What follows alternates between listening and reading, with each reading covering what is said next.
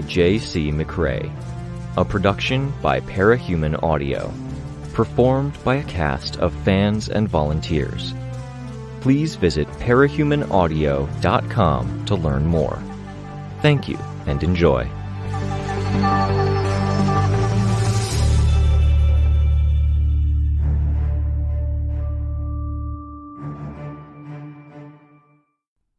Arc 19, Infrared, Chapter 1. I wanted to say we'd kicked the hornet's nest, with a whole mess of Titans abruptly shifting their behavior in a response to our behavior, but the reality was that we were the hornets, and they were the comparatively huge figures who we could only nip at and sting. They were the ones with the tools to answer us, disarm us, to protect themselves. Our sole advantage was that the Wardens had picked our battlefield well.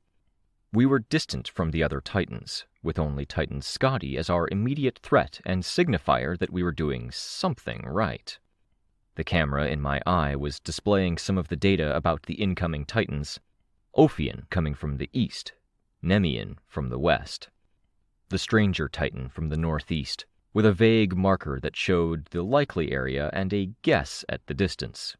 By the connections we'd observed, all three appeared to be linked to Titan Fortuna.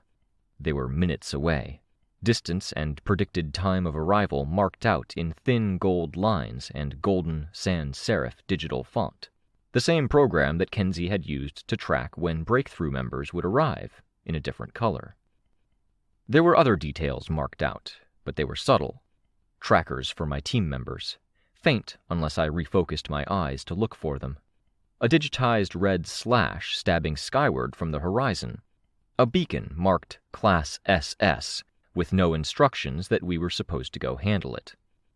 With everything on the line right here, I wasn't sure I wanted the distraction of knowing. I'd do what I could here, at least until the civilians were evacuated and safe.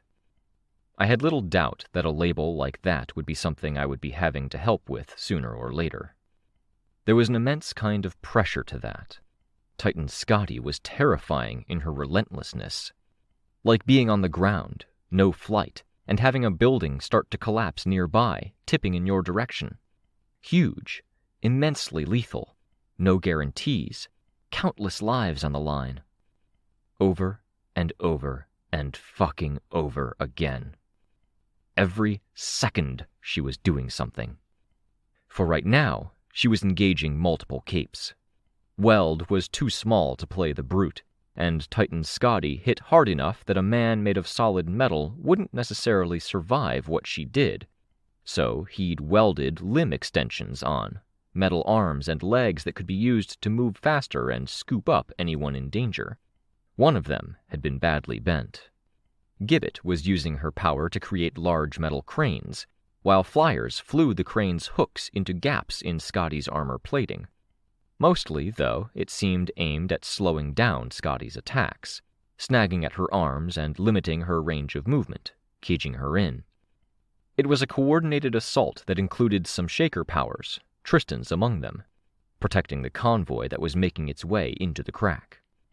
I floated, waiting, one eye on the numbers that showed incoming Titans, another eye on Titan Scotty and the capes around her. I floated this way and that, ensuring my view of her was clear of obstacles. I saw the crimson in her fade out, and I hauled back on the trigger. The beam speared out, the machinery of the gun shuddering violently enough it almost canceled my force field. The beam raked her from axe hand to elbow. I was ready for her to appear beside me, but she carried through on her plan. The building didn't fall on me this time. She reappeared, close to the helicopters, but the impact from the shot I'd just fired had shifted her balance imperceptibly, shifted the position of one hand perceptibly, so it didn't come down with the speed or angle she'd intended.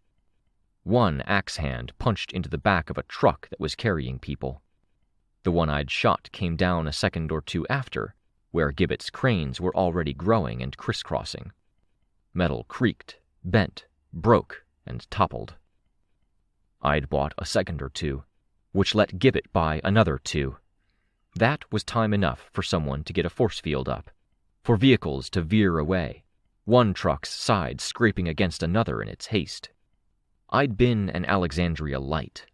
Now I played the role of a faux legend, counting my shots carefully, mindful of battery, taking in the whole battlefield and figuring out where I needed to deliver the heavy fire. It required a different mindset. I couldn't identify the biggest problem, charge in with 95% of a plan in mind, and figure out what I was doing as I got between my target and the thing they were trying to accomplish.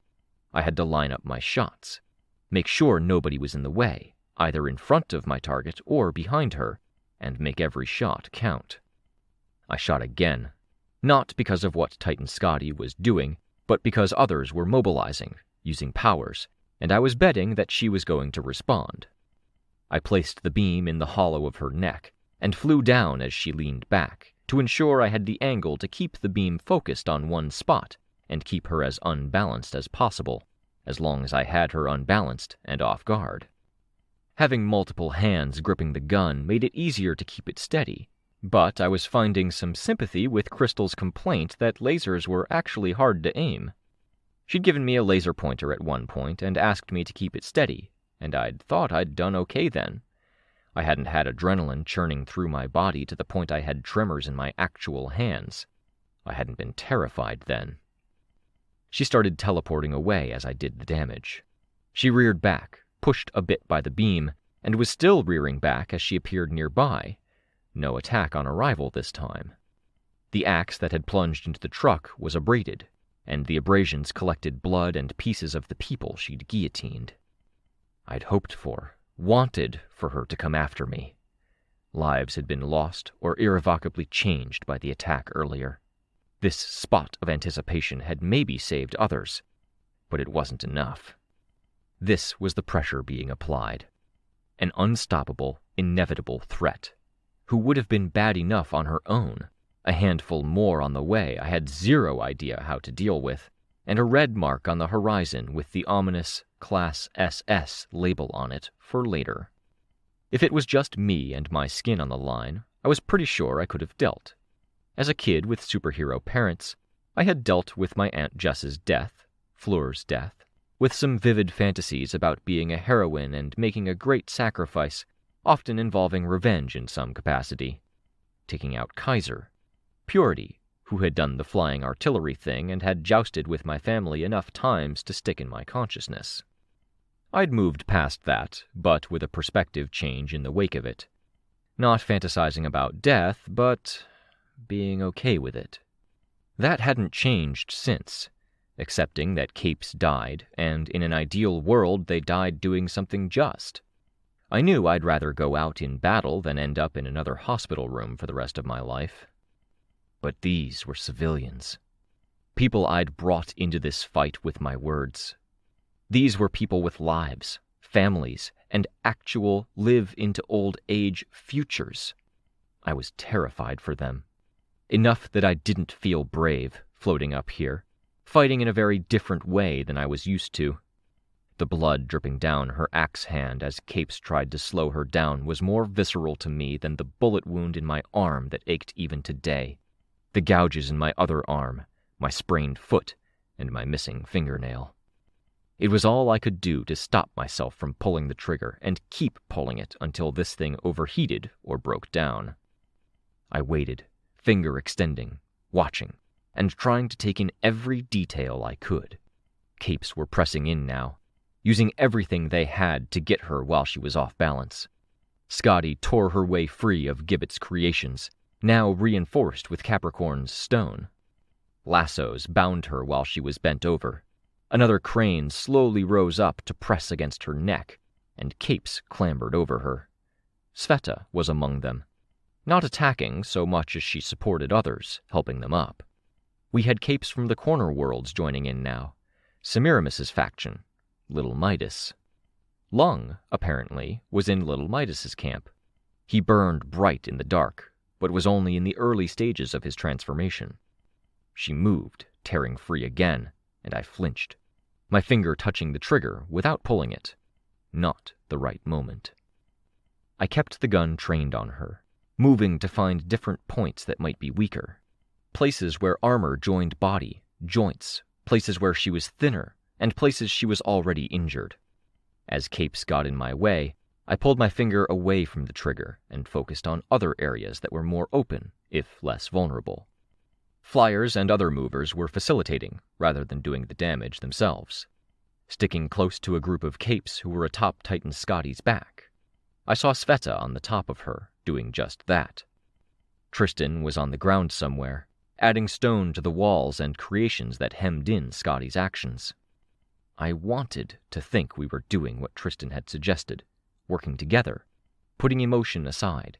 Being removed from things with a heavy weapon in my hands helped a bit in that regard. I saw the colors change, shadows shifting and disappearing, and I had to find them in the gloom. I fired a brief pulse of my laser at the side of her stomach, and the light of it provided enough of a clue to see where she was going. The bridge, where capes were helping people down through the cracks. Where she'd disappeared, capes had already positioned themselves to land on Gibbet's crane or other constructions below. Sveta joined flyers and other movers caught some of the ones who weren't positioned so well, rescuing them from falls or getting them to perches or safe ground. I fired a sustained shot directly into Titan Scotty's face. It was bright enough in the gloom that shadows chased my eye movements. "Fuck, come on, flinch, come for me!" She wasn't reacting enough, and the other capes who joined me in attacking her were slowing her down, but not enough to outright interrupt or stop her. Being flying artillery wasn't in my skill set. In a fight where I was using my force field and strength, I'd usually have ideas for options.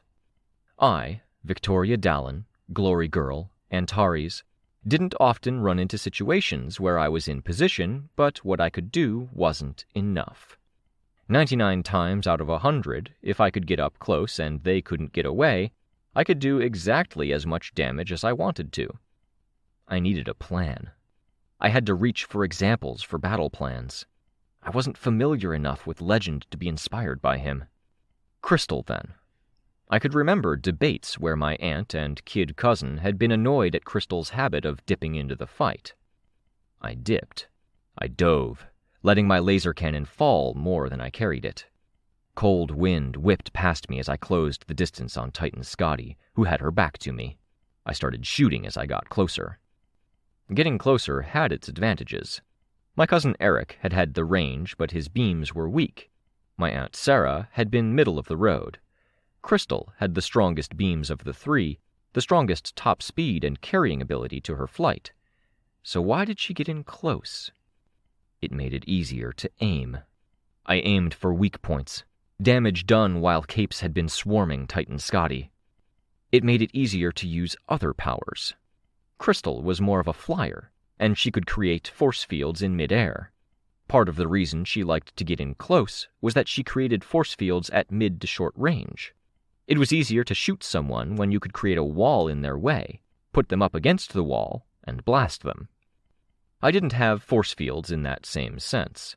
I saw a damaged section of her armor, blasted it, and continued blasting as I plummeted.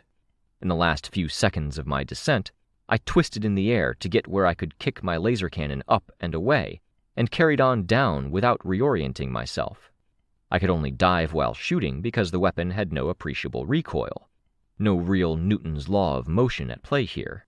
No bullet being fired forward, gun kicking back in response. I crashed into the same site I'd been blasting, as fast as I could dive, force field hands drawn together into a point. Hot, cracked armor caved in, cracked further, and shifted position beneath me, like I'd driven a boat into the middle of a bridge. Immediately, she twisted around, swinging for me. This was more familiar ground. I kicked off and away from the impact site, flying around the axe that was coming for me and over her head, blasting with my aura while no capes were close enough to be collateral damage. I'd hoped it would prompt her to come for me, seizing her attention. I'd really hoped it would hit that mental button that made her teleport so I could exploit it. No such luck. It did seem to get her attention and provoke a follow-up swing, which forced me to evade and delayed me in my chase of my falling gun. I caught my weapon maybe 20 feet off the ground, grabbing a handhold with one actual hand, and flew hard. helping it rotate so it would be in the optimal position as I landed. My force field came back up, and I landed with a force that cracked ice and made fluids gush around the cracks. Multiple hands grabbing multiple handholds. The entire laser cannon's body creaking and protesting at the force of its landing, distributed across my force field. The force field popped, and I let the cannon drop to the frozen ground to my right with a violent crunch, metal creaking. Panting for breath, I crouched there, facing Titan Scotty, who was so tall I couldn't really encompass her in the field of view that extended from the top of my bottom eyelid to the bottom of the other. Couldn't do that too many more times. The gun wouldn't take that kind of strain from being caught from terminal falling speed. But I'd gotten her attention again. She wasn't focusing on the civilians or the bridge.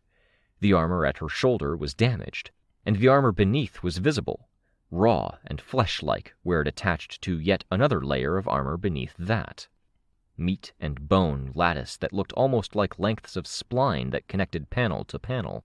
What's there beneath the surface, Berserker Titan? Is there a glimmer of a personality, like with Fumehood? Or are you dead inside, like Oberon? Are you angry? Is there a part of you I can drill at that will get you chasing me? Fuck you, I hope so. There was something about her I just found myself hating as I saw her straighten, rolling the shoulder I'd just made a crater in. Dealing with her was like facing down someone who screamed in my face constantly. No relief, no room to reason with her. If she turned away from me, it was to inflict herself on others. And it wasn't screaming. She was silent, and she killed people. Just an inevitable, constant horribleness. The worst parts of Capes distilled. She felt like the worst possible opponent to be facing right now, as the countdown showed the other Titan's arrival was imminent. She wore us down, broke our backs, ground down our spirit, demanding constant vigilance, because 1 second of failing to account for details meant she could appear anywhere on the battlefield and lives would be lost. And the others? Nemean? Ophion? The Stranger? They would capitalize on us lacking will, stamina, or focus. They would capitalize on us lacking vigilance. She surged toward me, past Lung, who had grown a bit, using his fire. Maybe because she'd seen me looking at Lung again, Kenzie passed on a message. Lung is possible game plan. They think he might get strong enough to lock Scotty. It made some sense. If Lung could get strong enough that he remained the largest threat to Titan Scotty, he would be her target every time she teleported. I wasn't sure what his upper limit was, but I knew that when he'd had a good 10 or 15 minutes of growing time, he had been able to take on the entire Brockton Bay Protectorate, plus visitors and guests. He didn't get tired, and his regeneration sped up as he escalated. Maybe there was a special case where he could get locked in an endless fight against the one Titan. The problem was that took time. We had a minute before Nemean arrived. The others would come shortly after. With my force field, I picked up the edge of the gun, then found the handholds. I hadn't even lifted it fully off the ground before I fired, aiming for the worst damage at the side of her head. I floated, and I was slow to take to the air with my burden. I wasn't going to leave it behind, though. I kept shooting until I heard the beep, the double beep, and the triple beep that marked the weapon overheating. Capes erected barriers and weapons. Laser lassos, cranes, outcroppings of rock, force fields. A few brutes got in the way. Fuck you, I thought, staring her down. I spared a brief glance toward the people who were descending into the crack below. I'm not going to leave this weapon where you can smash it. If you want it, you're going to have to make me drop it, and I'm going to fight you every step of the way. It wasn't enough to stop her. I braced for the impact. The number of defenses going up between me and the Titan increased. More force fields, more barriers, spikes. A few capes stepped in as she slowed down. I kept firing, floating back while I did it. First thought, aw, baby cousin got a laser of her own, I heard the voice. Another laser joined mine, firing in the same general direction. Second thought, How the hell did you get a long-ranged laser and put yourself in a position to collect more injuries? Crystal called down to me. She grimaced as she made another crimson force field, which Scotty immediately shattered by lurching through it. I got the idea from you. Lies! Reinforcements. The wardens were on top of things, and as the clock ticked down the last 20 seconds for the Nemean Titan to appear on the scene, our guys were already here, relocating and preparing us for the imminent attacks. Good job, wardens. You got so much shit for breaking formation and getting into the thick of it, I called out. Lies, she said again, sounding more amused than anything. It's true, my Aunt Sarah said, adding her beam to ours. Bright violet.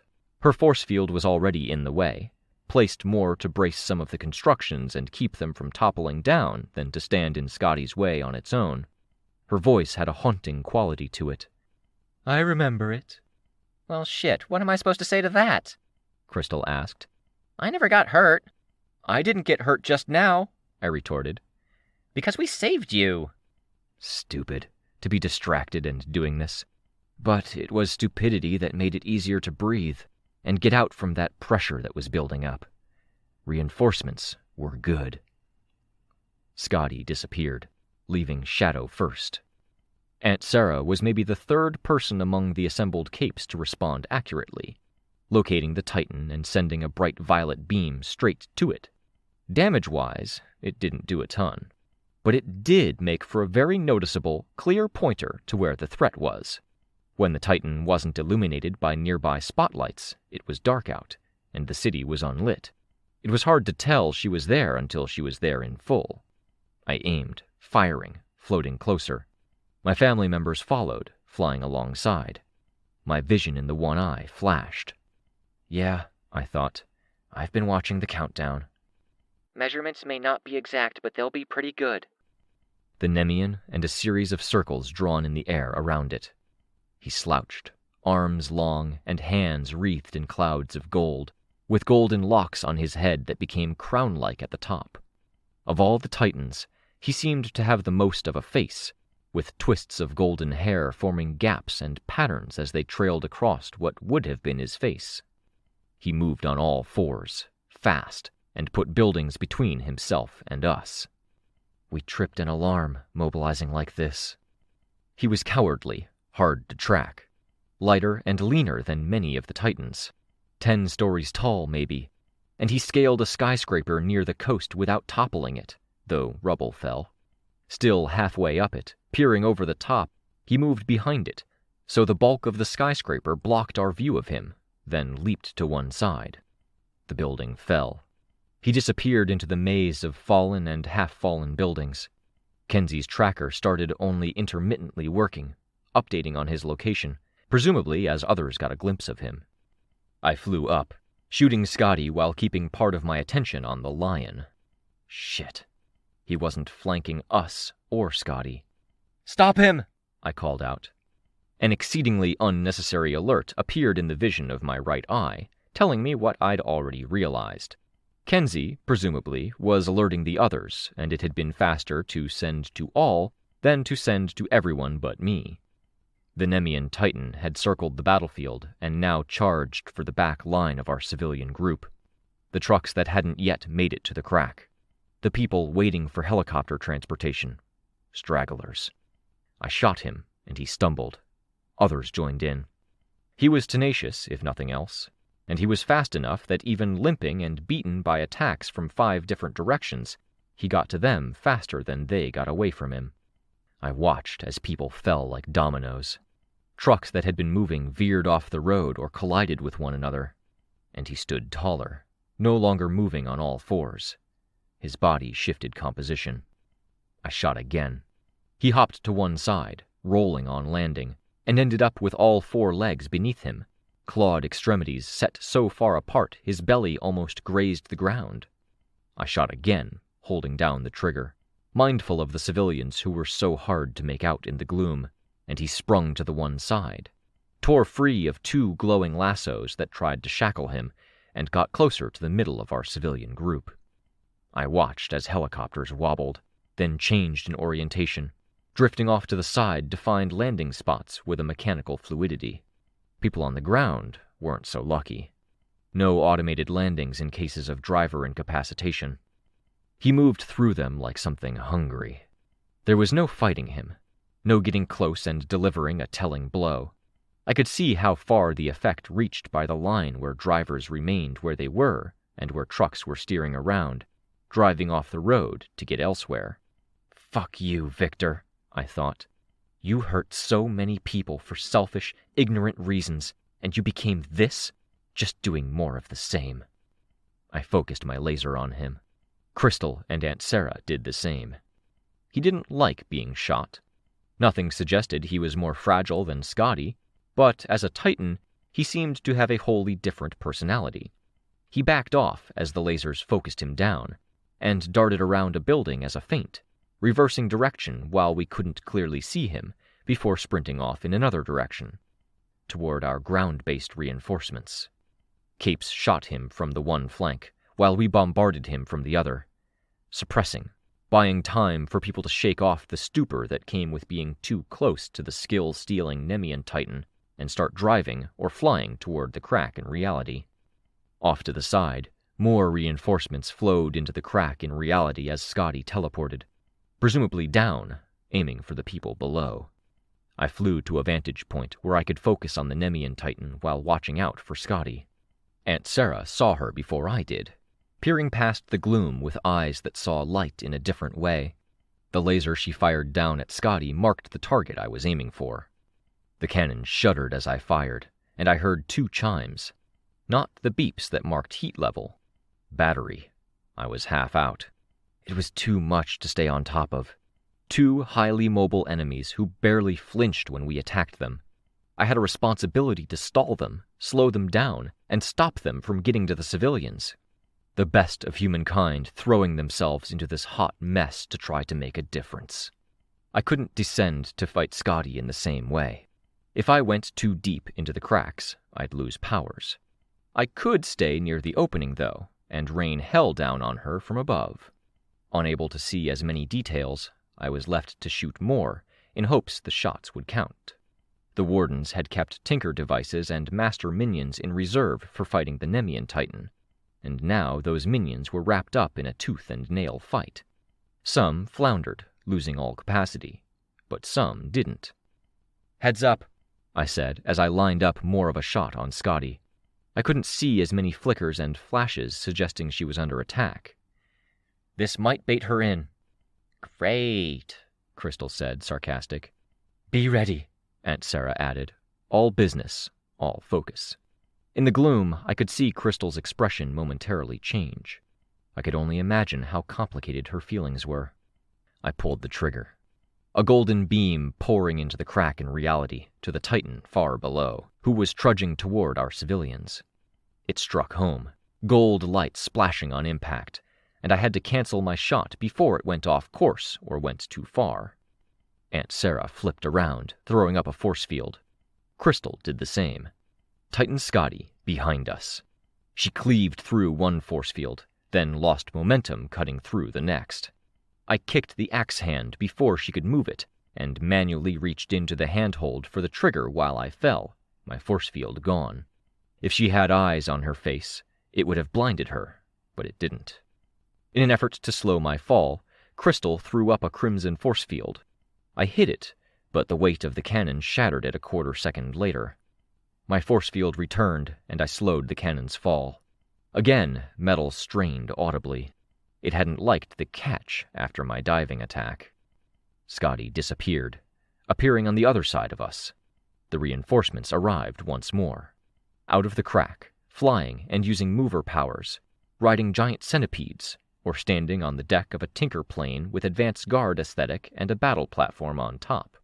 With some careful flying, force fields, and the help of the pressure from the more mobile reinforcement group, we were able to pull back. I warned my family, aimed, and then shot once again for good measure. Scotty didn't come for us. I could hear Damsel's blast as she closed the distance, chasing Titan Scotty. I saw others running through the dark. We had allies, but a lot of them were ones I didn't recognize. No Parian, no foil, Sveta was there, but busy. Rain was sleeping, and Kenzie was tracking the rain situation. I felt my heart sink as more alerts flashed in the corner of my eye, simultaneous. The Nemean Titan's friends.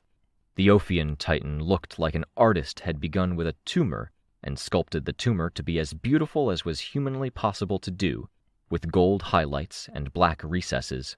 Its folds like folds of a brain or intestine. Black bands and panels formed a sort of jacket or vessel to bind the gigantic tumor's shape to the rough form of an androgynous human, and black needles radiated out from its scalp, shoulders, and chest. All wet, head to toe, with moist air wicking off of it in the form of clouds like frozen breath.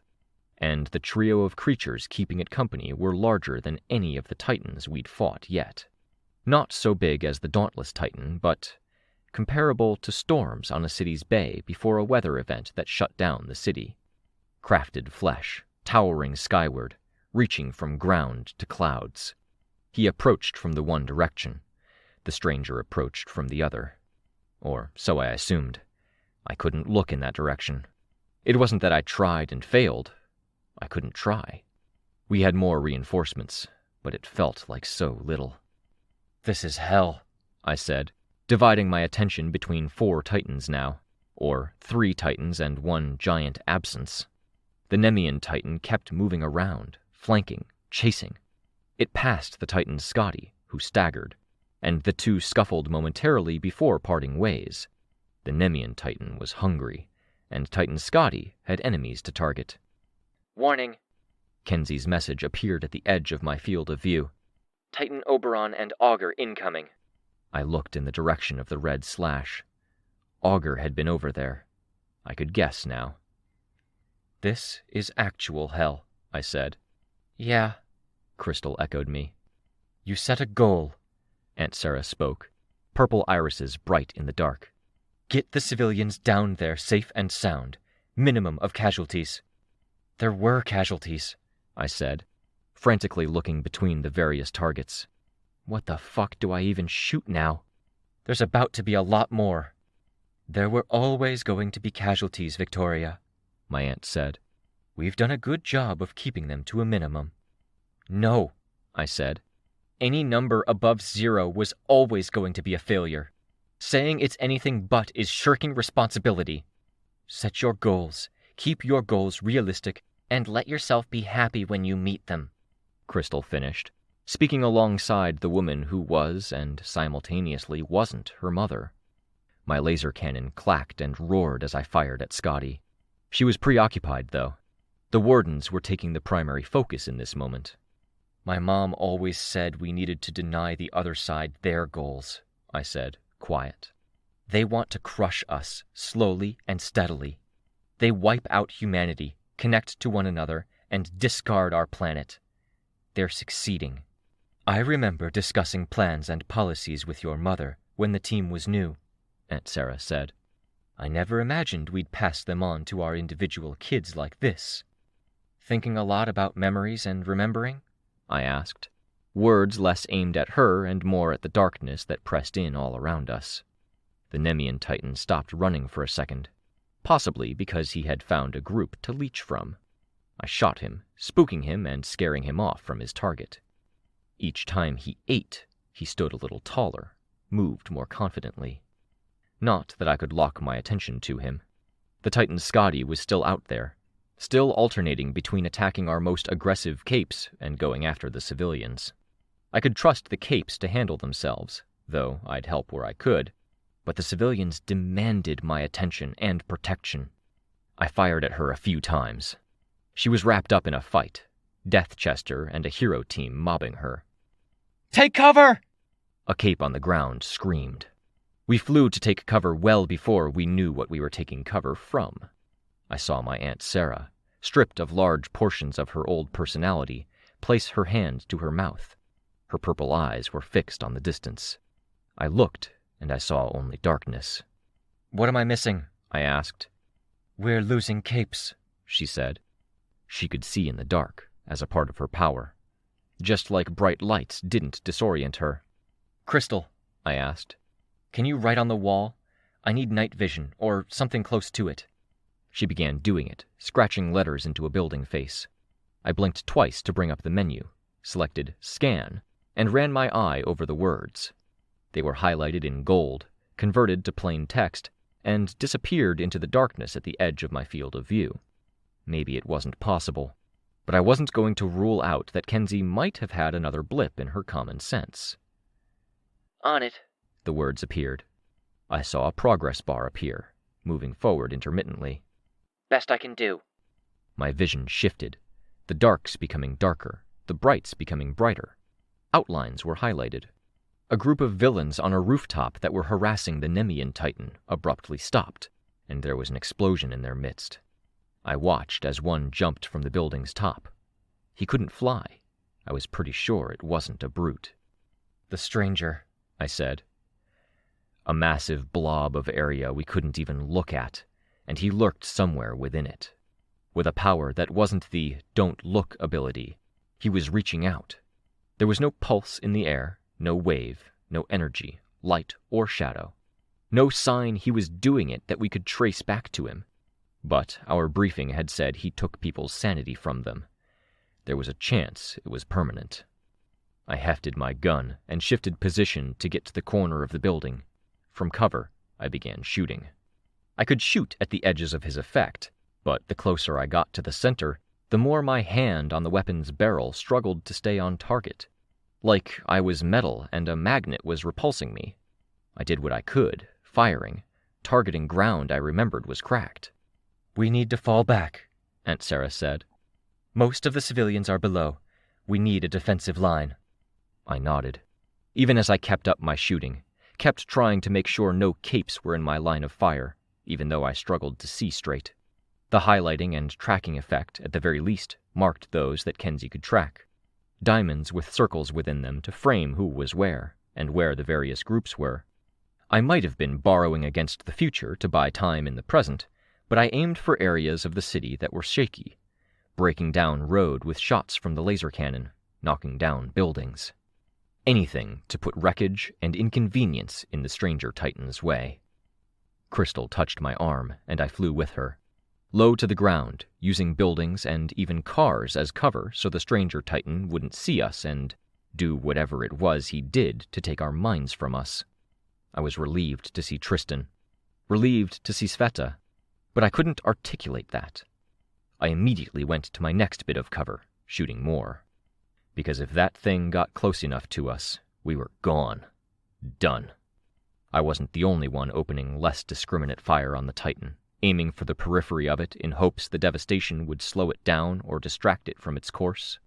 Others were bombarding or sending in the master minions they'd intended to use against the Nemean Titan. Crystal floated up to a section of building above me, her boots dripping wet onto my hood, but she added her lasers to my cannon fire. He moved! Someone on the rooftop called out. My weapon beeped to tell me it was at 25%. Mobilizing! Narwhal called out. If Narwhal was here, then so was Vista. And Vista being here, I just had to look to spot the lip of one crane in reality being peeled upward to form a kind of wall. Naturally, we mobilized to get behind or around that wall. Crystal pointed my attention to Titan Scotty, who had engaged with another group of villains, including Little Midas's cronies. Lung wasn't as big as he had been, which suggested he hadn't been able to build up steam consistently enough before his opponent had disengaged from the fight. Couldn't keep that fire burning. I shot her until she moved out of view, then immediately switched to general fire toward the stranger Titan, pacing out my shots to avoid overheating my weapon, ever mindful of the ammunition count. I knew I was spending ammunition, but I did have something of an agenda. I couldn't call it a plan, because it was selfish. Aunt Sarah was right. We had accomplished our initial goal. Being able to shoot Titans and potentially have that shot matter had been essential, but it wasn't good enough now. The weapon notified me when it was at 15%, then again at 7%. Narwhal shouted. Capes hurried to the one side. Ophion's creation was attacking, a tide of flesh.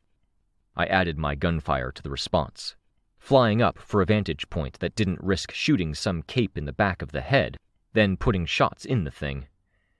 Until I pulled the trigger and nothing came out.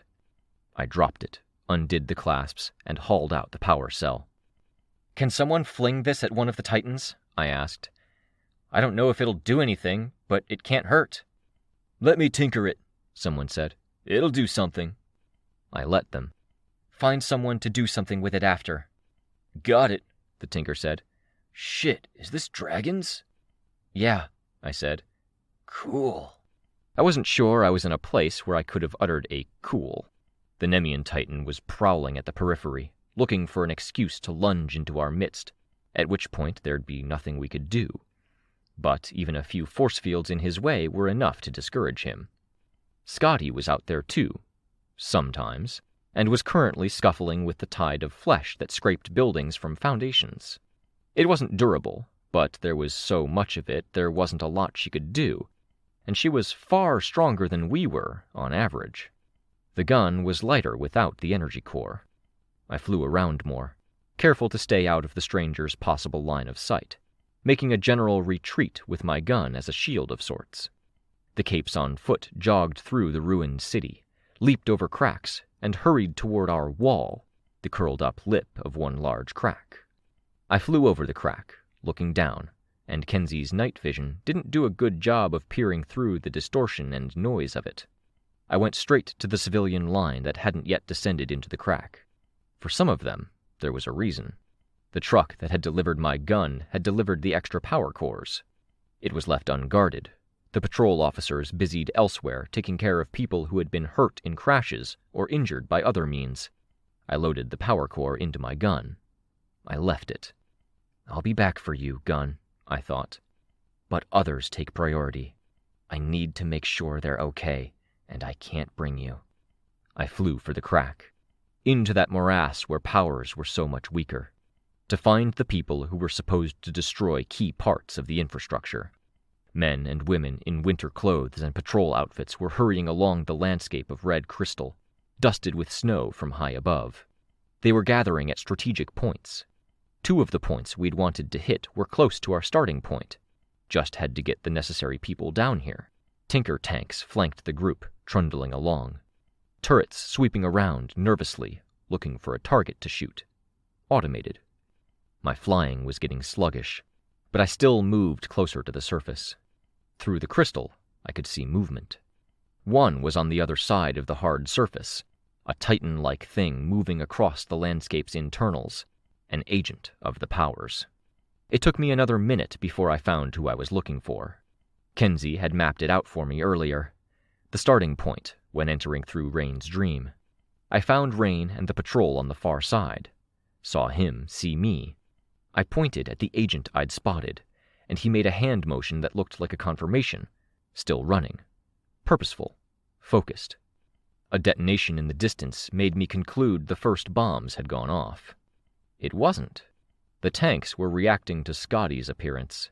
When so much of the environment was flat and sloping, she was a stark contrast, impossibly tall, to the point it felt like she distorted the distance between us and the surface. She attacked, and the tanks unloaded. People used guns. Those were the detonations I'd heard, echoing over the hard ground.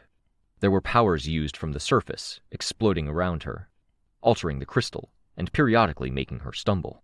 It wasn't nearly enough. When she wasn't on the surface, she was down here, doing this. I flew over, struggling to move through the air, to navigate. I had my force field, and it felt thin, even though it was so thin as to be unnoticeable normally. I wasn't sure I trusted it against Scotty, but I'd asked people to fight here and I couldn't stand back. I used flight to bound forward and help guide my running more than I flew on my own. I tried to get some air, raised up my force field, and used my aura. My force field has always been something that took one good hit and then took a bit to recharge. Here's hoping it still takes one good hit, and the recharge is what suffers from my being down here. She swatted me, not even with the blade, and sent me careening. Flight helped kill the worst of my momentum, but the landing was still a hard one. I looked back, and she was gone. "How's our progress?" I called out. "Slow." "We need to hurry it up," I called out. my volume lower as I floated toward the center of the working group. If the group above buckles, she's going to single out this group, and we don't have the firepower to stop her. I looked up, straining to see reality on the far side of the cracks. I only saw what might have been the Nemean Titan, another omnipresent threat that was impossible to pin down. If he got down here, he wasn't going to teleport back up to fight the next big threat. He'd be down here for good. Pickaxes dug into the crystal surface. People with bombs stood by, ready to put them into holes. Chunks ranging in size from my fist to a small dishwasher had been pulled out of the hole.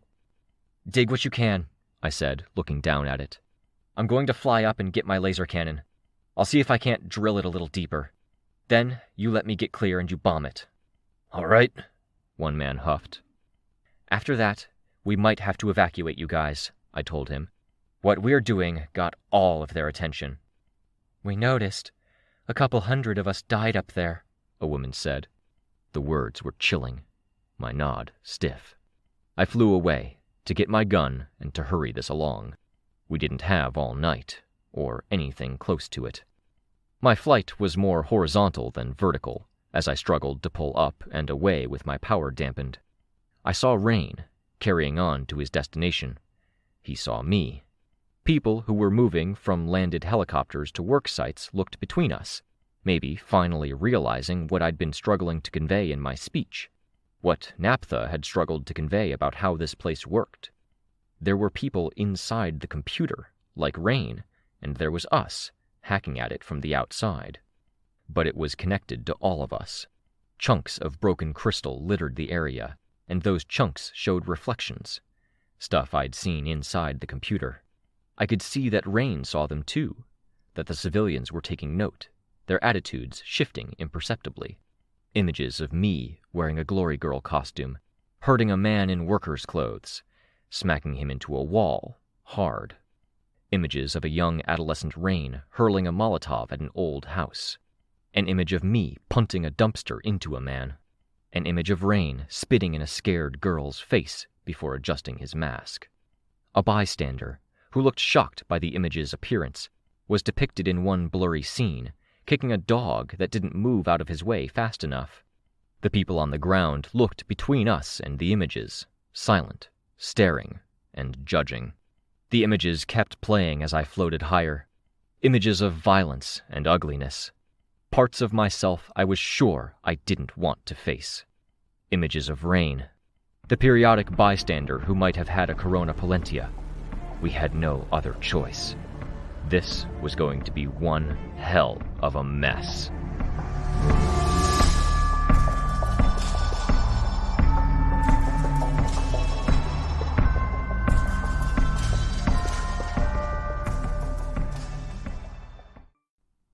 Arc 19, Infrared, Chapter 2. I held my gun and trained it, best as I could when I couldn't line up the sights on an image of myself below. A scene too distant to make out the particulars of, but ingrained enough in my memories that I intuitively knew what it was. It helped that I knew that this search came down to picking one of the worst memories I had. The longer I looked, the easier it felt to look past the darkness and the reds of the crystal itself and see through. A dash of gold atop a white figure, a backdrop of gray that was almost blue, with hints of red and orange from distant, cheaply manufactured lights. That gold jerked right, and a slash of crimson was left behind. I itched to pull the trigger, to obliterate that scene. Was it a defense mechanism? Conjuring up those images as we hurt the crystal and dug deeper?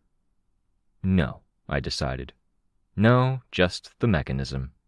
Somewhere along the line, our enemies had decided strife and pain were more likely to stir up the kind of desperate, inspired thinking that they needed from the species they were terrorizing.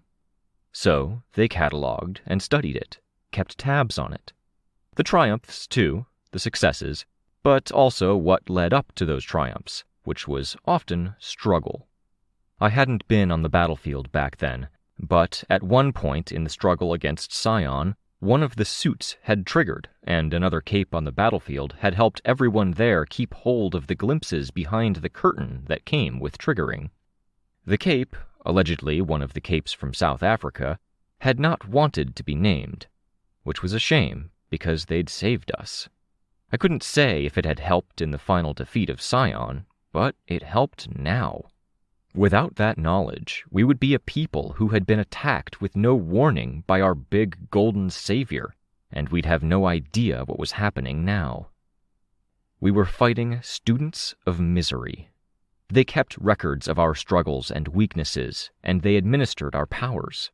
Now, when we had the firmest grip on our powers and we were struggling most, they had more power over us than ever. The scene replayed from another angle. I could imagine it was from my dad's point of view. A bit of golden blonde hair above a white bodysuit. The wretch taking hold of my mother and swiping her against a concrete wall like someone might strike a match. No illusions, no faking it. The people down there could see me high above them. The gold on my gun contrasted against the night sky, held by the same pseudo-telekinesis that had maimed my mother. They could see the repeated scene in the crystals. I wanted to shoot now, to obliterate the scene and make it so it wouldn't play anymore, to do something to refute it. Not that easy, Victoria. I kept track of the Titans while watching the people work. The Nemean Titan was prowling nearby, getting more confident in targeting capes as he got in close to some, stole their ability to move their own bodies or communicate, and got steadily more competent. He didn't move on all fours now, and he seemed taller and denser, like he couldn't scale a skyscraper without simultaneously toppling it now. 3 Titans operated on coordination, and in this screwed-up dynamic, Scotty was now effectively on our side. Titans Oberon and Augur were on the far side of the battlefield, but the seemingly endless flesh monster were occupying them. My finger had a tremor as I held it near the trigger. Seeing those images below made me want to pull the trigger. Raw, base-level emotion. Seeing the Titans on the horizon, the sheer devastation, I wanted to pull the trigger and do something about it all.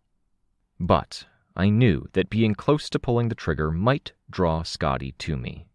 Drawing her to me might mean there was one less thing fighting the trio of Nemean, Ophion, and the Stranger. They weren't brawlers like Oberon's group seemed to be, but they were combatants who could use the slightest bit of disruption to make that one point of contact. Nemean got close enough to steal away someone's faculties in an instant. Ophion pricked someone with a needle. The Stranger stole sanity away with blasts we couldn't see or avoid, short of staying behind cover. The jittery movement of my finger almost reflected the 3 things pulling at me. An emotional and a logical drive to pull the trigger. Pull it, Victoria. A feeling of wanting to not pull it and set the dominoes to toppling, where I couldn't tell if it was logical or emotional. 2 things on one side, 1 thing on the other. I had to consciously put effort in to pull my finger away. It would be disastrous to fire at the wrong time. 2 smaller things, 1 huge, overwhelming, frankly terrifying reality on the other. The carnage would put lives at risk. People I'd put in the line of fire. That scared me more than me being hurt, pricked by Ophion, or having my sanity smeared out of my brain like I'd smeared my mother's head against the wall. I had to stop myself from pulling too far away, or even dropping the gun. Focus. Be ready. Watch the Titans. In the crystal, past the crystal, I saw glimmers of white. Floors and walls made of white, non-porous sheets of polycarbonate. 1 patch on the wall that was damaged, awaiting repair with plastic sealed over it. Pallid flesh that was hard to distinguish from the white tile. And moisture. Water being sprayed with the kind of nozzle that dishwashers in kitchens used. Being washed because I couldn't wash myself. This scene captured my attention because I couldn't be sure what it was, even if I knew the where and approximate when. It started with a splash, and I knew. I looked away, to track the Nemean Titan who was getting closer to me, running, bounding. Not coming for me, not exactly, but veering closer to my direction as he chased a speedster. I looked back to the tantrum. I'm an educated, smart, well-dressed woman who can defend herself, who knows her shit, who protects the weak and hurts evil people. Watch my naked, soaking wet, misshapen self tear apart a bathtub, scream, no sound when viewing crystal pictures, of course, and shove a nurse across a room. Watch her, watch me, try to smash my head against the walls and sides of the tub, to try to break the force field so I could rake myself with fingernails or bludgeon myself into unconsciousness. It was always back up just a bit too fast. I'm a heroine, dressed in black and gold, who gives her all, collecting injuries around the edges. Even in my lapse from superheroics, I was working in the patrol, trying to help the city and the people in it, trying to encourage compassion and balanced views in the officers I helped train and educate. Watch me at my lowest points, wailing, unable to even wash myself, getting sores in creases and folds because refusing to cooperate and let myself be washed was one of the few choices I had. Dozens, hundreds of bystanders were down there, many of them getting clear views of the scene. I could imagine the expression they were seeing on my face when they looked through the crystal. I'd seen it before, and not in a mirror. When one's body was like chunky puke spilling out over a bed or filling a bathtub, skin stretched over it, body parts sticking out, it was possible to see one's own face. Impossible to not see it, really. A buried, dark part of me wanted to pull the trigger, knowing onlookers might be in the line of fire. It would mean less people would see me like that. "Is that you?" I whispered. I tracked the Nemean Titan and raised the laser cannon's barrel to point at him, tracking his movement. "Is that your nudges and attempts to influence me when those especially dark thoughts come to the surface?" The fragile one was still and unresponsive. No gestures, no lip movements, even as I relaxed my control. "Or is it me? Was it me that decided to grind my mother's face into a wall unconsciously? Deep, buried feelings?" No response. "I'm trusting with everything I have that you're on my side, based purely on you answering my call and jumping in like you did, like I would. Ever since I woke up, I've been holding on to that," I whispered. The Nemean Titan got close enough to a pack of capes that they dropped out of the air, no longer coordinated enough to fly in a straight line. I pulled the trigger before even thinking about it. A golden light cutting across the dark, ruined section of city, striking the Nemean Titan in the side of the head. Locks of the golden hair, probably more solid and rigid than any concrete, fell away. He put his paw-like hand in the way of the beam. I adjusted, moving the cannon, and he was pretty quick in moving his hand to match. The claw took less damage than the rest of him. His posture shifted, hair gleaming gold in the radiance of the beam. In that moment, I could see past the Titan to a victor I had encountered in passing on the battlefield. A kid, intimidated and putting on a front. Very good at putting on a front, because it had been a skill he had stolen. I'd moved on to something else, because I'd been young enough I wasn't allowed to fight the supervillains, only the mooks. The posture and stance had been very similar back then. "Hi, Victor." Lasers joined mine, red and violet. He abruptly shifted footing, then leaped from a standing position to a damaged building. The building toppled as he used it as a stepping point to lunge for the source of those other beams. His moves were raw efficiency.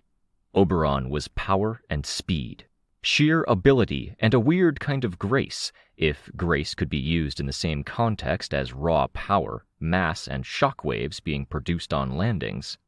Titan Nemean resembled a martial artist in some ways as he streamlined everything he did. No wasted effort, 100% awareness of what his form was doing. He spun, turning quickly, and I almost missed seeing it.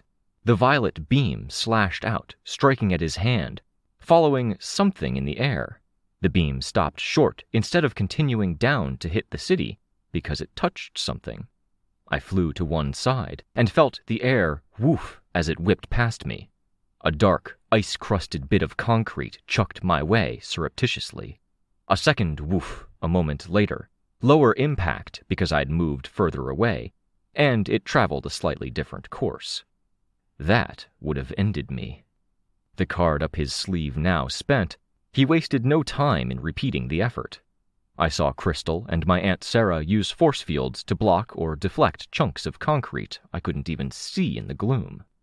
I'd run into a wannabe ninja who hadn't thrown actual ninja stars with the accuracy this monster was hurling slabs of concrete and roofing. I shot it, training my laser on it in hopes of putting it off balance. The beam had no recoil when I fired, but it did have an impact as it struck home. Arms around its head, hand still placed roughly in the beam's way, it crashed through a building that was already toppled, and dust exploded around it as it brought its arms out to either side. This time, my warning wasn't even a laser touching the projectile. A momentary flash of red across the sky.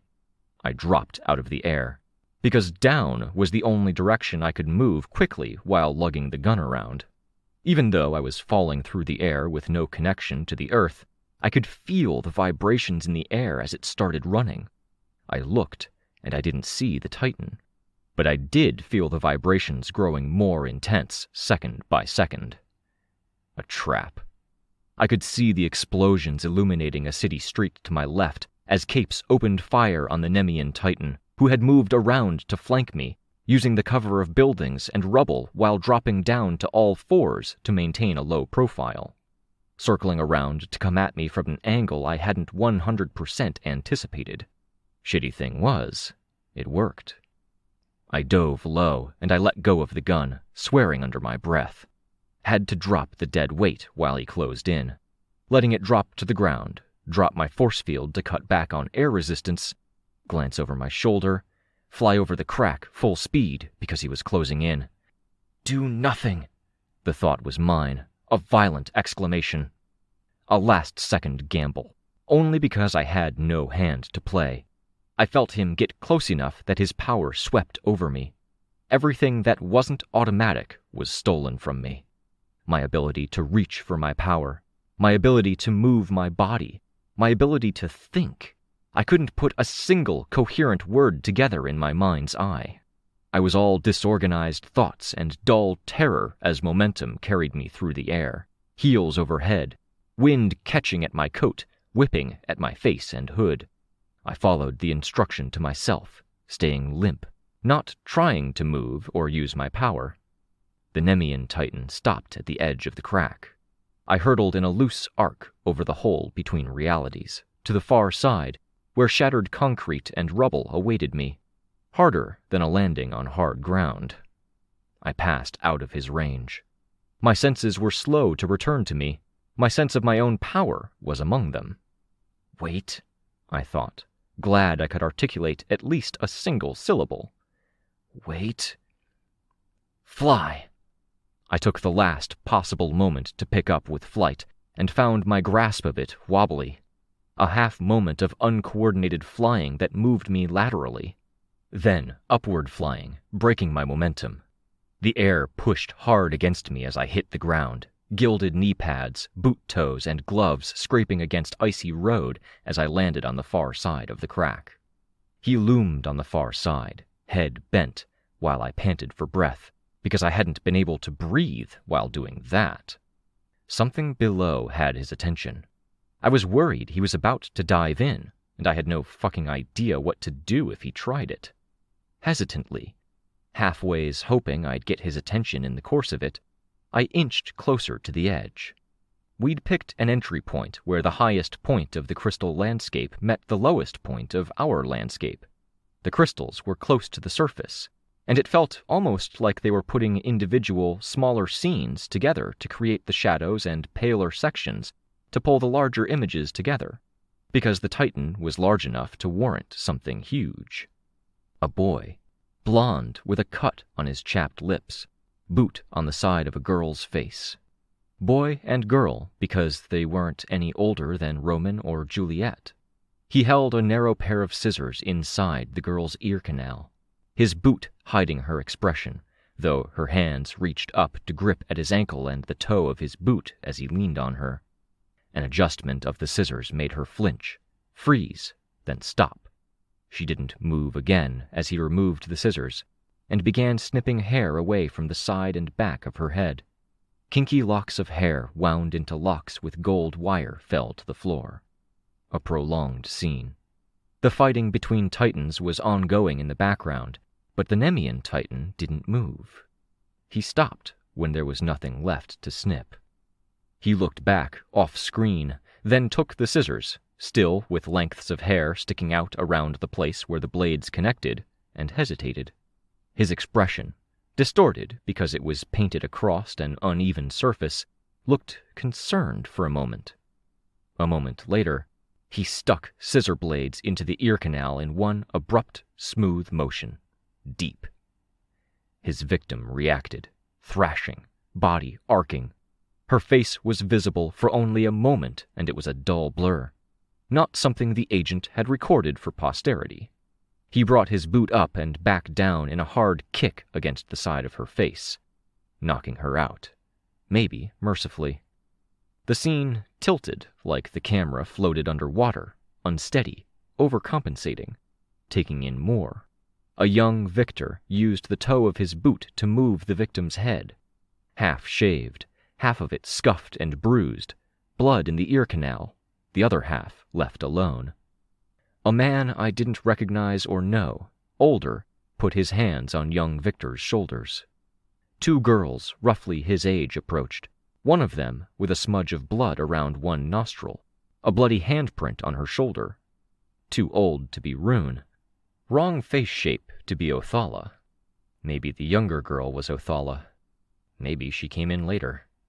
Behind them were men, a group all standing together, attacking a family in their own home, outnumbering them because they were fucking cowards. Welcome to Empire 88? More likely welcome to the clans, an induction for the younger generation. Ugliness creating ugliness. Gold letters appeared across my vision. You can shoot now, ASAP when you get your gun. I nodded for Lookout's benefit. I watched the scene, the group, the body of the girl lying on a kitchen floor, another woman sitting against the corner, maybe unconscious. My adolescent anger at Empire 88 felt so petty. I'd seen the aftermath of beatings, I'd argued it, I'd hated them, but I hadn't seen it or lived it. Always a background thing I'd gone out of my way to confront or meet. It just felt bad that it was such a big thing, seeing it, but it had occupied so relatively little of my thought space, which, I felt, was still better than living it by perpetuating it. I looked across the chasm at the Nemean Titan, who was distracted by a shift in the distant battle. He looked back down at the chasm, at a scene of himself, a little older, at a stove with a cast-iron pan in front of him. He moved away, attention taken by the fighting, and the scene moved away with him. Do you have any regrets now? I thought. Do you feel 1/10 as ugly as I feel, having this stuff exposed for the civilians to see? Is that part of you there? I hope some dim part of you realizes that this is now how people will remember you. The images of Nemean had receded, and other ones appeared. Rain killing Snag. The silver line. The cut. The aftermath, when he fell to his knees by Snag's body. Broken mechanical arms limp beside his ordinary ones. The other members of the team making their way, our way, to his side. To support, encourage, or so it appeared. Different, I thought. Me as Glory Girl, facing down a thug. He struck me, hit the force field, and did nothing. I raised my foot, preparing to kick him in the hip. He shielded himself with his hands ready, backing up. It didn't matter. Flight got me close. Strength, like I could manage, didn't care about what he did. The kick sent him skidding 10 feet. Ruined his hands while the kick still dislocated his leg from the socket of his hip. The sudden movement of his lower body had been enough to do some minor damage to his spine. Or so my sister would later tell me. I'd stayed there, talking to him, taunting, until my family had arrived, Uncle Neil and Dad. No reprimands, no punishment, just a hand on my head, eliciting an annoyed look from me to my Uncle Neil, where I tried to fix my spiked tiara. Different, I thought again. They deserved it. Scenes flowed like water, always related in subtle ways. Always, depending on where we looked, the landscape was consistent for a given location. Students of misery, yes, but specific miseries. This was a landmark point in the agent's stories of physical ruin, maimings, and destruction. At least for this sub-network. The landscape far below us was cracked too. It had its own gaps and chasms. What lay below us wasn't an endless plain, but a series of islands. What the Titans were doing was connecting the islands together into a discrete whole. "We're waiting for you guys to make a move.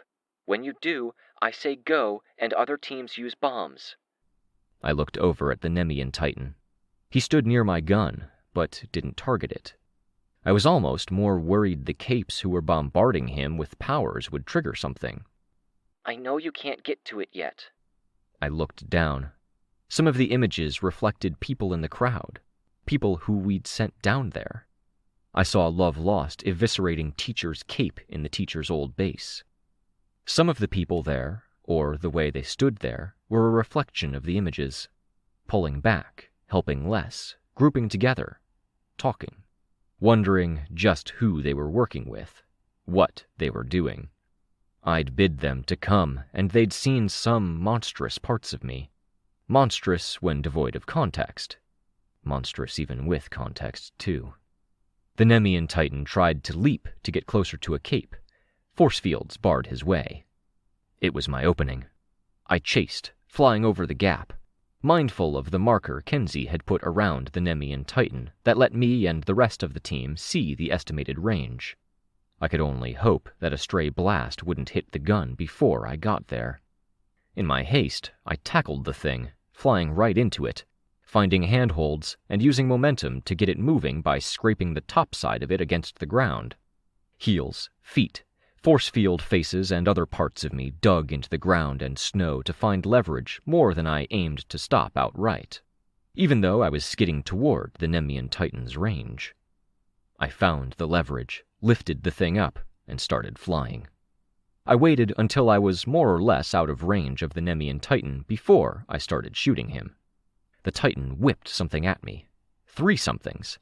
I could see amid the orange and yellow of fiery explosions. I veered to one side and pulled back on the trigger, shooting somewhat blind in an effort to hit the incoming projectiles. I hit one and shifted direction, turning my back to things while putting my body between the gun and the incoming chunks of rubble. I heard them, but didn't see them. No contact. Without turning back around, I flew forward over the crack. "In 5. 3 seconds. 4. That tremor caught my finger again. I held my breath. 3. The bombs they'd planted in the crystal landscape went off, 3 points below. It felt like the world stopped. A shudder ran through me, in a way I hadn't ever felt. Like feeling your stomach drop during a roller coaster when you'd never felt your stomach drop before. Feeling your bones rattle from an impact when you'd never been that close to an earth-rattling explosion or collision. Not my bones, not my body, and not my flesh. "Need more. 2. The horizon was pink flesh, illuminated by 100 different powers with different lighting around them, if they had any lighting at all. Titans fighting, capes fighting with everything they had. Except the lights had gone out. They'd all felt that impact too. The fighting had stopped for one moment, as everyone found their equilibrium, and the only lights that remained were from silver fire that kept burning in patches, or glowing constructions that still hung in the air. Minions that hadn't disappeared when their masters lost their focus. 1. I almost fired on one, but the ellipses stopped me. Again, my finger shook. Scotty appeared near me. I was anticipating her and let myself fall to buy myself seconds. She was a skyscraper filled with fury and violence, dropping in next to me with no warning, tipping my way. So, instead of merely dropping, I flew down, adjusting the speed of my descent so the blade cleaved the air above me. Fury and violence. What happens when we obliterate the library where they store all their memories of violence and ruin? Go. Still falling, I pulled the trigger, and I went from seeing gold letters against a black and red backdrop to seeing the Stygian blue aftermath of those letters and the golden beam. The initial impact elicited that same shudder as before, though it felt like it came from a different direction. The bulk of Scotty beside me reacted. She hit the edge of the crevice, found her equilibrium, and slashed for me again. This time, I slowed my fall, best I could. It hardly mattered, because she crashed through the crack. I did my best to steer upward and break the fall while still aiming on target. For 2 or so seconds, I was off target, hitting the ground 5 to 10 feet near the blast zone. I found my target for 2 more seconds.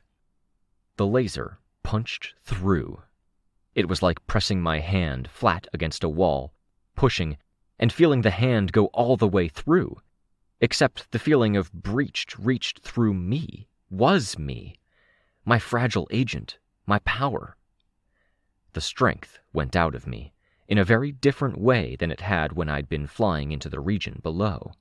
That had been like I'd been swimming through muddy water, getting thicker as I went down.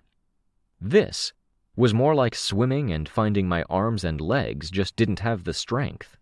I hurried to get closer to terra firma, feeling that strength bleeding out. In the distance, the wall of flesh collapsed, breaking under its own weight. Oberon was enmeshed in hand-to-hand combat with the other flesh creature and collapsed as it did. Ophion tipped over.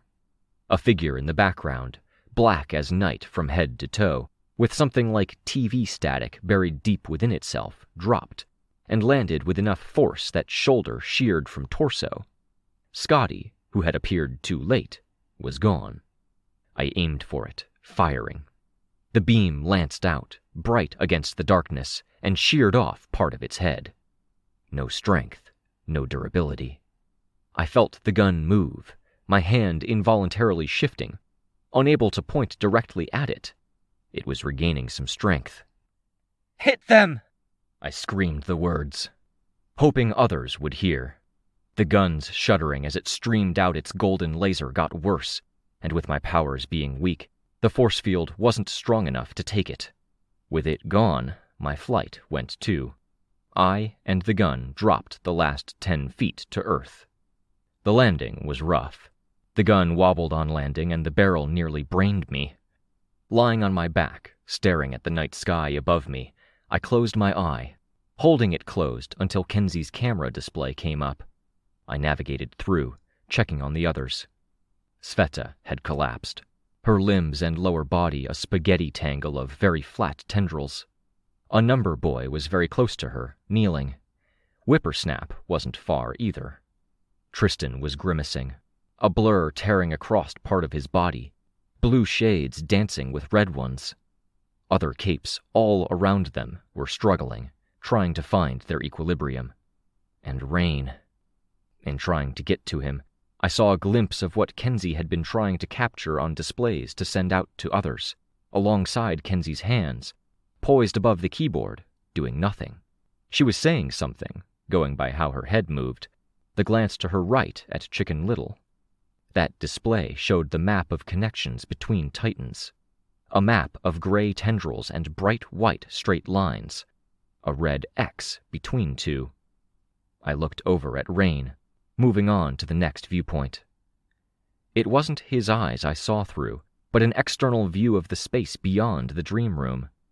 He was out there with Colt, next to a crystal pillar, working. Love Lost stood on a ledge, looking out over the side. One of the agents from within the system had felt what we'd done, much as the Titans had. We'd hit them where it hurt all of them. And, in the doing, we'd thrown our own powers for a loop. I could feel my powers stirring, struggling to find their way back to even footing. I didn't push the fragile one to perform. Instead, wincing as I was forced to put weight on my foot, I tended to the gun, checking it over. 1 rough catch, 2 short falls. I couldn't keep treating it like this and expecting it to perform. The stranger was starting to draw near now, or its range was increasing back to what it had been. I could tell because the area I couldn't bring myself to look at was shifting, growing. They were recovering faster than we were. That didn't not work. I used eye movements and blinks to slowly navigate the menu back to the perspective where I could see Kenzie. In the course of getting there, I saw Sveta pulling herself together. Tristan wasn't blurry or hurting anymore. Tristan's viewpoint looked out over toward the Titans. Scotty was off in the distance and was hurt with one arm limp at her side and wasn't healing the hurt. Ophion impaled Oberon, but the impaling spines were slower, shorter, weaker than before. The impaled Titan flesh formed tumors, but the tumors were small. They were trying to take over each other's networks when we hit them. Damage rippled through. Capes were mobilizing. Tristan was urged to head over toward the stranger Titan. I wished our side was recovering faster. Rain gets a quiet couple of minutes to mess around in the internals. That was good. It could be what we needed. Scotty isn't part of Oberon network anymore. Independent. That was the red X, I assumed. Okay. I gave lifting the gun a try. I was annoyed by the stranger Titan's approach, moving faster. The fragile one was still too weak. So I floated, mindful of the stranger Titan's reach and power. I kept a building between myself and my best guess of its location. Too close. I watched the fighting, tense, waiting for the point our side recovered, and hoping we'd bounce back to 100% before the Titans did. If the Titans could. As best as I could figure it out, we'd nuked them right in one of their capital cities, but we'd still dropped a nuclear bomb on the same continent in which we all lived. Getting first reports in. Powers are different. Different how? I asked the Night Air. Subtle changes to a lot of capes. Within TTSE, whatever that means. More info to come. Be safe, love you. I knew what it meant, but I wasn't in a position to address the team. TTSE was power testing terminology. Training, tolerances, second, evolution. Capricorn would know it. Powers were weird. Powers changed over time. They could be trained with meditation or practice. Certain uses pulled out. They could be strained to certain limits, and those limits weren't just raw power, but included duration and range. They changed as our mood did, as we got closer to certain triggers. And some were just meant to change by certain metrics. In effect, powers were different, but not in any drastic ways that challenged baseline expectations of where a power might go with training or mood. I reached out with the fragile one.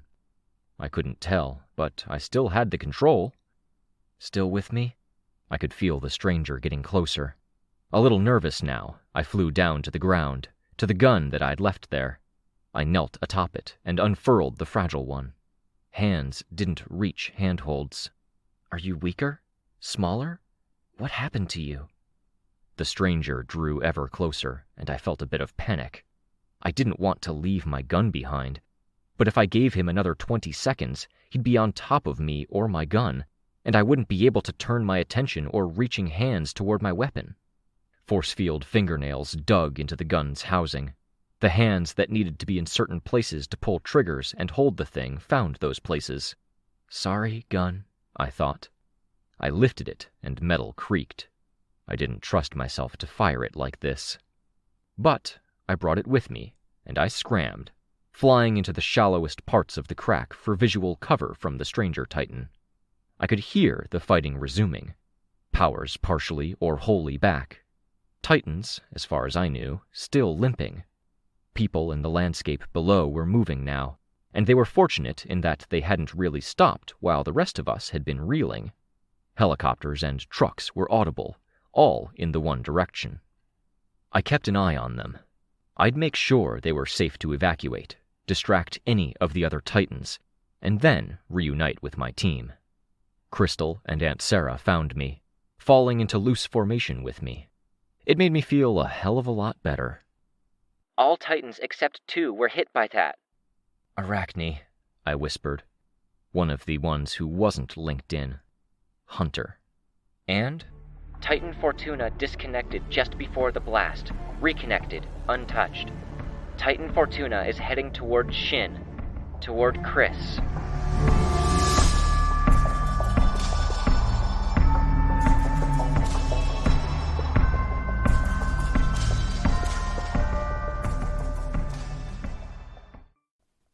Arc 19.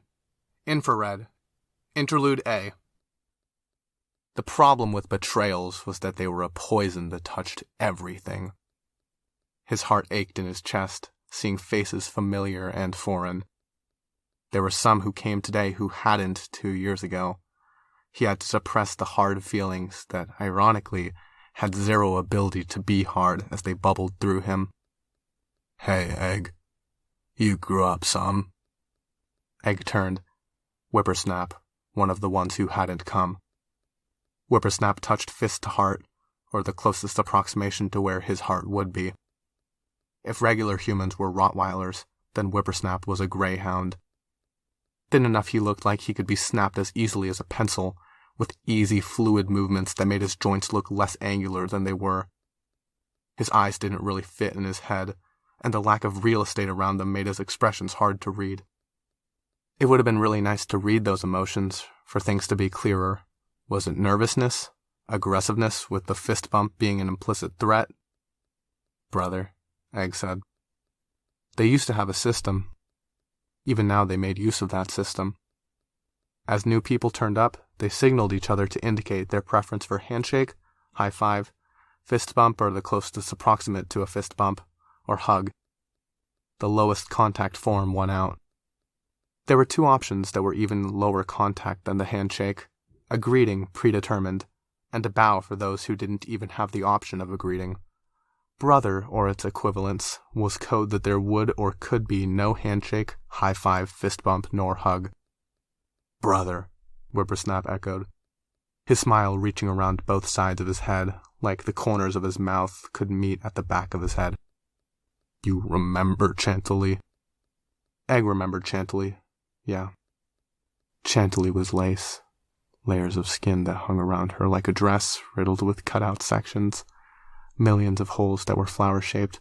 Fleur-de-lis, spades, hearts, diamonds, and everything else, a veil instead of hair. She wore regular lace with the costume, a coat of layered lace textures that was almost indistinguishable from her skin, the tail of it trailing in the snow and ice behind her.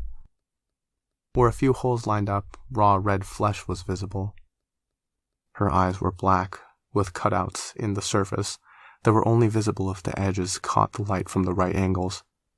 The holes in her right ear had jewelry hanging from them, a series of 12 earrings of varying lengths, eye-catching. She had been the first Case 53 to make Egg think he would be open to dating a Case 53. Doing other stuff with a Case 53.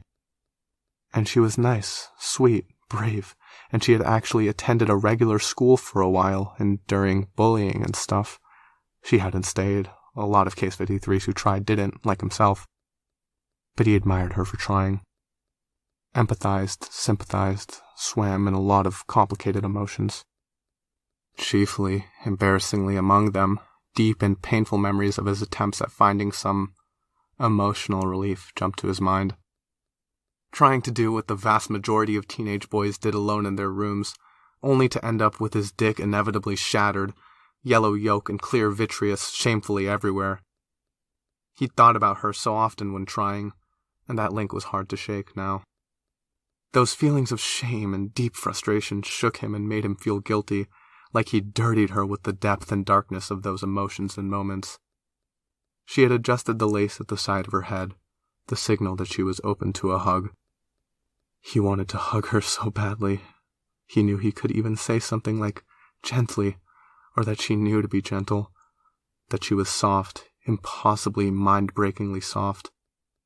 So much of that lace was like skin to her, and she'd described it as sensitive to the touch and and he couldn't risk breakage, soiling her with a yellow mess that would be so hard to clean up. "Sister," he greeted her.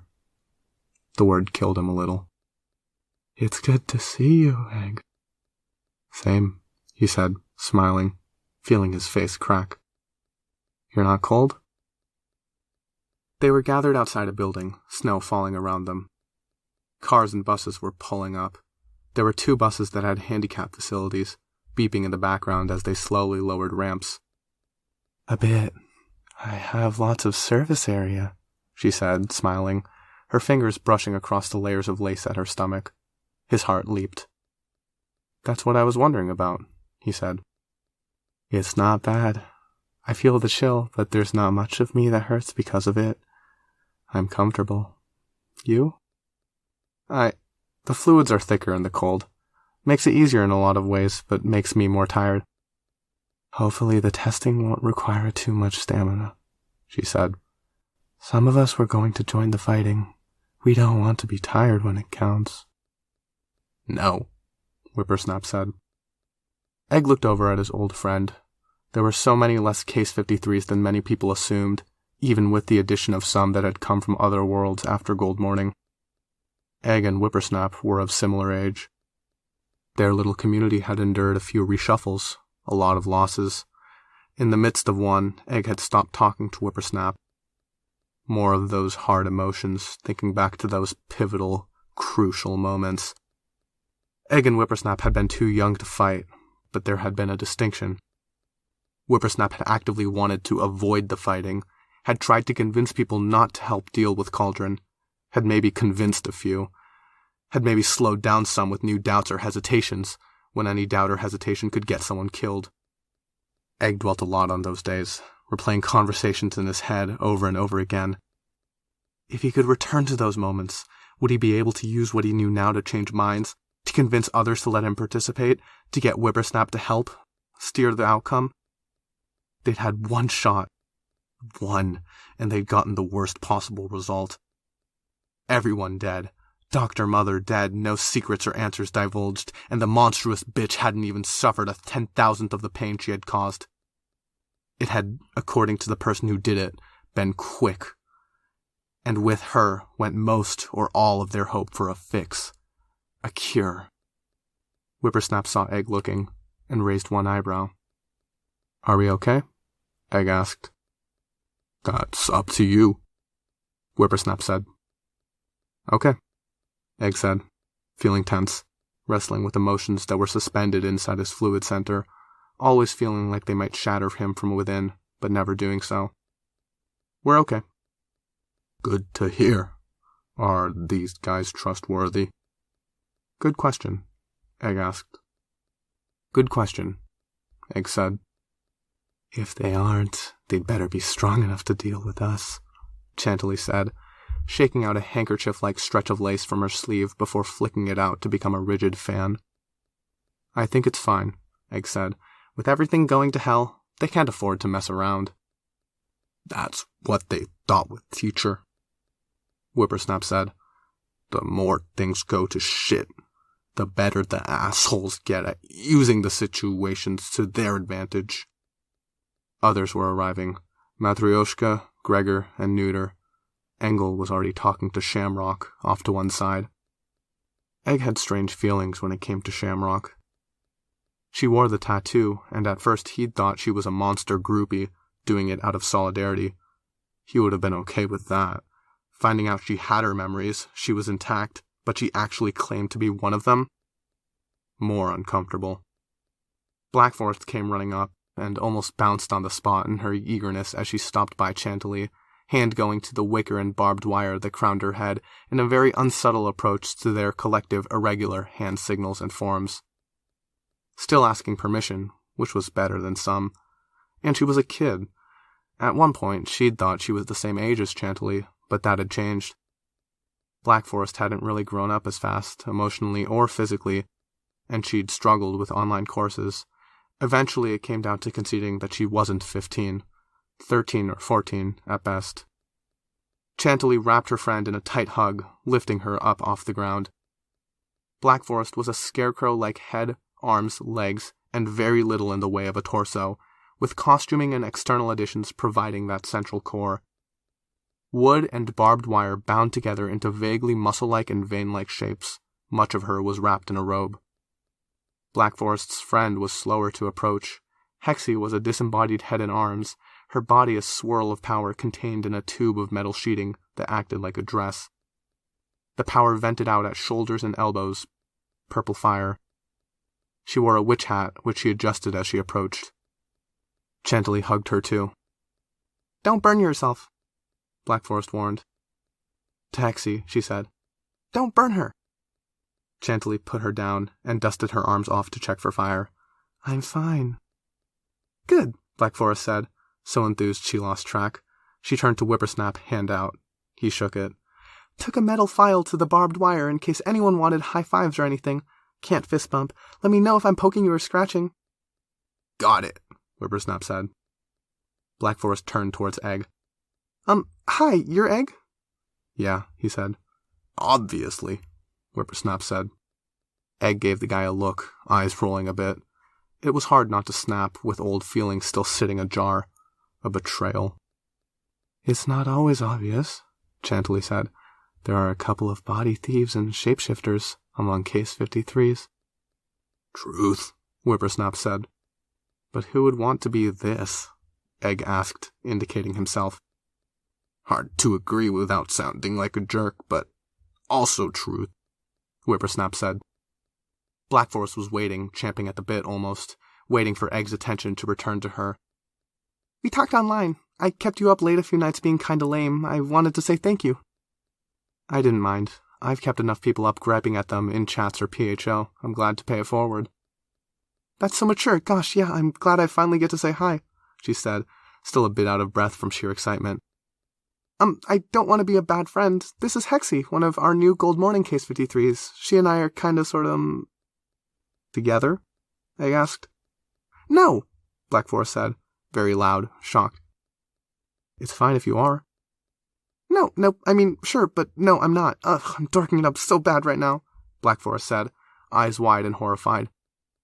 One eye was framed with a line of thin, rusty barbed wire that had been filed to be thinner, the other with what looked like the edge of a strip of bark painted black. "You're fine," Egg said, bewildered. "I like boys very much," she said. "I meant to say we're together. I mean, not—" "They're villains," Whippersnap butted in. "You don't have to jump in and say it like that." Black Forest's tone was horrified. "You weren't going to," Chantilly said. I was just trying to figure out a nice way of putting it." "I'm sure if we stood here for another hour, you would have eventually gotten there," Whippersnap said. "You're so mean. Ugh. I had all these ideas of how I would greet you guys and stuff, and I was getting ready even while in the car. Hexie can verify." Hexie nodded, head and witch hat bobbing. "And I flubbed it," Black Forest said. "I hope you don't think less of me because of the villain stuff." "We do what we have to do," Egg said. "Yes," Black Forest said, and again it was like the relief was connected to the volume knob, and it was a lot of relief. "Yes, absolutely. That's such a good way of looking at it." "I don't remember you being this excitable," Whippersnap said. "I'm nervous. This is my first time doing something like this. The big meetups, then this analysis?" "Yeah," Egg said. "You're right, but we'll be with you." Black Forest nodded and brought her hand up to her head, nervously adjusting the thinnest of the jagged twigs, thorny vines, and barbed wire that formed her hair. She locked eyes with Egg, then immediately dropped her hand. "I wasn't signaling for a hug. I know you can't. I mean—" She was exhausting to be around. He put out his hand for a handshake. She shook it, her hand rough and heavy, though gentle against his. "No sweat," he said. She held his hand for a second longer than necessary, drinking in that no sweat in a way that he found painfully familiar. He drank in Engel that way. And, he realized, unlike how he thought of Engel, Black Forest might like him. Which was weird and hard to picture. How would that work? What did she visualize? He was gross. He'd told her at one point he was incapable and how insane with frustration he was. Stupid things that he regretted divulging. But it had been something like 9 conversations over 2 weeks. Some of them hours long. most of them extending past midnight, talking her off a ledge, so to speak, being scared for the person on the other side of the internet connection who he only knew as a friend of Chantilly's, not knowing how to talk to someone in as dark a place as she was, except to share his own darkness. Being here, seeing people, it was dark in its own way. If he tried to count off the individual betrayals on his fingers, he would run out of fingers. Whippersnap had bailed when they needed soldiers and allies. Chantilly had gotten mad at him for getting mad and stopped talking to him. The Palanquin guys didn't answer the call for attacking Cauldron. Too many PRT Case 53s had refused to leave the organization, even after the Eidolon revelations. Grackle had driven a major divide in their ranks by pushing the happier and friendlier Case 53 crap, only for his subgroup to end up more bitter and vicious than any of them, calling other Case 53s traitors unless they followed the specific Grackle way. Chantilly and Whippersnap were talking, pointing to people for Hexy's benefit, maybe doing their part for what they thought was Black Forest's benefit, distracting her friend while she stood by Egg. "You cold?" he asked Black Forest, quiet. "No, I don't really get cold. Stiff."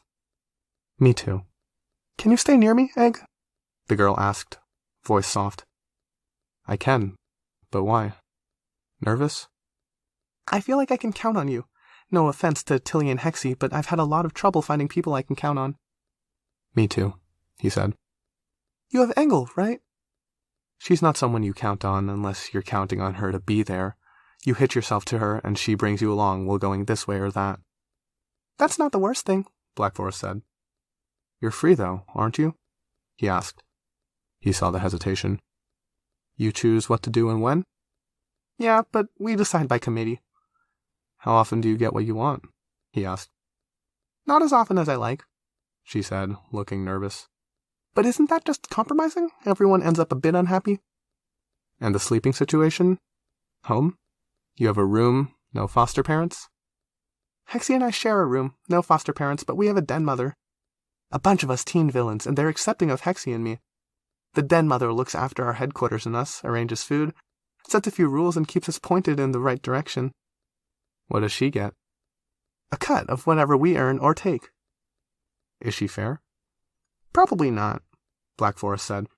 "But we get enough we don't feel desperate, and we could leave any time. Except, hard to find something that works," he said, quiet. She nodded. "So you're not that free, and you can't really leave any time." "You should tell some of us where you are," he said, "and arrange check-ins. If we don't hear from you, we come to see you're okay?" Black Forest nodded. "You seem happier," he remarked. "I am. I'm happy. It's good to be here," she said, momentarily enthused, emotions and personality entirely mismatched to her body. "I'm glad I came. I owe you so much for talking me through the darkest time of my life. I feel so bad that we lost contact." "Everyone lost contact with everyone for a while," he told her. He didn't mention he had felt a bit of resentment over being abandoned.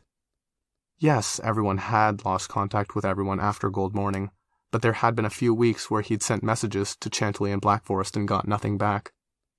He'd been attached to the Irregulars, and the Irregulars hadn't come back.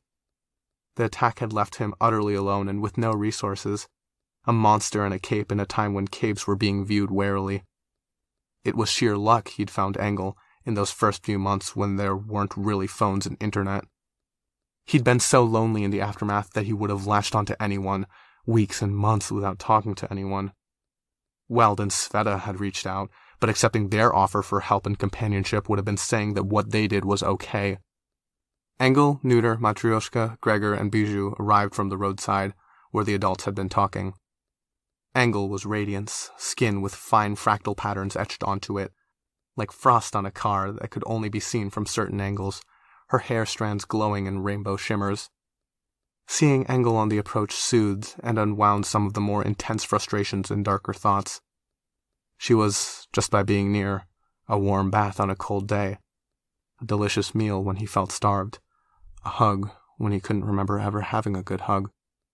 Neuter was, by contrast, garishness. Orange skin, bubblegum pink hair, and a bright green winter coat, prowling forward on all fours because the counterbalance of his long, prehensile tail made standing up straight and walking a pain.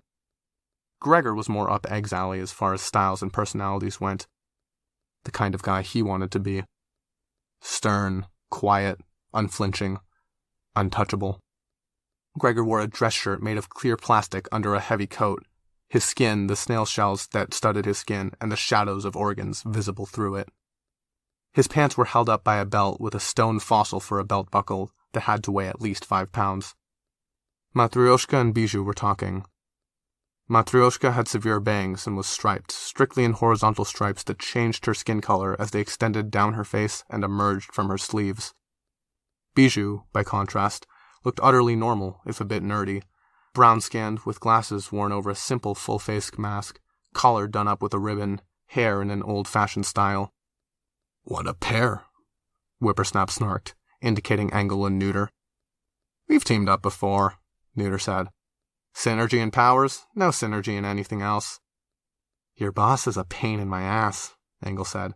"Also, we should go inside. They are waving us in." Egg turned to look. The staff members were inside, waiting. A tinker stood further down the hallway. "I used to have nightmares," Matryoshka said, as the group started moving toward the doors.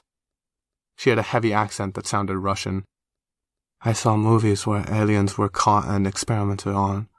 I imagined being one of them, strapped to a table or a top seat." "You'll scare the children," Engel said. Quiet. "I'm fine," Egg said, rankling a bit. "You're a kid," Engel said. She touched the side of his head, fingers against smooth skin. He closed his eyes, feeling the senses bleed out from the touch. He spoke. "We're not really kids. Kids have childhoods. We've seen stuff, lived through stuff." "Doesn't mean we shouldn't try," she said. He felt frustrated because it was really hard to retort like he wanted to retort, and he was so on the spot. Anything he said would be petulant. He'd gone from feeling like someone on his way to being a grown-up when talking to Black Forest to feeling like a toddler around Engel, who he depended on too much to really reject or fight. He set his jaw. "I'm fine. I can deal." "I'm not scared either," Black Forest said, even though she'd said she was nervous earlier. "A lot of us report dreams or vague flashbacks about being experimented on, pursued, captured," Shamrock said, as she found a spot walking beside Gregor, his heavy arm around her. "I can speak from experience. There were things done to us." Egg wanted to say something to that, to challenge her, but he bit his tongue. Gregor was here and Black Forest was counting on him, and that made him want to be more adult. Instead, he spat, a glob of yellow and blood on the side of the walkway. "I've seen too many of those autopsy tables to count, and I still get spooked," Bijou said. "Too many of us for them to do anything," Whippersnap said. "Stick together, watch each other's backs." They passed through the doors. Egg held it open for Hexy, Chantilly, and Black Forest until Gregor took it over. The area they were entering was a gymnasium, the kind of area that could be used as a basketball court, volleyball field, or anything else. Now it was a makeshift lab. People stood on the one side, tinker and scientist, representatives and doctors. Egg could see the fear on their faces, like they hadn't expected this many, that they had an inkling of how dangerous some of the Case 53s were. Many of us break out of the nice, tidy box that other parahumans are kept in. It's part of why Cauldron wanted us. The power they stuffed in us sits ajar, and that sometimes means the cupboards don't close all the way. There were multiple stations, each one with a purpose, but there were more Case 53s than stations. One by one they filed in, sitting on tables, in chairs, or in front of whirring machines that had Tinker standing by. One of the stations was being cleaned, Egg saw. It caught his eye because he was used to being cleaned up after. He couldn't go to a restaurant without some goop getting on a table or chair. He tried to clean it, but he always felt a stab of guilt when he saw a concerned-looking employee trying to wipe up after him anyway, or going to talk to the manager about biohazards and cleaning protocols. A man approached, and he looked nervous. His attention went to a woman standing off to the side, who looked less afraid than some of the others. She was pretty and professional-looking, with light brown skin, her hair in an afro that had been pressed back by a hairband. She wore a suit dress. "I don't know, which am I handing out?" he asked the woman. "Form A and Form B. They're in separate packets," she said. "For those who are waiting, the guy said, looking between them and seeming to have trouble figuring out where his eyes should land. We have forms for you to fill out. Are these committing us to anything? Engel asked. He said, looking at the woman. No. Are we signing away rights? Trapping ourselves? Are we saying it is okay if you hurt us? The guy said. He looked at the woman. Why are you looking at her? Excuse me, the woman said. Here, I'll take over. This didn't work. She took the clipboard and papers and then walked over to the table where stuff was piled up. Fucking with us already? Egg asked. No, she said, looking bewildered. No. I'm Abella Pines. I'm a parahuman studies student at Nils. We're dealing with an influx, and I wanted to see if we could divide up the labor. I was just watching Paul, but I think we dropped a bit too much on him too fast. Don't lie, Black Forest said. Even polite lies are worse than the truth. Abella hesitated. There was a solidarity in numbers, being for once a member of the group that outnumbered the humans, that decided the rules. What are you getting from there? Whippersnap asked. A pen, she said. Disposable pens irritate me. She retrieved and held up a pen, demonstrating, before adjusting the pile. She still lied, Black Forest said. The woman was a bit nervous now. She'd be stupid not to be. And with that nervousness, the furtiveness, it made everyone else more anxious. Again, Egg felt protective of Black Forest as she drew further back into the crowd of their people. He put himself between her and the vague threat that the woman presented. Explain, Gregor said, his voice low. I have faith your intentions were good, but you look worse with each second you do not give us answers. It is rare that being straightforward will hurt you. I was told, she hesitated, I should lose the lab coat and someone else should take charge. Because of similarities. Similarities to the woman who had played the biggest role in making them this way. Black skin, lab coat. Yeah. Good advice, Shamrock said. The person who gave you that advice missed a detail, Engel said. We are not the type to judge people on appearances alone.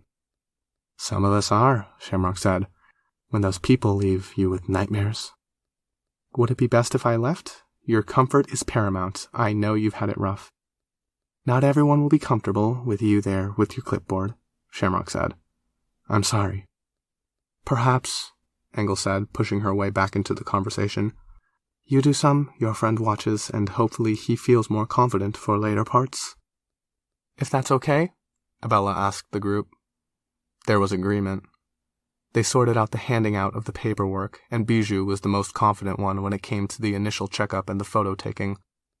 Everyone got a file, and each file had a picture and label attached. Even that was worrying, stressful. They'd had files at Cauldron according to their sources. Some people remembered glimmers of that. But the world was ending, the Titans were attacking, and they did want to help. Is there anything I can do to make this more comfortable? Abella asked. I'm fine. I'm tough, Bijou said. Drink? Food? We have the option for buddies or staff as helpers who can talk you through everything. I'm fine. Why wear a mask if you're... The man who had been asking the questions earlier asked. I'm working for the Wardens. Was working, Bijou said. Undercover. Can't give away my face. What should we do for the photo? The man asked. Bijou reached up to her mask and divided it in two, holding the halves in place on each side of her face. She split down the middle, forehead to collarbone. Doll-like hands reached out to find grips and help push, while her regular hands helped to widen the divide. When she was done, her head, throat, and upper chest were splayed open. Appendages and Doll's hands reached out to lash the mask into place on each side of the face, using wire, ribbon, and threads. Occupying the now empty brain cavity was a blood-slick Doll's head, with a stream of appendages, strips of cloth and doll limbs, connected end to end, disappearing down her throat, which had been widened. Matryoshka stepped in to wipe the doll head clean. Thank you, the doll head spoke. Who did that body belong to? Chantilly asked. That would be giving away too much, Bijou said. But the Wardens thought it was important, and she was as good as dead. I was able to stitch her up from within. The woman who had used the clipboard took the photo. With the Titans destroying everything, it might not even matter, Bijou said. My handler was telling me I didn't need to worry about holding on to this body, and the person I was going after is probably dead. But I don't have much. None of us do, Egg thought. I'd like to hold on to the possibility I get back this life I sacrificed and worked to build. Name? Abella asked. Bijou. B-I-J-O-U. We're still making adjustments to make the process as simple and easy as possible, Abella said, as she worked with the label maker. I can walk you through the steps. Part of the reason for this survey is so our more reluctant volunteers can voice their concerns. The surveys still smelled like they were fresh from the printer. The concerns, the statements. Egg looked back to the workstation that was being wiped down, then over at Abella. He leaned over to Black Forest. I'm going to go for a walk. You okay here, or... She was already tensing up. Or want to come? She nodded. Hand at her shoulder, careful to avoid the dozens of barbs, thorns, and jagged outcroppings of wood there, he guided her through the crowd into the hallway by the gymnasium. Despite his efforts, her body still penetrated the shells of his fingers.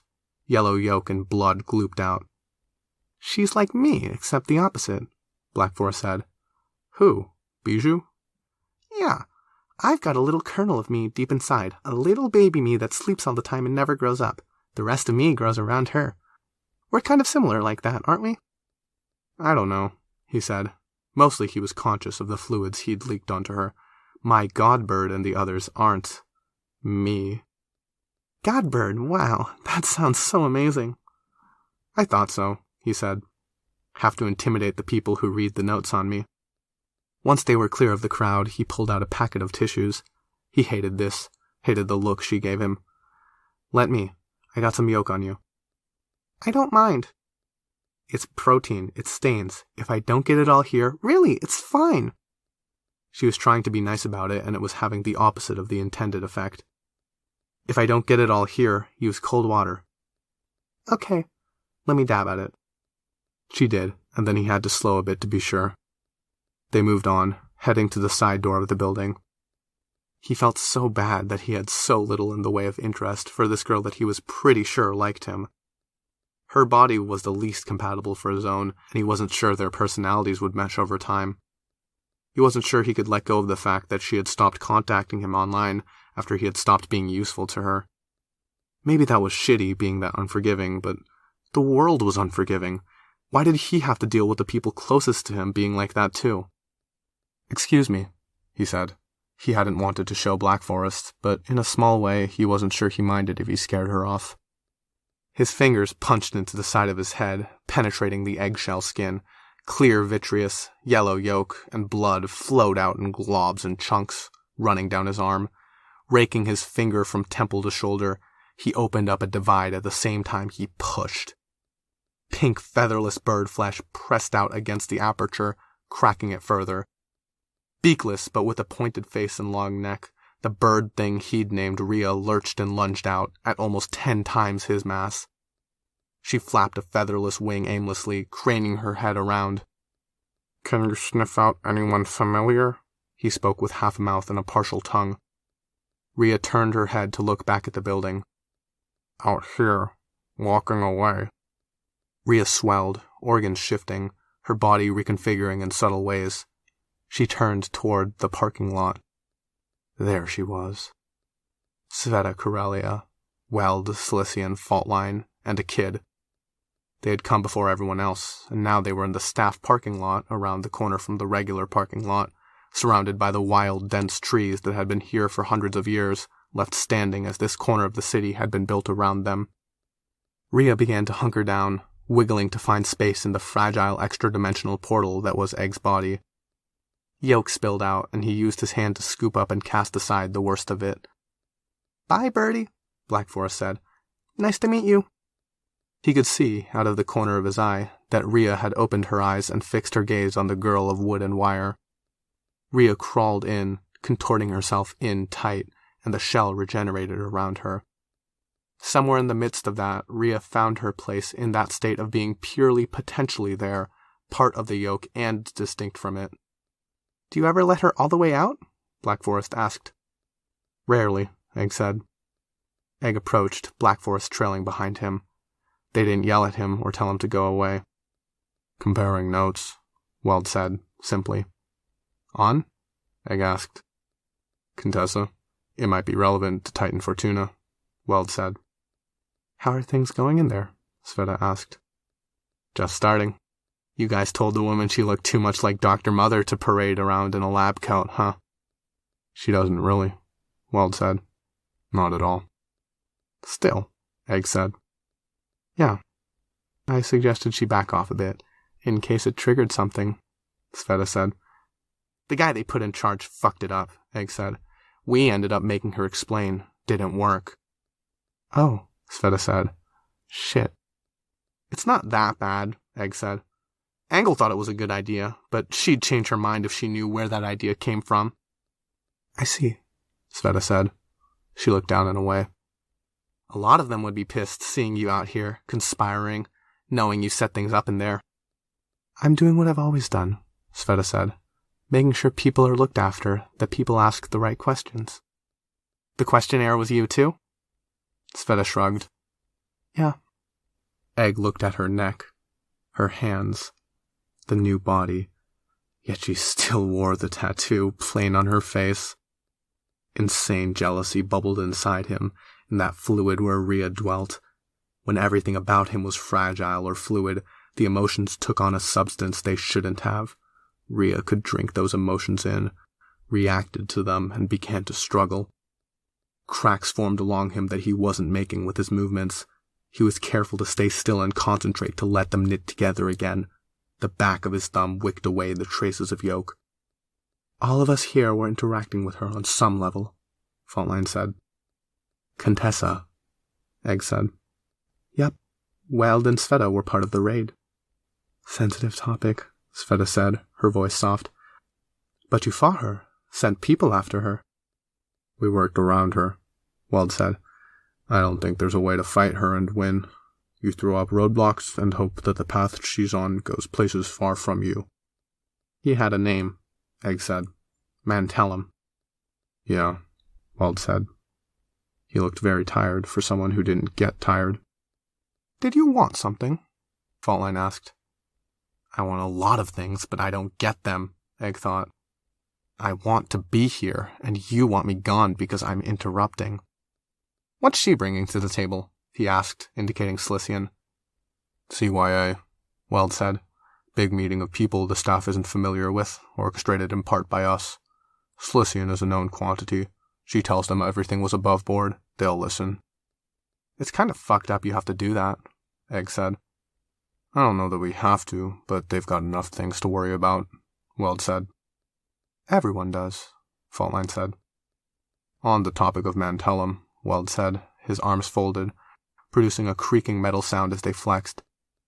I know you were putting out feelers earlier, but there's no guarantee that another Mantellum would even work now that she's a Titan. The built-in limitations are off. Which still leaves options, Faultline said. She glanced at Egg, but she wasn't going to push for him to leave if the others weren't. And Weld and Sveta couldn't. Not after what they'd done. The conversation continued. Egg had a hard time listening as emotions stirred. They were traitors, all of them. Faultline had stolen good capes away at the end of the world, working on infrastructure and back-end, gambling they'd be ahead if everyone made it through Gold Morning. She had only been part of the final fight because she'd been forced to be. Gregor and Neuter and those others had been the same because she called the shots. He didn't blame them so much as he blamed her. She called the shots, she owned the shots. A team only worked if everyone was on the same wavelength, willing to follow the leader. Sveta and Weld had fucked things up by refusing to do that, by actively misleading, refusing to be on the same wavelength, and handing their entire community now a third of what it had once been the worst possible result. No answer, no fix, no revenge. The rule of thumb for what was right was to ask the question, what if everyone did that? What if everyone decided to sit out on the important battles instead of agreeing to fight? What if everyone fixated so much on what they wanted that they forced the result nobody wanted? His body cracked, hip to shoulder, then from the midpoint of that crack around his ribs to his spine. Rhea slithered around Gobbles, who slithered around Herc, warring for space in a sea of yolk that dwarfed the shell that contained it. If he split, probably only one would get out. Rhea was the smallest, the others were the size of a house. He tended to prioritize Rhea because she was the most cooperative and liked to stay close to home. If they were all traitors, then... Egg looked at the boy at the edge of the group. Sveta caught him looking. Bringing us back to the notion that if we can't find any weaknesses, we make some, Faultline reiterated, as part of the ongoing conversation. I don't think that's how Titans work, Walt said. Slysian and Sveta can back me up on this. Egg stared at the boy with parted hair and ordinary clothes, nothing that gave anything away. The boy turned his way, eyebrows knit into a slight smile, the rest of his expression betraying nothing. Black Forest shuffled her feet. Egg forced himself to relax, looking back. What would Gregor do here? What would Engel do? How was Egg supposed to lean on people as role models in a situation this fucked, surrounded by people that were at times outright toxic, when the role models had disappointed him as those guys had? He felt so lonely, standing on the sidelines of this. He had nothing, nobody. Just Rhea, just Gobbles, just Herc. There were none of Mentelum's vials left, the boy said. Egg felt the closest thing his body could experience to a chill, to hear those words said so clearly. Harbinger. He's on our side, Sveta explained. He left them during the attack on Teacher's base. He went off on his own. They've tried to track him down a few times. He gave up a lot to be here. Egg stared at the Harbinger. What makes you different? Egg asked. Why did you leave when they didn't? I've thought about that a lot, the Harbinger said. I'm number 5 of my surviving brothers. I was always the last one to leave when we filed out. I'd look back and see Jeanne, the closest thing we ever had to a mother. Our number 0's wife. That could have opened a crack the rest of the sentimentality flowed into. It could have been randomness. No numbers are truly random, but I got less jobs in the last year than my brothers. More time to think. Less brutality. I got handed different, quote-unquote, random memories. Maybe that created a wedge. He's telling the truth, Black Forest said. Egg nodded, taking that in. Black Forest ate babies, drawing them into her center and building around them. The branches and the rest of her were actually like antennae that reached out to connect to others and turn emotional connections physical. Through the tentative connections, she could read information. I want to help you and the others, the Harbinger said. Why? Guilt, the Harbinger said. I won't pretend it's natural or primary. But a variable got flipped inside of me, and I don't think it's going to unflip. I can't get at the root of it, so I'll handle the permutations. The cracks and wedges, Egg said. His finger traced a still healing crack at the side of his face.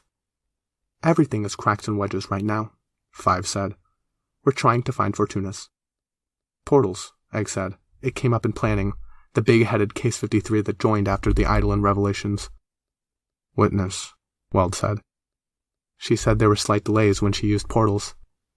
We've talked about that, Weld said, and his tone shifted, became the adult that was trying to be supportive of the kid. Everything I know, you know in more detail? The problem with using portals is it tends to put too many tools in her hands, or close to her, Faultline said. It won't work, 5 added. We've considered other weaknesses. She lost her composure when people triggered near her, but we can't induce triggers. There were parahumans she couldn't go near. Blind spots. A few capes who had executions better than perfect that she couldn't beat, who she could find ways around. I'm a portal, Egg said. A lot of powers are portals. Technically, you're not wrong, Weld said. Problem is, it's not that simple in reality. Powers come from somewhere, Faultline said. They originate from within our bodies through, essentially, portals. To get to that origination point, you gotta dig. Or cut. Egg dug fingers into the side of his neck by way of demonstration. He stopped there, yolk dripping down his arm, as he finished the thought he'd been about to express. Is this the point I stop being the kid and become a shitty adult? Make my first horrible decision that betrays the others just by saying it out loud? He looked back at Black Forest. He could go back, into that room where he had an extended family, but nobody he was close to. If he wanted, he could have a relationship with Black Forest, maybe. He'd be treated like a child by Engel, and he'd pretend to be an adult. He'd be comfortable insofar as it was possible to be comfortable when his body broke at the slightest pressure, leaking fluids everywhere. His feelings bottled up, boxed up, locked in a vault, and sunk to the bottom of an ocean of yellow yolk where they could fester and poison the fluids around them. He couldn't. You have to dig less if you're digging into Case 53s, he said. Everything's closer to the surface. Bigger. It has more real estate. We're not going to do that, Sveta said. No way, no how. You might have to, Egg said. You can get them on board if you give them what they really want. Sveta shook her head. What do they want? Cilician asked. A fix, Weld said. Metal eyes locked with Egg's eggshell orbs that leaked beads of yellow where her eyelid merged into the orb's surface and broke by small fractions. We can't guarantee a fix, Faultline said. Be unfair to even suggest there might be one, Sveta added. You took the potential fix from us when you killed Dr. Mother. Worse than that, Egg said, and his voice was hard. You took hope from us, that we might get her to say something or do something that gives us that fix. There was never going to be a fix, Weld said. That's not the way this works. We need hope, Egg said. You took it from us. You could give it back to us if you really wanted. How? Sveta asked. Lie! Give us something. Give us anything. We have to fight Titans. We're going through this testing. Maybe we end up making sacrifices. If a nucleus of yolk inside me gets popped and my brain goes with it, I could donate my body to science to be used as a tool, but you have to fucking give me something to get that from me. I don't think we could do that, Weld said. Then fuck you, then, Egg snarled. He looked back at Black Forest, worried for a second, but she looked a bit angry too. If he pushed for a lie, would she back it up, saying it was the truth? If it was a necessary lie that would help keep all of these scared Case 53s afloat? These two were talking about hacking the system from the inside, from the dream, Faultline said. Maybe that's a fix. That's a possibility, Egg said, energized now. Yes. No, Weld said. Believe me, if it were that easy, we would have it already. I don't think it works like that, Sveta said. I'm sorry. Are you saying that because you're okay now? Egg asked, angry now. You assholes are getting what you want, beautiful girls and bodies, and you're leaving us all behind. You don't get to do that. I don't think we could leave you behind if we wanted to, Sveta said. Why not? You did it 2 years ago, Egg said, staring at her. I talked to you. I told you to talk to Weld about how he was ignoring what people really wanted. Then you two left us all behind to go, I don't know, be heroes? Be PRT heroes, forgetting they were propped up by the same people we were trying to defeat? He saw Weld look over at Sveta. Weld had a good poker face, but it wasn't that good. Did you ever talk to him? Egg asked. The silence was tense. I did try, Sveta said. I could have tried harder. I don't remember that, Weld said, quiet. You were gung-ho. A part of it was that you were only hearing what you wanted to hear. A part of it was I only wanted to tell you what you wanted to hear. There it was. Egg felt something of a sense of closure. Okay, Weld said, and there was emotion in his voice. His hand went to his forehead. I'm sorry, Sveta said. Weld started. He put a hand out to Sveta's shoulder. For a second it looked like he might push her away, might not. Weld's hand dropped away, his head still slightly bent. I should go, Sveta said. Yeah. The way things had played out made more sense now.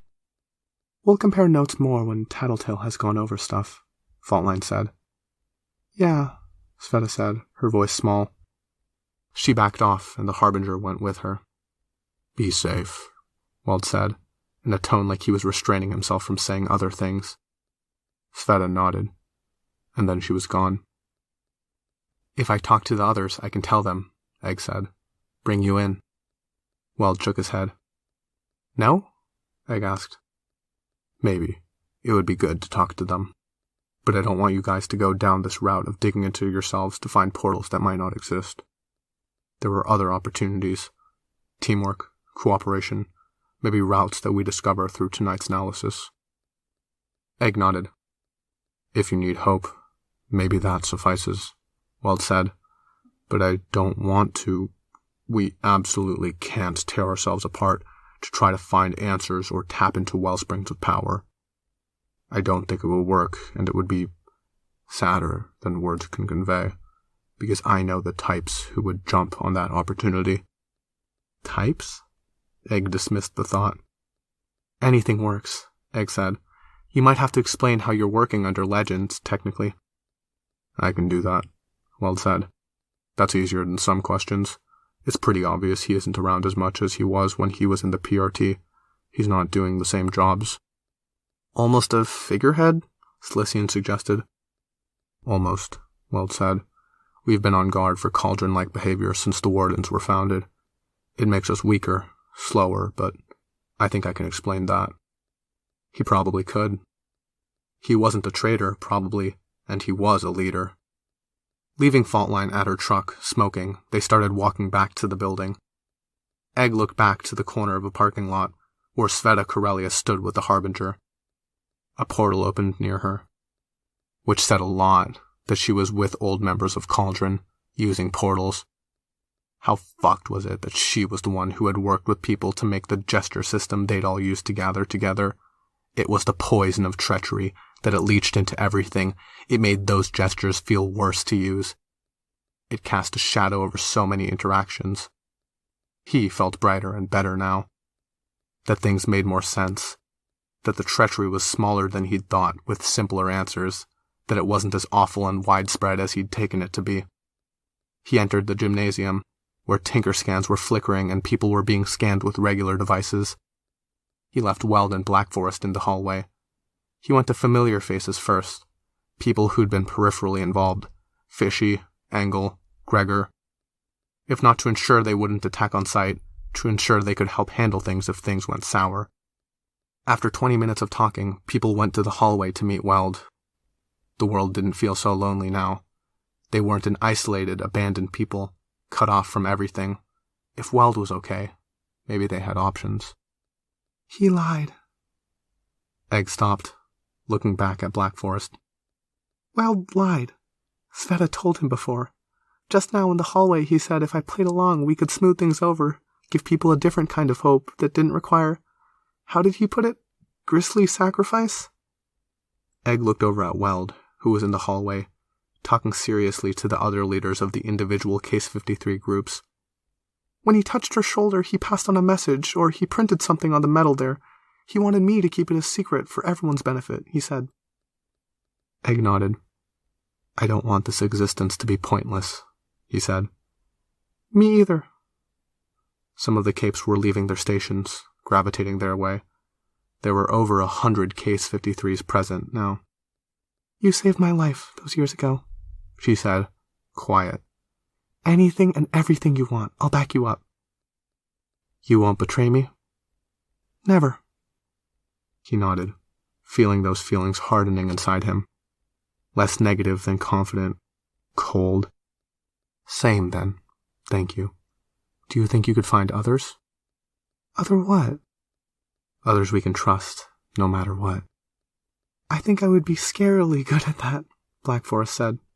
Bijou would be on board, Hexy, some of the non-bet cases. I can think of others, put out feelers. The last time the world had ended, Sveta and Weld had taken the choice away from the Case 53s. Now they were trying to do it again. A different way, but the same course. They fought so hard to keep Case 53 from becoming monsters that they defanged them, would sooner put them down than let them do anything that mattered. They fought it so hard they were barely distinguishable from Cauldron, cheating, infiltrating, pushing their ideals. No. We don't do what they just did, he said. We don't divide the group. Just keep quiet about what Weld is doing. We keep flipping people, quietly, and when the time is right, we ask the group the question. They had options. Digging for the root of the powers, maybe. But better than that, more important.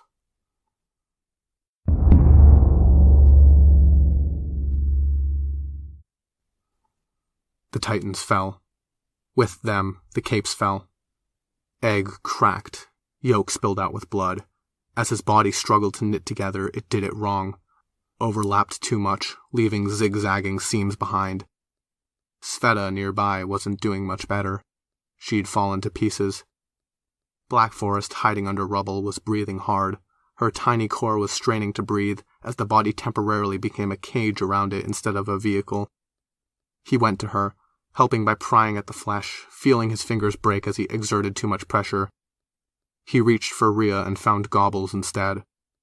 He had to reach past something that wasn't Rhea, wasn't Gobbles, and wasn't Herc before he found his familiar companion, almost buried beneath the others. Rhea extended pink wingtips through the shell of his body, leveraging insane strength that dwarfed his own, dwarfed most people's. "Thank you," Black Forest whispered. "That helps." "It's getting better. Powers are coming back," he murmured. Yolk dribbled from the corner of his mouth and he spat. She only nodded. "Any word?" he asked. Black Forest looked down at the ground, as if she could look through rubble and ice and concrete to what lay below. "Our body snatchers are in. We're in." Past the cracks, the other world, the guts of the system. The dream room, as Faultline and Weld had explained it, in the guts of the system. Just in time for the fight against Contessa. When powers were as close to the surface as they were for Case 53's, that meant possibilities. It meant hope.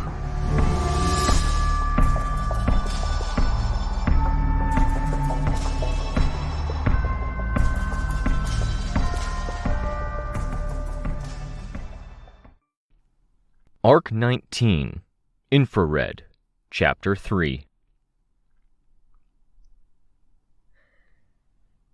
Titans retreating. We'll update you as situation changes. One Titan mobilizing, the rest retreating. It was practically an invitation to give chase. The problem was that we were being invited to give chase to Fortuna, Contessa. "Firing positions!" Aunt Sarah called out. "Coming!" Crystal called out. She turned in the air to look at me. "You too. You're a flying laser type now." "I've got to check on my team." "We'll be nearby." I nodded. Immediately, as soon as they were gone, I regretted my decision. If I'd asked them to stay, I would have asked them to make me a parking spot. As it was hard to find a spot to land when carrying a gun the size of a truck with me, not helped by the fact that my fragile alter ego was different now. I had to dig force field fingers into the housing to maintain my grip on it, and that damage made it less sound. And result? I had to fly carefully to avoid dropping it on anyone below, and flying carefully made it harder to fly to a clearing. Things were complicated more by the fact that our side was jittery. I struggled to pull out a better word for it. Intimidated as all hell, running for cover, running to the enemy. The Titans were still working on recovering from what we'd done, and the ones who had recovered fastest seemed diminished somehow. People were milling around below me like ants, and I just wanted to get situated so I could get my team members together. "Coming down!" I shouted as I saw a spot. I flared my aura a bit, which made some people stop in their tracks. The reaction wasn't shock and fear like I'd expected. I'd have to figure it out later. I called out, "Heads up!" They scrambled out of the way. Bit of an asshole move, butting in, using my power on friendlies, but there was a real hazard that I'd lose my grip on the gun and drop it on someone. That, and if I waited around too long, we'd fall behind. Contessa is moving. I landed, the gun crunching to earth a second later. I focused most of my efforts on making sure the curved housing of the gun didn't cause a not-so-slapstick swing of the barrel as it settled, braining people nearby. "Sorry for the abuse, gun. You're doing a good job." Sveta was sitting with her back to a wall. One of the harbingers was next to her. "Everything okay?" I asked her. "Bit spooked," she said. "My body's—" I looked. Her arms weren't wholly there. In the gloom, with Kenzie's partial night vision tech, I could see strands working to braid together, leaving gaps because they weren't in their usual spot. "You can't settle it down?" I asked. "I can, but it takes concentration. It didn't after Mr. Bao worked on me. I've been trying to let my guard down and calm down to see if it goes away, but—" I could see the fear in her eyes. "Panicking," she said, finishing. I reached for her hand, and she gripped mine. I could feel twitches. "Did you change?" the number boy asked me. "Is he legit?" I asked Sveta. "I think so. A friend, kind of." "Okay," I said. "My force field shrank 3 sizes," I said. "Interesting." It really wasn't the thing capturing most of my attention right now. Back to Sveta. "Should we contact someone? Try to get you help?" "I'll manage," she said. "I wanted to stop for 5 minutes, see if things resolved on their own, or if calming down helped." "Where's Tristan?" "Hitting the Titan. Go find him. Come back. I could use the rest of those 5 minutes." I could see other Case 53s around, like Whippersnap and Chantilly, and I could see Weld wasn't that far off either. It was surprising to see Weld on the periphery of all of that, but I was pretty sure the weirdness of that situation didn't extend to the old irregulars being wholly cool and fair to Sveta again. A lot of the Case 53s were struggling. Weld's skin was crawling, so to speak, textures shifting. Chantilly had shed some lace. Engel was flaring, bright lights dancing along her skin. Tastes, physical sensations, and smells flooded my mind. Fuck, I didn't like taking that in. "You're sure?" I asked, worried I might be overheard if I made it clear why I didn't feel great leaving her behind. Some of those people had been outright hateful in the past. 5 has my back. The Harbinger nodded. "All right," I said. "Okay, be safe." "You too. You weren't here, but they're saying the Stranger Titan is insanity raying anyone who steps out of cover," Sveta told me. "Stay low." I nodded. Crystal and Aunt Sarah were close enough that I could have flown to join them in 10 seconds. Maybe a minute if I went to get my gun and got it operational again. "Crystal!" I called out as I flew up first. She turned, looking, hand still glowing as the laser was emitted from her fingertips. "Keep an eye out for Sveta?" She nodded. I flew over to get my gun and took a few seconds to check it over and make sure it wasn't going to fall apart on me the next time I picked it up. Using my force field hands to pinch metal together, curl ragged edges, and straighten what was bent, I simultaneously figured out the new limits of my force field, the reach of the arms, the number and position of them. My force field had long hair, longer than I was used to, less arms, less legs, like it was halfway between where my old force field had been and where the wretch had been. Just gotta get my gun in good enough shape I can shoot if I need to. We might have to go after Titan Fortuna. If she's anything like her old host, she can do anything perfectly and get the ideal outcomes. Raises the question, what can she do about a beam that moves the speed of light, fired from the clouds? I wasn't being rhetorical, asking myself that. I was genuinely concerned. But I didn't have any better ideas. The metal squealed as I adjusted it. I glanced back Sveta's way, seeing motion and color out of the corner of my eye. Case 53s, very close to her. Engel was among them. Again, that fucking explosion of mixed senses, more violent than it had been in the past, yet all pleasant, all jarring when I was sweating, smelling my own sweat damp from my own body, my mouth dry, my heart hammering. I felt the force field's hair slip over a bare force field shoulder.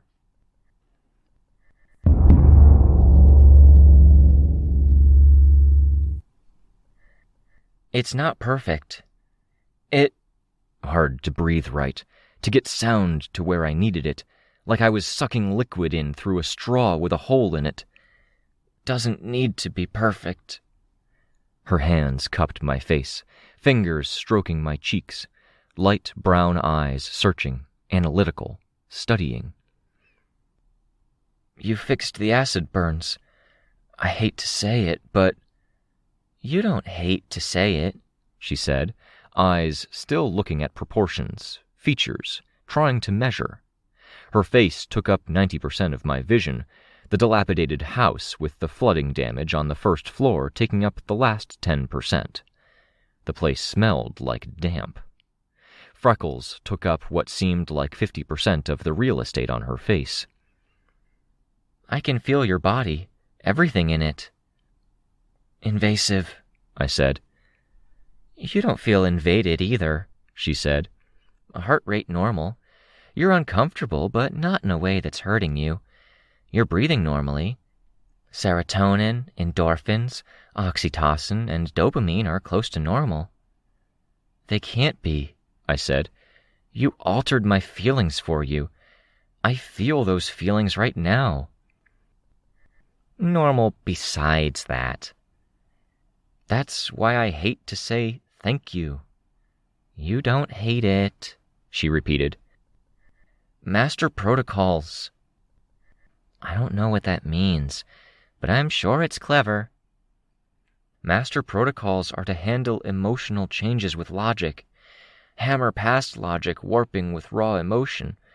Don't stop fighting, especially if it's physical puppeteering. You're such a dork, she said. I didn't reply. I was aware of the physical touch, her hands on my face. I was aware I wasn't fighting. I was aware I was failing some test that a younger me had been convinced I would pass. Still hard to talk. The hole was bigger. Want to go home. No, you don't. I should want to go home. I felt the air go out of me. I heaved in a breath. Should be telling you it's time to get a second opinion. You've compromised me. Can you stop talking for 3 seconds? She asked. I'm concentrating. It's the protocols, Amy. I'm compromised. You're suspect. The rules say... I found the breath lacking, and for an instant I thought she'd taken my ability to speak. I should have hated her for it. My jaw worked, mouth moving, words absent. The protocols were something I'd studied with Dean. In the moment, feeling the horror go just as fast, I wanted him with me. I wanted him to hold me and talk to me, and remind me if I was missing any of the master protocols. As much or more than I wanted to be with Amy, which I shouldn't have wanted. Shh, she shushed me. The hard edges of emotions smoothed away. Thoughts of Dean slipped away like sand between my fingers, and I had no idea if it was her doing it, or if losing him in the Endbringer attack had permanently tied him to feelings of desperation and panic. I found the ability to speak again. The rules say to reach out, I managed, quietly and diplomatically. She shifted position, raising herself up a bit, and put forearms around my shoulders, elbows on the shoulders themselves, like she was about to hug me. Instead, she just leaned over me, arms partially around me, and kissed me on the forehead. Rather than break the kiss, she kept her face there, nose in my hair, and mumbled, We could. Should, I said, pulling the sheet up to my collarbone, staring at anything and everything that wasn't her. I gave a moment's consideration to following the protocols. Fighting.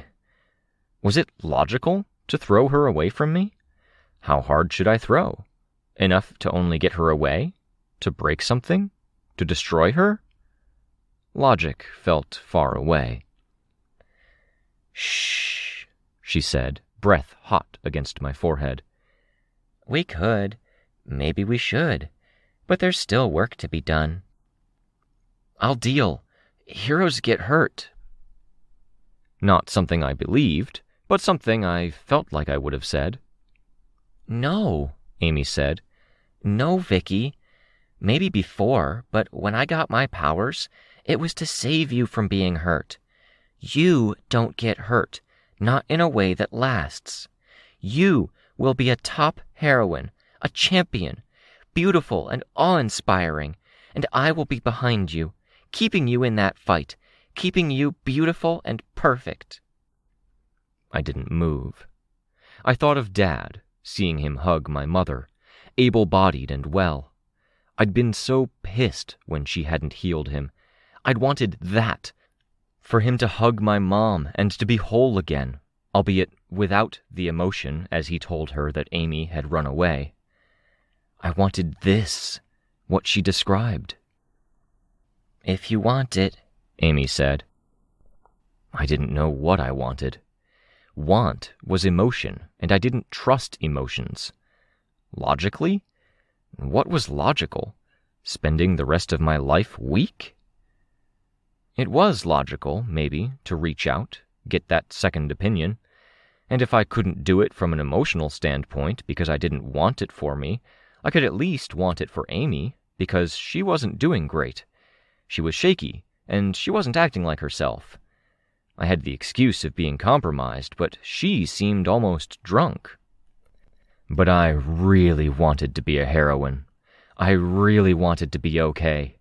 I really wanted Amy to hug me, even if I hated that want. Should have hated that want.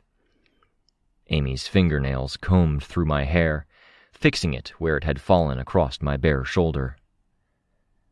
Last chance, Victoria, I thought, my eyes closing as I felt the sensation of the fingernails, my head rocking with the contact. Her power didn't work while she was touching hair. Throw her through the wall. Follow the protocols. Her hands moved away. Amy's fingernails combed through my hair, fixing it where it had grown out, draping another bare shoulder. I turned my head to look at the other head she'd grown, that breathed with the branching windpipe, that hole that had made it so hard to talk before. I should have felt horrified. Your real last chance, Victoria, I thought, my eyes half-lidded, watching. My fingers dug into the sheets that covered my upper body. The words slipped from my lips, in a tumble of logic and emotion. Logic, because I was asking for her to undo that. Emotion, because I wanted what she'd been selling to me. That future. Being a heroine. I'd wanted to be one all my life. Please fix me. I thought you'd say that, she said. And, tired as she was, shaky and not entirely herself, she managed a wink.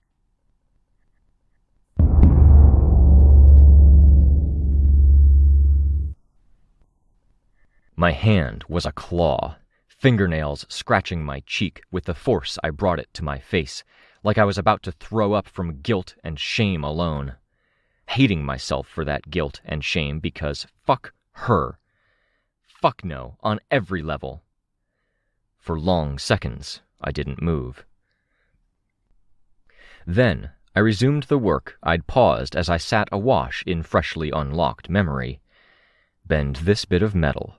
Grab this, grab that. Heave, lift. Without my flight factoring in, the weight of it drove the few points of contact that were my force field into the ground. 2 sets of feet, 1 hand, less than I'd once had. Gun. Safe and new. Clean metal and violence, far removed from that. Unlikely to trip any mental landmines or spark any memories. Good gun. I flew, and with the flight, the way I was lifting shifted, and the modifications I'd made held. I was almost glad it was all fucked up, because that fucked up state demanded my attention, my focus. Didn't want to think about it. Didn't want to go back there or risk another flashback. Some doors were best left closed. I steered clear of Engel and looked for Tristan, looked for orange motes in the air. I found red motes, red sparks that danced through the air and left lines behind them. Tristan was on the offensive against Titan Ophion, who was slowest to recover. Someone had hit the Titan rather hard. The red lines solidified, becoming the edges of ruins, destroyed building and a bit of metal fencing, like a damaged building that didn't have any inherent logic to it, sitting at a 45-degree slant, 100 feet tall. It came in waves, the second surge of building thrusting up through the first, destroying it while extending just a bit further. The third wave extended further still, maybe 200 feet long, punching through the second construction with enough force to send chunks soaring into the Titan. Stronger? No, not quite. The construction sagged and then crumbled, leaving little more than 10 feet standing out. Tristan ran up and through the rubble. Spikes began to appear from the ground. Capes took evasive action, and Aunt Sarah was one of the capes who produced force fields and other impediments for the spikes, flat and level to the ground so people could run on them. That wouldn't have been possible before.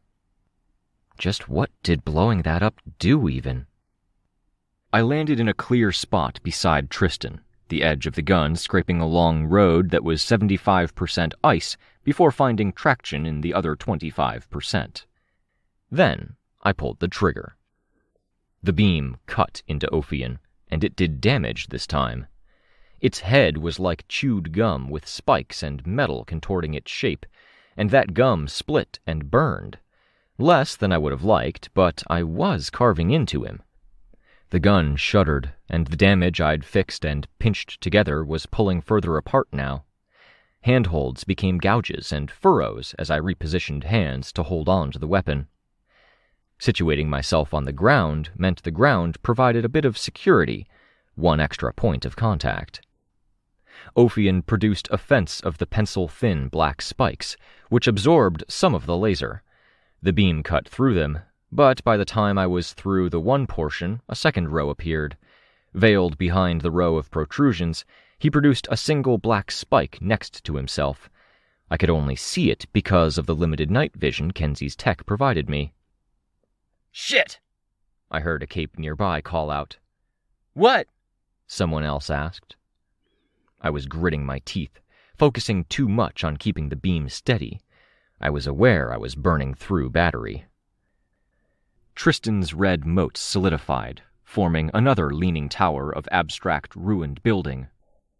A second building emerged from within, then a third, ramming into the fence and knocking down a portion of it. A nearby cape hurled something.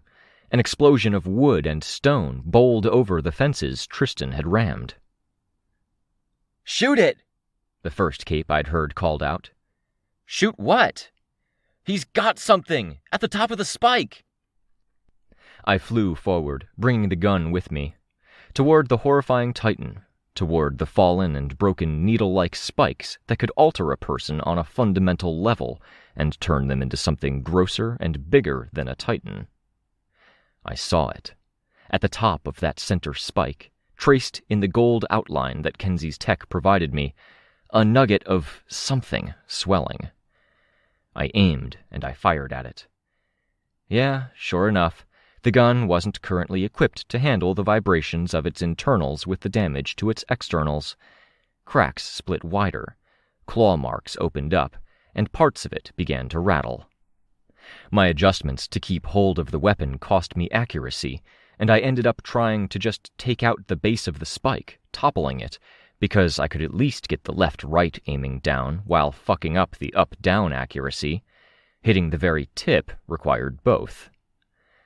I tried to get to a position where I could fire without exposing my flank to any of the insanity beams from the stranger Titan. That took time, and the time ended up costing us. The nugget fell. More spikes found their way to that nugget, suspending it where it was. The swelling intensified. A part of someone's body, still dripping blood. It might have been a foot. The foot became more, expanding, branching out, swelling, with flesh ballooning out like an explosion had gone off within it, but then tearing, revealing red meat instead of the smoke and fire residual to an actual explosion. I focused the beam at center mass, tried to cut it away from the spikes that impaled it. Arms reached out blindly from the mass, and one of the hands found the toppled black spikes. Again, they seemed to multiply the growth rate. A face, mouth yawning wide. More arms, more flesh, breasts, a veiny tube of flesh that was attached to the mass at both ends, pulling free to reveal a tooth-encrusted cockhead, hair, bringing me to the cusp of that same flashback I'd just weathered. I kept my aiming on center while twisting my face away so I didn't have to look. "On your left!" Crystal called out. "Why? Am I really going to turn suddenly with this thing and blast you? It's too heavy for that." She appeared at my left, hand out, and produced a magenta-red beam, aiming for the same spot I was. "Give me a platform," I said the words through grit teeth. A square of force field appeared below me. As gently as I was able, I set the gun down, let the force field absorb some of the shuddering and keep at least the lowest side in place. It also helped me aim on the up-down axis. "I have to say, baby cousin, you might be overcompensating for something, hauling that thing around." "Don't, please." I said the words through grit teeth, and I worried I was drowned out by the whine of the machine and the sound of tens of thousands of pounds of meat and blood pouring out of the point where the lasers were drilling into the expanding blob of flesh. With the golden light illuminating one side of Crystal's face, and the red light from her hand shining through her hair as the wind stirred it, I saw her looking at me, studying me in the second or two she took away from aiming. I could almost see the thoughts connect, as she turned her attention back to what we were shooting, why I'd have a problem with it. I wanted to be through this, to have it over and done with, to not stress about it or feel sick or hate anymore. If someone had offered a parahuman cure for it, I might have taken it, whatever form that cure took. If someone offered me a deal like I'd had just after Gold Morning, to let me forget it all, I might have taken it. I hated this, hated enduring. Other capes added their firepower to ours. Fire, grenade-like blasts, beams, an aerial strike from a master minion, and a buzzsaw or pinwheel that flew out and began chewing its way into the flesh. Tristan added his contribution, another pillar of building material, slamming right into the lowest point of the flesh we were shooting. It erupted a second time, sending chunks flying while extending its length, and then toppled. As it fell, it tore. And even with all of that, the flesh expanded faster than we destroyed it. Until the toppling construction knocked a few of the pins loose. Others took the cue and began knocking out the needles that were feeding into the tumorous lump. A few strikers were right under it, running through a waterfall of gore that flowed from our ongoing attacks to take the pillars out at their base. The creation stopped growing and started dying. I turned my laser toward Ophion. Again, I shot that chewed gum tumor of a head and chest, the laser cauterizing as it cut. He's Fortuna's, I thought. He's connected to her. He might as well be an extension of her like my arm is an extension of me. Except not quite. They had their individual personalities. More than a group, less than a single entity. It was easier to imagine them as a group and as a single entity than to take the worst-case scenario of the two, or combine the two worst-case scenarios. If he really was an independent entity working to help her, he had all of the strategy and wit of the canny Mr. Bow, who had survived for over a decade as part of Orchard, with good heroes gunning for him. If he was indistinguishable from Titan Fortuna, an extension of her, then he was taking every action he was taking right this minute for very specific, very dangerous reasons. He was protecting himself with more needles as he retreated, and the strikers who were clearing the way were having trouble keeping up. I stopped shooting. I had half of a battery left. How much of this is Titan Fortuna's doing? Crystal kept shooting, but her battery was endless, for all intents and purposes. Aunt Sarah was closer to the scene, helping people with force fields that went up faster, bigger, and lasted longer than anything Crystal put up. "Thanks, cousin," I said. "Anytime. You don't have to babysit me, but—" "I kinda do," she interrupted me. Then, a second later, added, "For me, not you." "It's appreciated in any event. Feeling shaky."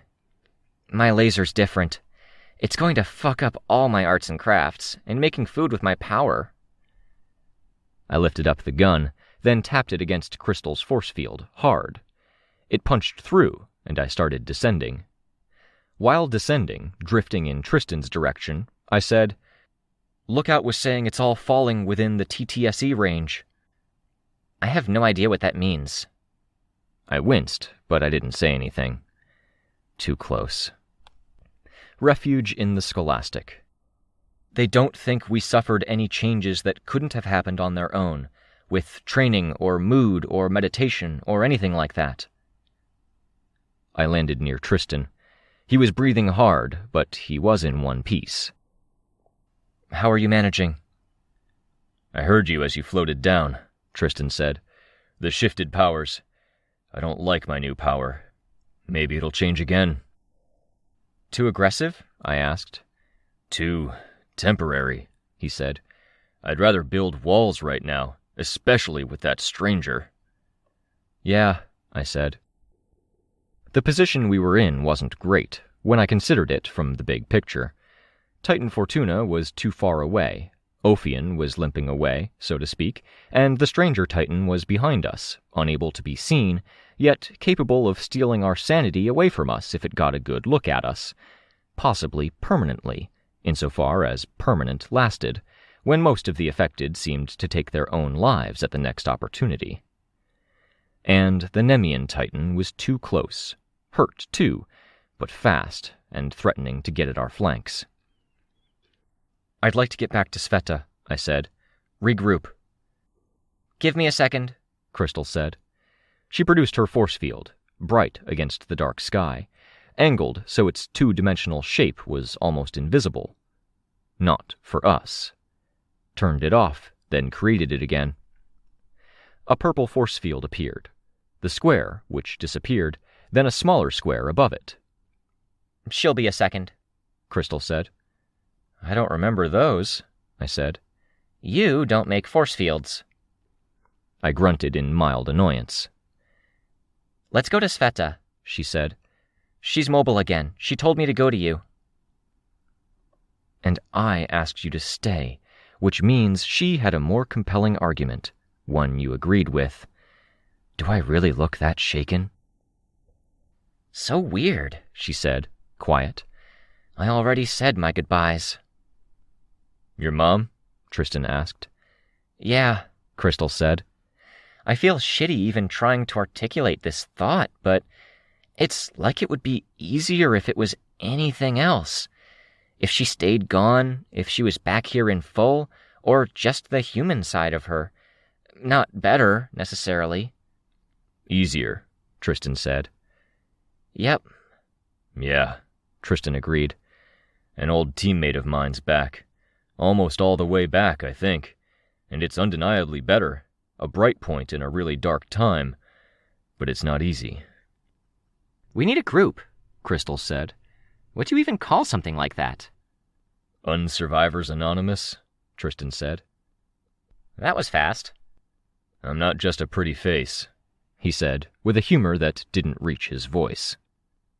The others were regrouping behind us.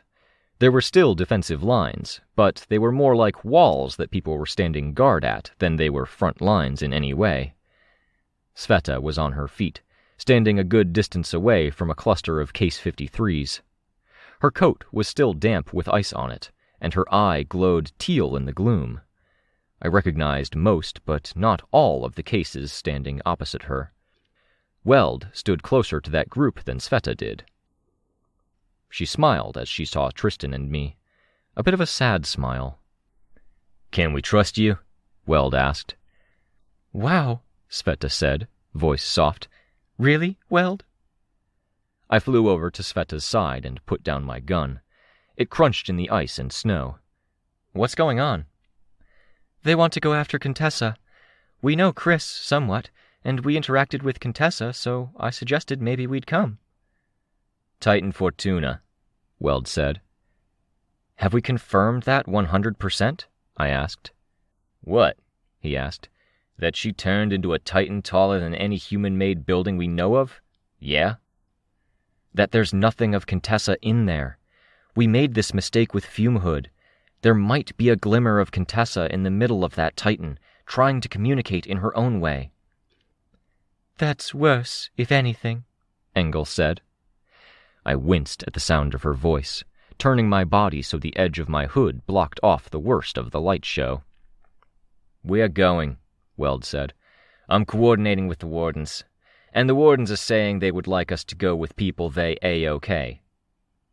"Breakthrough," Sveta said. "As a possibility." Sveta nodded. "What's your plan?" I asked.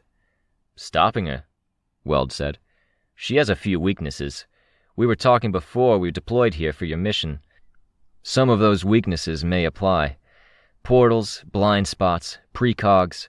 Her power was already so strong and unfiltered, we don't think it's fundamentally different. It's just attached to something that is." "And if it is different? The weak points paved over?" I asked. "Then I think there might literally be no way to win," he told me. "The Wardens are planning to act as if there is a way, because there's no alternative.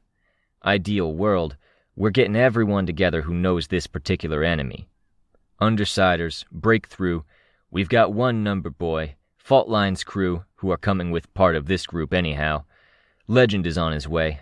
You're not obligated, of course." I nodded. "We leave in 5. Titan Fortuna isn't fast, but we'd like to get a head start so we can make any necessary preparations."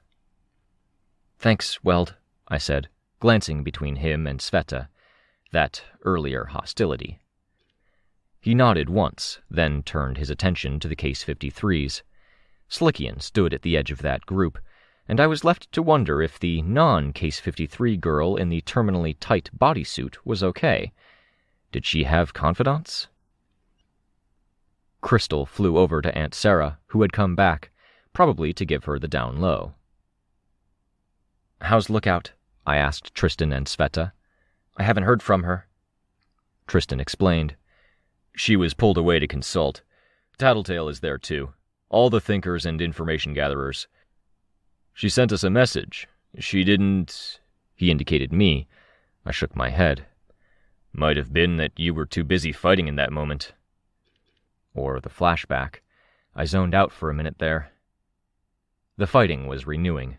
Oberon was fighting Scotty. They were close enough to one of the defensive lines that Capes were participating. I wanted to go, and I was exhausted at the same time. "On the down low," Sveta said, leaning in closer, until our heads were almost touching. "Weld is pretending to be mad at me." "Pretending why?" I asked. Tristan looked equally curious. "Heavy stuff that happened once. Information I didn't pass him before the irregulars went bad. It came up in the moment. He acted like it was a surprise. To open a way to communicate with the Case 53s, get them on board when they might have run for it otherwise." "This is, stuff you talked about in group?" Tristan asked. Sveta nodded. She looked almost sick just with that gesture alone. I couldn't imagine actually talking it out with Weld. I couldn't imagine being where she was now, hearing Weld be actively hostile, when she'd been close enough to have that talk with him and stay together with him after the fact. "How's your control?" I asked. She showed me her arm. The tendrils misaligned until she put visible concentration into it to pull things together. "What if we put a bandage or something around it to keep it right?" "Bandages are a problem if I need to use my power," she said. I nodded. Are we doing this? Giving chase? Getting between cryptid lab rat and Titan Fortuna? Tristan was already nodding, already planning on it. Sveta visibly hesitated. Yeah, Sveta said. I'll be right with you. The golden text appeared outside the reaches of my ordinary vision. Meeting done. Cracks are set to spread soon. If they spread in the next 20 minutes, Rain is in position to maybe do something about it. Hopefully. That would be what the powwow with the other thinkers was about then. My power still felt shaky. My grip on the gun... Fuck. I started fixing it right away. I wasn't even sure if my other powers didn't have subtle differences either. For all of us, Tristan, Sveta, and myself, the following minute was a quiet one, our minds in overdrive, anticipating this coming situation, trying to find a way through. I replayed previous conversations with Contessa in my head. The decision she'd posed for us, the fact she'd been unwilling to make it herself. Was there a weakness there? A way past the Titan and to Contessa herself? The flashback image of Amy's face crossed my mind, alarming and disconcerting, gross, perplexing, somehow tied to the former thought. The portal startled all of us as it ripped into existence. I think we were all just a little bit surprised when we started moving toward the portal in complete synchronicity. Because none of the others had hesitated, that was a big part of it. But also surprised that we, ourselves, hadn't hesitated either. The portal was the way to our next battlefield. It wouldn't put us in Shin, not when Shin was probably as pissed as they'd ever been. It wouldn't put us near Arachne. That made a complicated situation worse. Not near Labrat, if he was engaged with the Titan. It would put us outside, in between Titan Fortuna and her goal. The strongest of the Titans, with our destruction as her goal.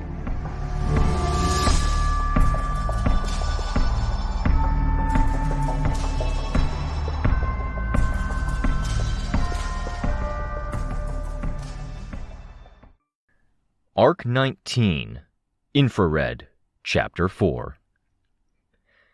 Our destination was a spot where one of the Titans had made his first appearance. It hadn't been pretty, and it had made the cracking especially bad. Chasms too wide to jump across, and two cracks that extended skyward, one forking about 200 feet up. They weren't easy to see on their own, black sky against a dark gray backdrop, but the wind and moisture in the air did funny things around the edges, or snow got caught.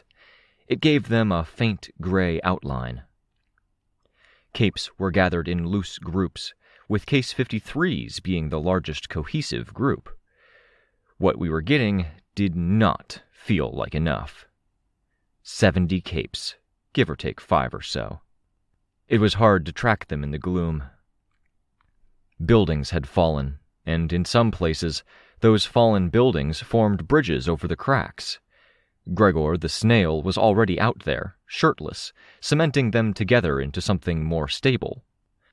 Tristan was below me, focusing on areas where the cracks were 5 or more feet across, but weren't canyons and chasms. Red lights drifted around the cracks, then manifested with crunching, stone-on-stone sounds, erupting violently and then crumbling in a series of stages. When he did it right, the rubble wedged against itself, covering the gaps. It was a massive problem that the cracks spread around us like they did. It made me think of fighting on rooftops more than anything. The area of each island was often akin to the footprint of a building. Getting around necessitated leaping from one pile of rubble to a rooftop 5 feet down and 5 feet away. Fuck up, fall into the gap. It was a terminal distance down to the ground. Same principle as a fight on city rooftops. Unreliable footing, all wind and slipperiness factors increased 5-fold, same as on rooftops. Just as precarious, in another way entirely, was the existence of Titan Arachne somewhere behind us. Chris was supposedly keeping her busy, But saying I didn't trust Chris was like saying I had a lot of dark feelings about my sister. Belaboring the fucking obvious. I really didn't want to think about her, as much as that half-formed mental connection between her and Contessa nagged at me. I put my gun down, then began ferrying people around, reaching down to take hands in my own, lifting them over gaps and to people and places they needed to be. Sveta, unsteady at first, not fully trusting her body, did much the same. She didn't touch hands as much as she wrapped her limbs around waists and the trunks of people's bodies and lifted them over, preparing our battlefield as the Titans approached. Dark thoughts chased me as I was waved down by a cape who was big enough and heavily armored enough to require more lift than my 2 arms could provide. "Need a lift?" I asked. "Over there," he said, gruff. His mouth was obscured behind the gap in the helmet, with a thick braided beard. One eye on the horizon, I used my force field to pick him up. "Whoa!" he exclaimed as I lifted him. An armored fist crashed into my force field. Broke my force field. He dropped about 10 feet, perilously close to a crack in reality. Broken pavement crumbled, and I flew in to try to catch him before he tipped over. A square of force field appeared behind him. "Got you," Crystal called down. The guy turned, looking over his shoulder and back at the chasm. He turned toward me, angry. "What the fuck was that?" That. Did he see you? A power? "It was me trying to give you a lift." "It felt a lot like you throwing me into the air." "I'm sorry," I said. "I should have warned you." "You could have killed me. Fuck. I think I pulled something with that landing." "And she had me backing her up," Crystal said. "Safety net ready. Do you want a bridge?" The guy stormed off, stomping his way around the crack instead of taking her offer. "That's not the first time you've had my back today." I was quiet. "You're welcome." "I was going to say thank you," I said. "Are you babysitting me?" "A bit," she said. "Are you going to tell me I shouldn't?" I shook my head. "You look after others and not yourself, so I'll look after you." "Who looks after you, Crystal?" I asked, floating, kind of happy to be flying without carrying the equivalent of an empty cement truck around with me. She started, then looked off to the side. "Lady Photon has my back." "She's not Mom?" I asked, using my fingers for quotes. "On and off," Crystal said. "I'm kind of figuring it out, if you include me muttering, 'What the fuck?' to myself a third of the time, ignoring reality a third of the time, and feeling very complicated wanna-cry feelings the last third." "Sounds about right," I said. The image of Amy flashed into my head. "She's not Mom right now?" "Right now, she's the battlefield commander. The mom who was out for 2 hours every night, minimum, right after dinner or my bedtime, depending on if Eric or me needed help with homework. Sometimes all-nighters, napping, then waking up to see us off to school before sleeping again." Aunt Sarah had been more into it than my mom in that regard. "Can I do anything?" I asked. "I don't know if she's upset you're distant or—" "She's not really noticing, which is fine. It's good because that's what we need, right?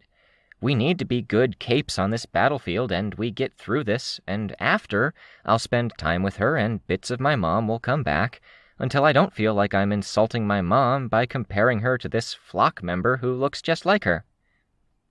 I nodded. "You just keep your head on straight, baby cousin. Communicate.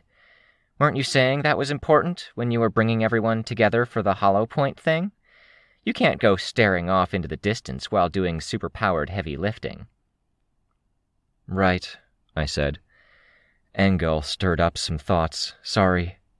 "Me too, Vic. Especially in the aftermath of the powers going crazy." I nodded. Is your force field strong enough to be a bridge now? No idea, but it feels different. Harder to stretch into a ball. She demonstrated. Sure enough, it wasn't really working that way. And your laser? She fired into the force field. Rather than a thin beam, it fluctuated more around a central line, and took on a magenta hue where the fluctuation stretched it thin. Stronger, I think, but less cut, more heat, and I'm not sure if it's as accurate as it was. To get the most out of it, I might have to be in the thick of it. Then don't get the most out of it, I told her seriously. Yeah, she said, sounding disappointed. Capes were shouting out orders and trying to communicate, but it was a bit of a jumble. I surveyed things, looked over to make sure the change in volume wasn't because a Titan was appearing, and then made sure nobody was in dire need of a lift. It's a good thing our targets are so big, she said. Just sorta sucks. But that's enough about me. That thing I was saying about you taking care of your teammates? Tristan's yelling. I turned to look. Sure enough, his voice was among the jumble. I flew down, one-footed landing, being gentle with the one-eyed sprained. "Please don't," Tristan called out, while stomping forward on the steadiest ground he had available, which wasn't a lot. He sounded like he was out of patience. "You're talking to me," a cape said. A woman with a costume where I couldn't tell how much of it was winter wear and how much was decoration. It looked like grunge with a parka, messy hair and sunglasses that reflected light as a mix of electric blue and sky blue, but scratched up. I had no idea how she could see through the things. Liquid dripped from her hands and formed clusters of icicle spikes as it hit the ground. The ground, in this case, was the edge of one of Tristan's messy rubble bridges, all the rubble crushed in together to jam the crack up. "Yeah. Please don't fuck with it," he said. Each please came with a tone that sounded more like he was saying fucking. "That won't hold," she said, indicating the rubble. "If it doesn't hold while a cape is on top of it." "I know it won't hold," Tristan said, "but you're making ice. Ice expands. Especially, it seems, that ice. Ice melts, given an excuse. Your ice expanding and then melting is going to mess up my work. Ice is slippery, and I don't know about you, but I don't want people slipping while a matter of feet from a hole in reality." "I'm just helping, dude. Seriously." "That's not help. Please. I appreciate the effort, but my brother used to be an ice manipulator. I'm speaking from experience." "Whatever, dude." The woman walked off. Crystal and I floated down the rest of the way. He saw us and huffed, still clearly annoyed. "She was ignoring me." "Happens," Crystal said. I could read her mind, too. Stubborn, "I'm going to continue, show you I can do a good job, and you'll stop griping at me." "Could be," I said. I thought about asking him how he was, and I wasn't even sure how to frame it. "Progress?" "Some," he said. "I miss my old power. Just about any of the power variants I've had would be better for this situation than what I'm using now. Insect legs accepted." "Insect legs?" Crystal asked. "Ugh." "Yeah, I'm not even sure what to call them. Turned up for a while after I killed my brother. So, I've adapted. But I like elbow room while I'm adapting, and... Mi madre, why?" He stopped with that, stopping short of saying or doing something, and stuck his arm out. Shamrock was hopping along the bits of rubble, and as she set her weight down, the rubble shifted, scraped against other rubble, and even groaned. "Shamrock!" I called out. She stopped, looking over. "Can you go get Gregor? Cement this together?" "It'll hold like this," she said. "With a little luck." She winked. I glanced over at Tristan, and by the look he gave me, we were on exactly the same page, despite the fact we'd come at this from different directions. He had been through it with at least one other person, and I really wasn't in the mood for fucking winks. Capricorn's going to be doing more stuff, I told her. We'd rather not chance it. Gregor would be a huge help, though. All right, she said, hopping down and landing on ice without slipping. Sveta was on her way back to us. Hi, Sveta. Hi, Sveta said, wary. How's your body? A lot of us are a bit messed up, Shamrock said. I'm dealing, Sveta said, still curt without much warmth. Are you okay? A little shaky, Shamrock said, laying a hand over her heart. Gregor's okay, too. Can I ask, I piped up, the symptoms, or however you'd term it? He says his skin feels heavier. I have no idea what that means, Shamrock said. As for me, ticking a little? She made a hand gesture. Heavier? I guessed. Something like that, she said before adjusting her hat. She pointed. Going to get Gregor. You can pick our brains when we come back. Thanks, I said, giving us a bit of respite. You were asking me earlier, Crystal said, about the changes to my powers. I nodded. Yours got smaller. I'm a little hotter, less sharp. Tristan snorted. Crystal flew over, driving her elbow into the armor at his shoulder playfully. Tristan got some ramming power. Sveta, I don't know. I looked over at Sveta. Restless? Restless. Stronger. Yeah? Yeah. I stewed on that, my arms folded. Capricorn set to making the next bridge.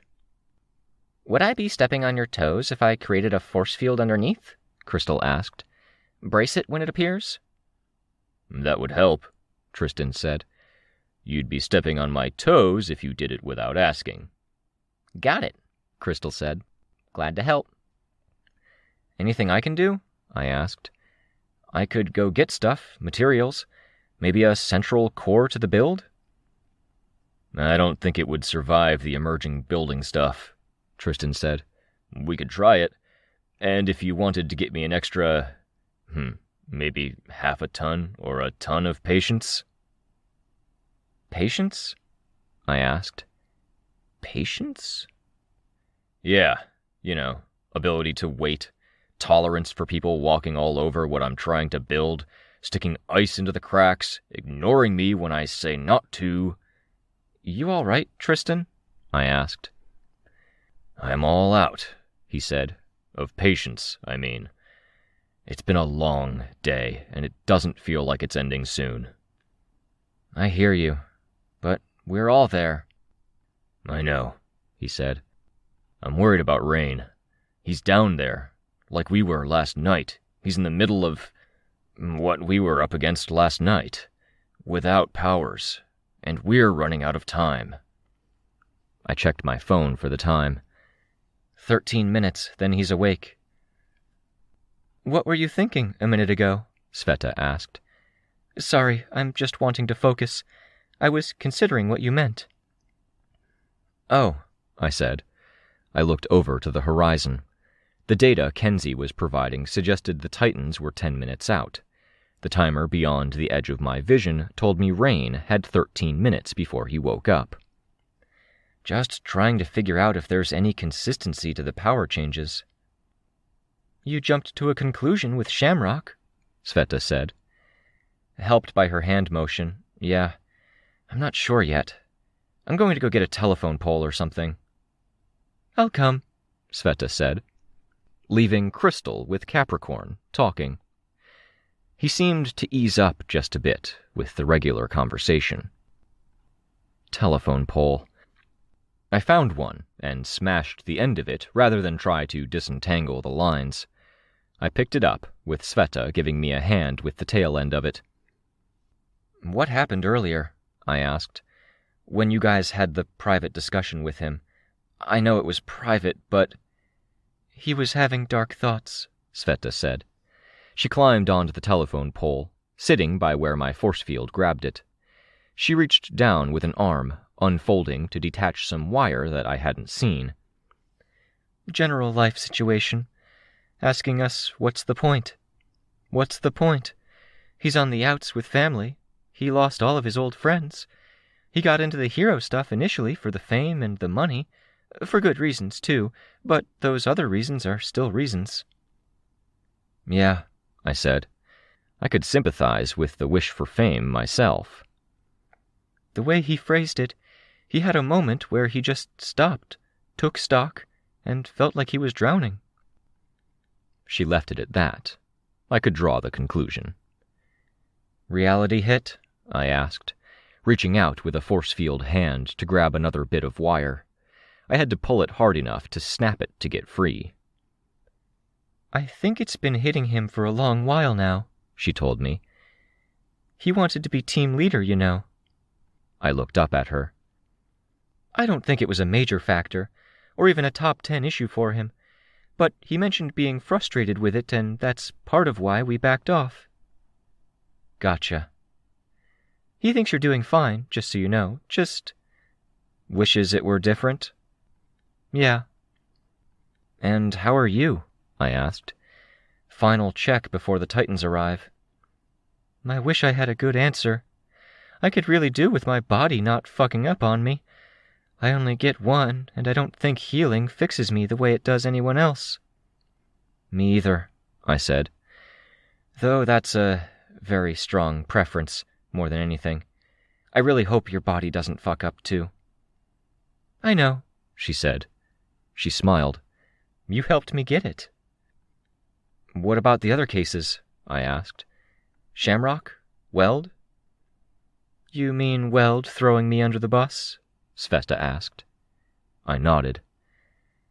"I don't think we were going to get the Case 53s on board without doing something to mend rifts, and if Weld can't fudge the truth and pretend to be mad—" "Weld's a Boy Scout, Sveta. He's probably in my bottom 10 people to go to if I want deception and acting ability." "I meant that his metal body resists being read by most powers that are organic only or inorganics only."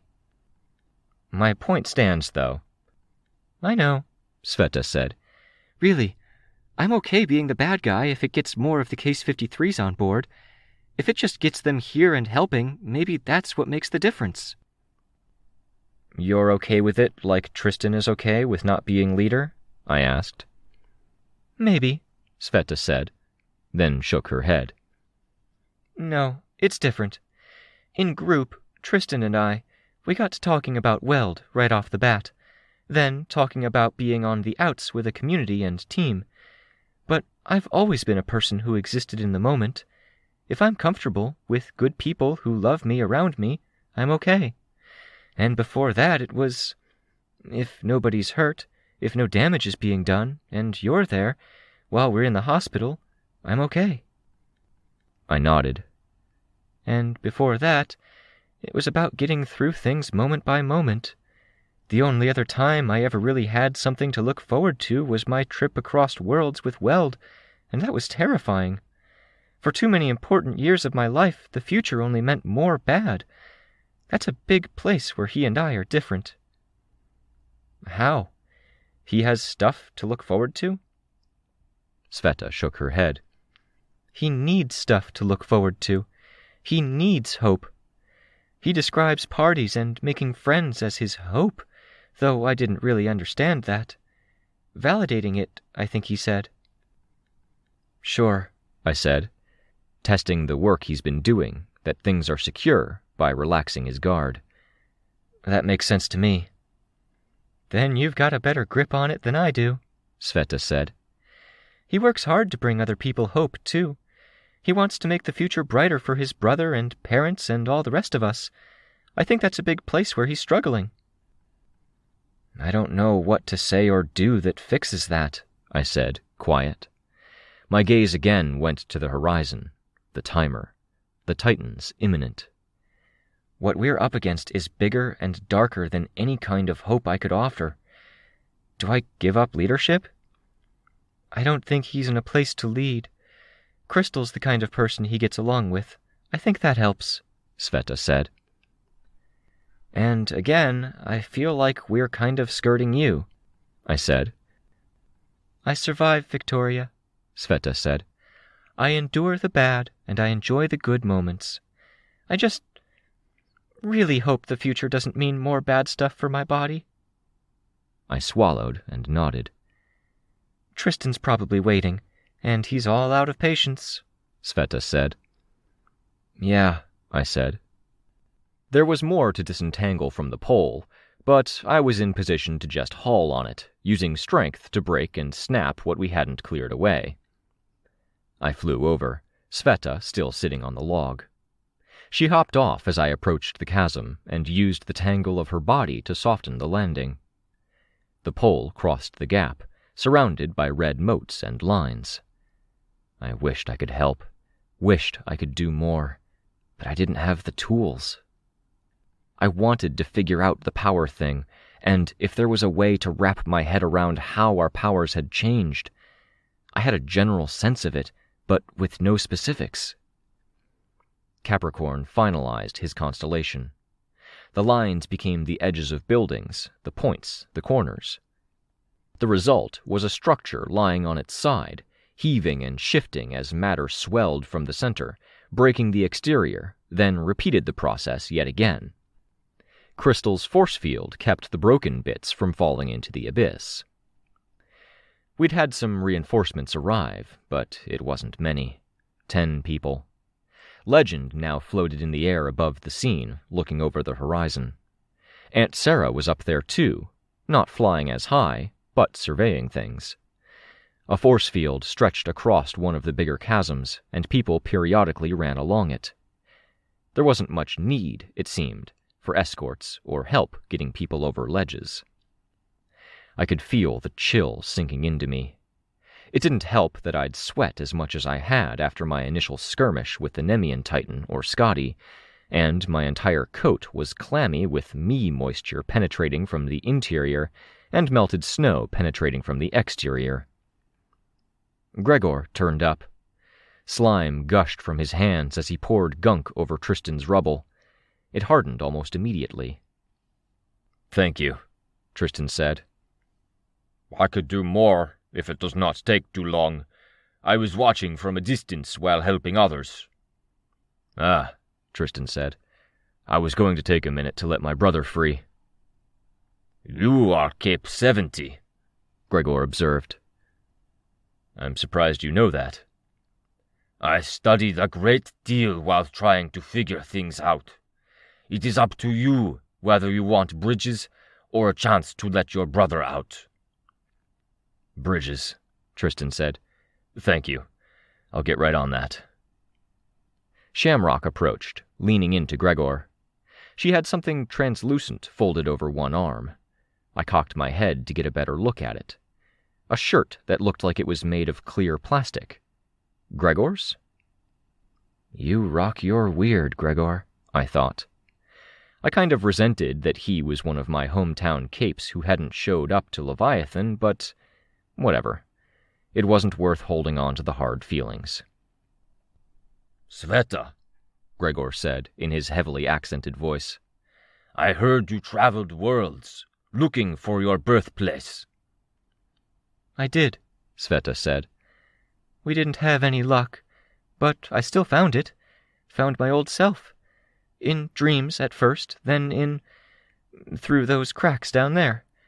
Garbled and filled with static, but it was old me. "Are you happier for it?" he asked. No, not really. I haven't exactly had time to digest. "That is fair." But I know myself better now. I have a better sense of what parts of me are nature and what parts of me are forgotten nurture, I guess. "That is good. I am glad." "We've been rooting for you, Sveta," Shamrock said, "since the whole thing with the irregulars. We're sorry you got the short end of the stick." I wanted to fly out and find a telephone pole again, But I didn't want to abandon Sveta at this juncture. I stood by her, placing one hand at her shoulder, and sensed the tension, felt the movement of her body shuffling. "Titans!" Titans, plural? The call came from above us, from Legend. The countdown was still ticking. "Get into position!" Crystal took to the air, flying up closer to her mom. Tristan looked over at his work, then reached out, clenching his fist. It solidified, a roiling mass of building material. Gregor slimed it while it was still emerging, cementing one part to another and minimizing the rubble that was thrown off. Between that and some of the other stuff around us, there was an area maybe 200 feet across that was good to walk on. The areas beyond had some bridges, but it wasn't a lot. It felt like so little. Our numbers felt so small. 70 or 80 total. I was willing to bet that the bulk of our guys were over near the entrance to Bet, dealing with the machine army. A mistake from yesteryear carried over to the present. We wouldn't have been told because Tristan wasn't the only one of us who needed a glimmer of hope. And this was feeling increasingly hopeless. I could see silhouettes now. They were moving fairly quick, particularly the Nemean Titan. But Ophion was there too, recuperated and ready, with a creation on either side of him. And behind them, I saw her. Like a thin mountain, moving at an unhurried pace, not because she was slow, but because she had no need to rush. "Wishing you luck," Shamrock said, giving Sveta a wave. "You too," Sveta said. The two jogged off to reunite with Palanquin and the other Case 53s. "You guys couldn't have said that, like, any time before now?" Sveta asked. Quiet enough I was probably the only one who heard it. "Or talked to them, or done anything productive?" I gave her shoulder a squeeze. "I know, focus," she said. "I'm being dumb." "No," I told her. "That's not what I was trying to do there. You're not being dumb." That slim mountain in the background had eyes now. Slivers and ovals of gold. I could make out the wolf heads. "Fuck you, Contessa." Titan Fortuna was moving slower than the other two. By the original timetable, she was due to arrive. It just looked like the other ones were going to hit us first. Legend opened fire. 1 beam at first, then 5 maybe, then 20, and then 100, producing so many that there was nothing forward-facing that could emit a beam, so he sent them backwards, turning at sharp angles in the air until they were aimed at the right target. I'd wondered what happened when Fortuna was confronted with something she couldn't dodge. I got to see it here. She simply took the damage head on.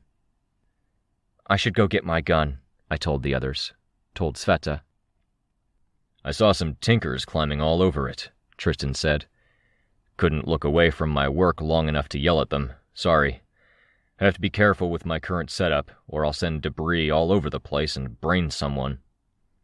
"Fuck," I said, already far enough away I could barely hear him. I wasted no time flying over to get my gun and found 2 tinkers picking over it like vultures. One was a teenager. One was a guy who was closer to my dad's age. "Did you mess with it?" I asked. "Fix the housing some," the teenager said.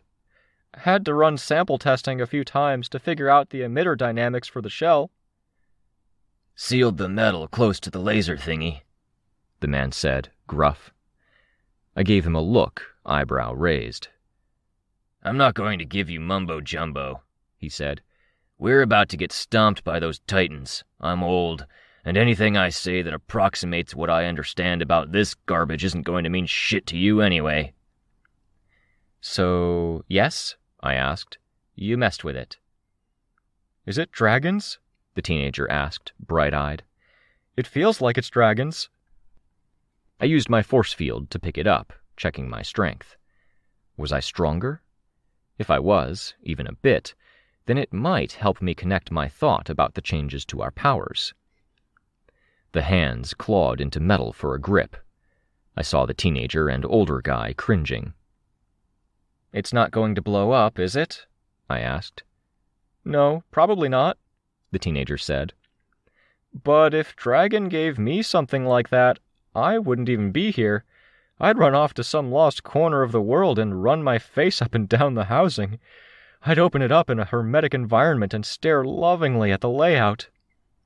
"Tell me he's being ridiculous," I told the older guy, pinching tears closed with my one free force field hand that couldn't quite reach a handhold. "He's being ridiculous," the guy said, "but it's nice." "Cool," I said, floating up.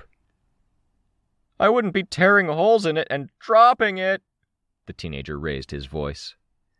Then I was mercifully out of earshot. I watched as the Undersiders made their late arrival by way of portals. Tattletale stepped out of the portal, saying something to the older Heartbroken. Then she took a long look at the situation, reversed direction, and left. The portal closed behind her. Okay.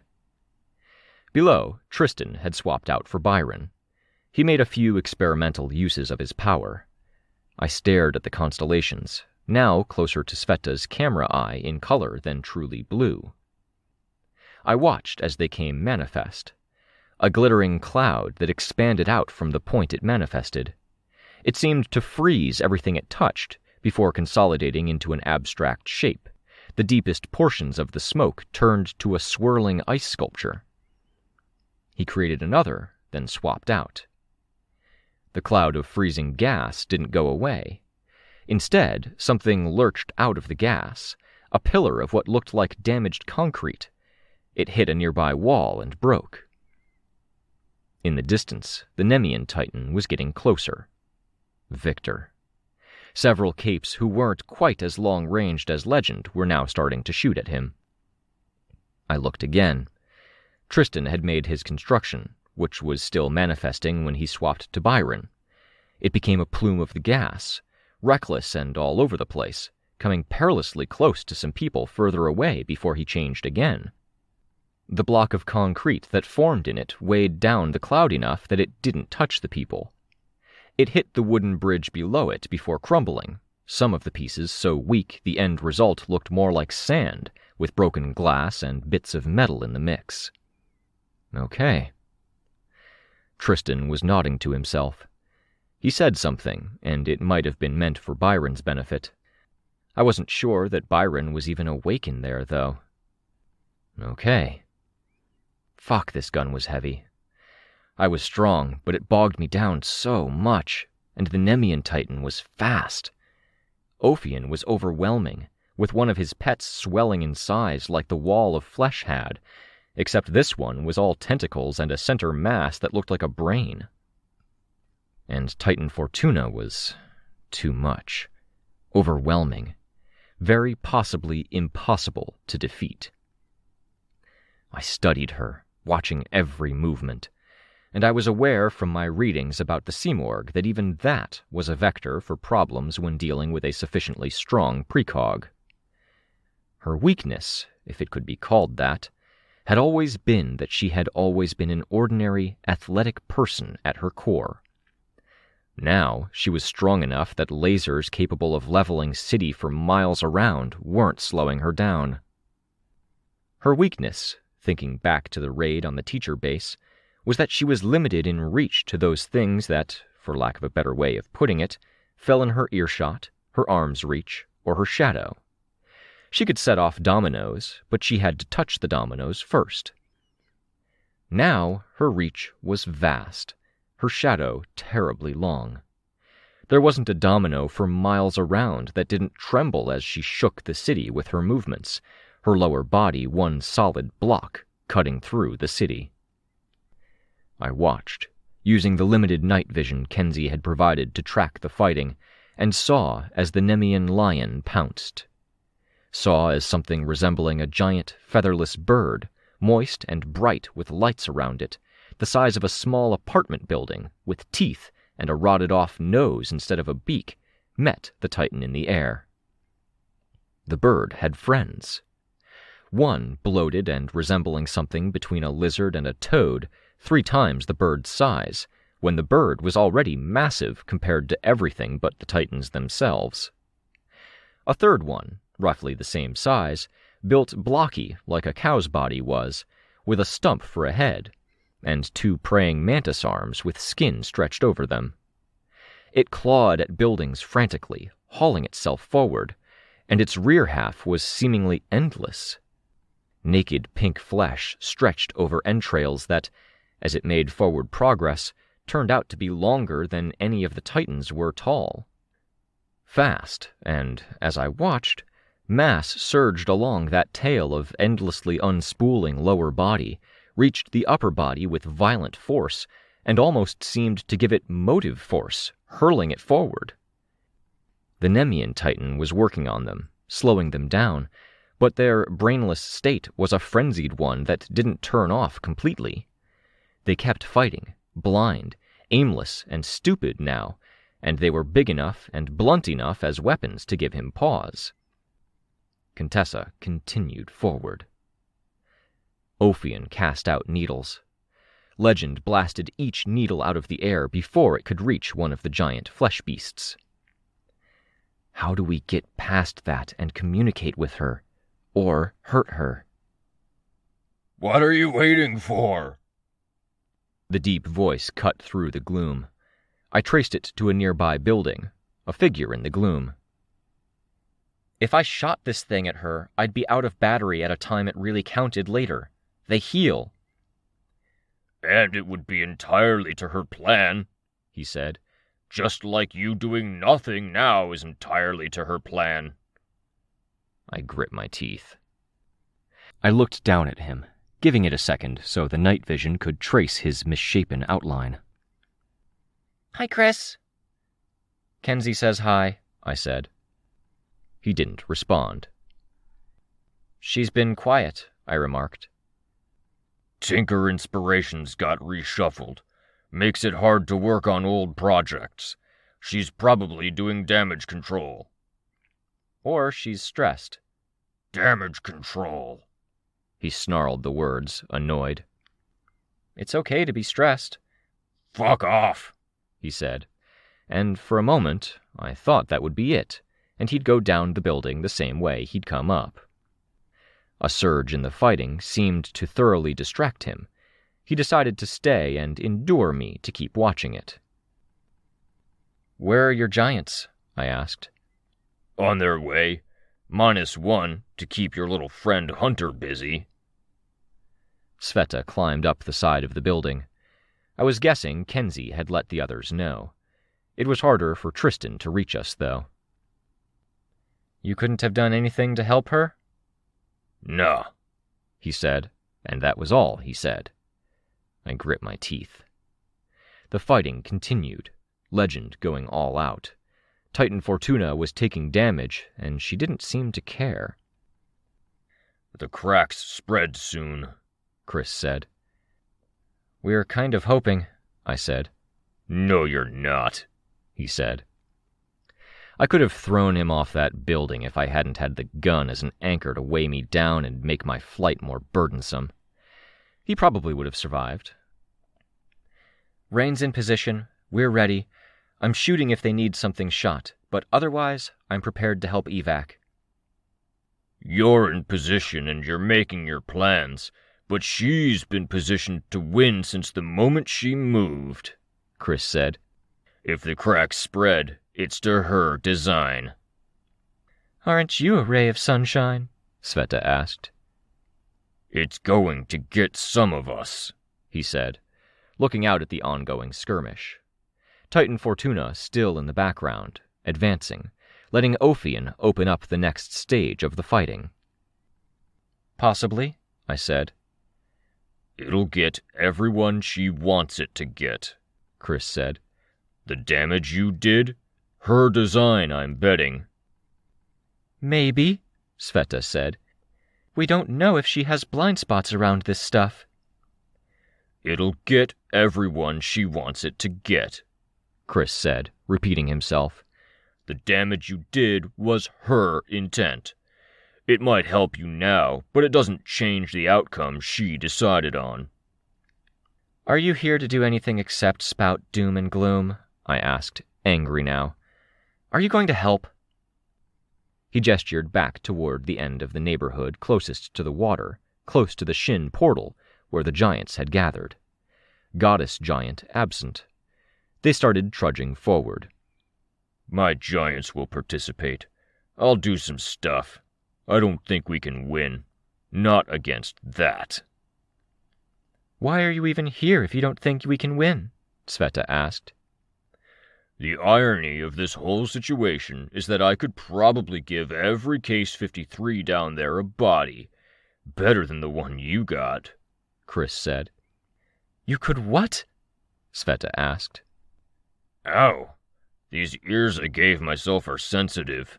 You're shrill." "This whole time?" "Probably with regular injections, but doable. It would have been like painting a house that's going to burn down tomorrow. I don't see the point. In the big picture, we were only ever going to get a couple of years before the next world-ending crisis. Machine army, sea morgue, broken triggers, something. I don't see the point." "You're a selfish asshole," Sveta said. "I am. Absolutely. And the irony is, as much as you want normal pink and brown human bodies, I want as far the fuck away from humanity as is possible. I have since the beginning, when I realized just how sick we all are. Put me on a space shuttle. Let me be a snake that literally eats its own tail forever. Let me be a spider with 50 brains. I don't care. Just..." He extended one black-furred paw out toward the city. "Ugh," he said. "Ugh," I echoed him, though I was referring to something very different. My gaze locked on him. "You want to be a Titan." "If it had to be one of us, wouldn't you want it to be me?" he asked. I had a response to that, and it wasn't yes. I kept my mouth shut, my focus on the scene ahead of us. "You're such an asshole," Sveta said under her breath. "You could have fixed us." "Better to say I could fix you, present tense," he said, staring off in the same direction I was. "New data, new info. The giants are a trove of info." "Oh," Sveta said, mollified. The 3 attached flesh monsters were dying in the fight against Nemean, which saw another one lunge into existence, a very phallic-looking snake with a circumference matching many of the buildings around us. "Was that actually you being nice?" I asked. "You could have let her hate you." He looked annoyed at that. "If I was, and I wasn't, it's still putting paint on a house that's going to burn down." "So you say, but you're lonely and scared, so you came to old acquaintances for company," I said. "Fuck that," he said. "It's a scary situation," I observed.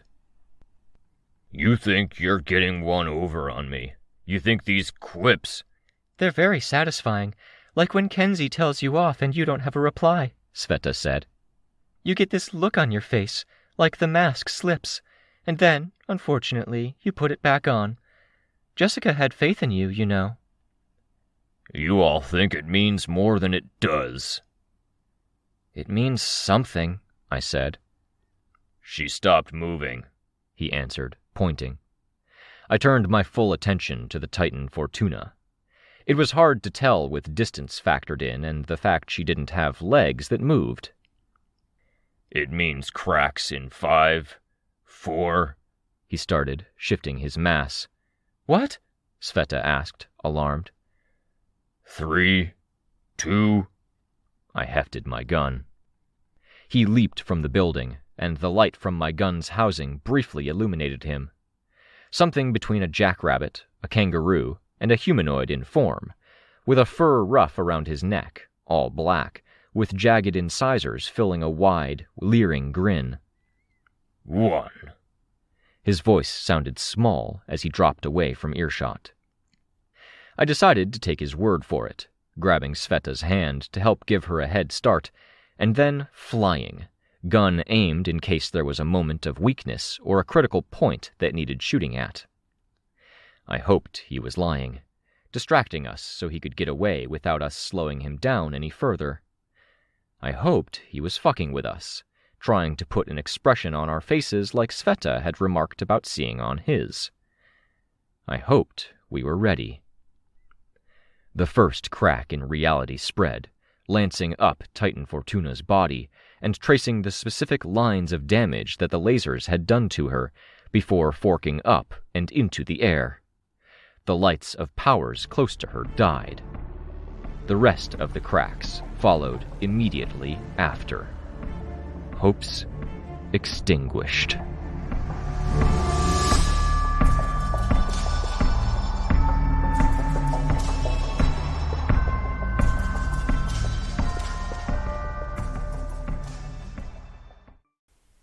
Infrared, 19 B.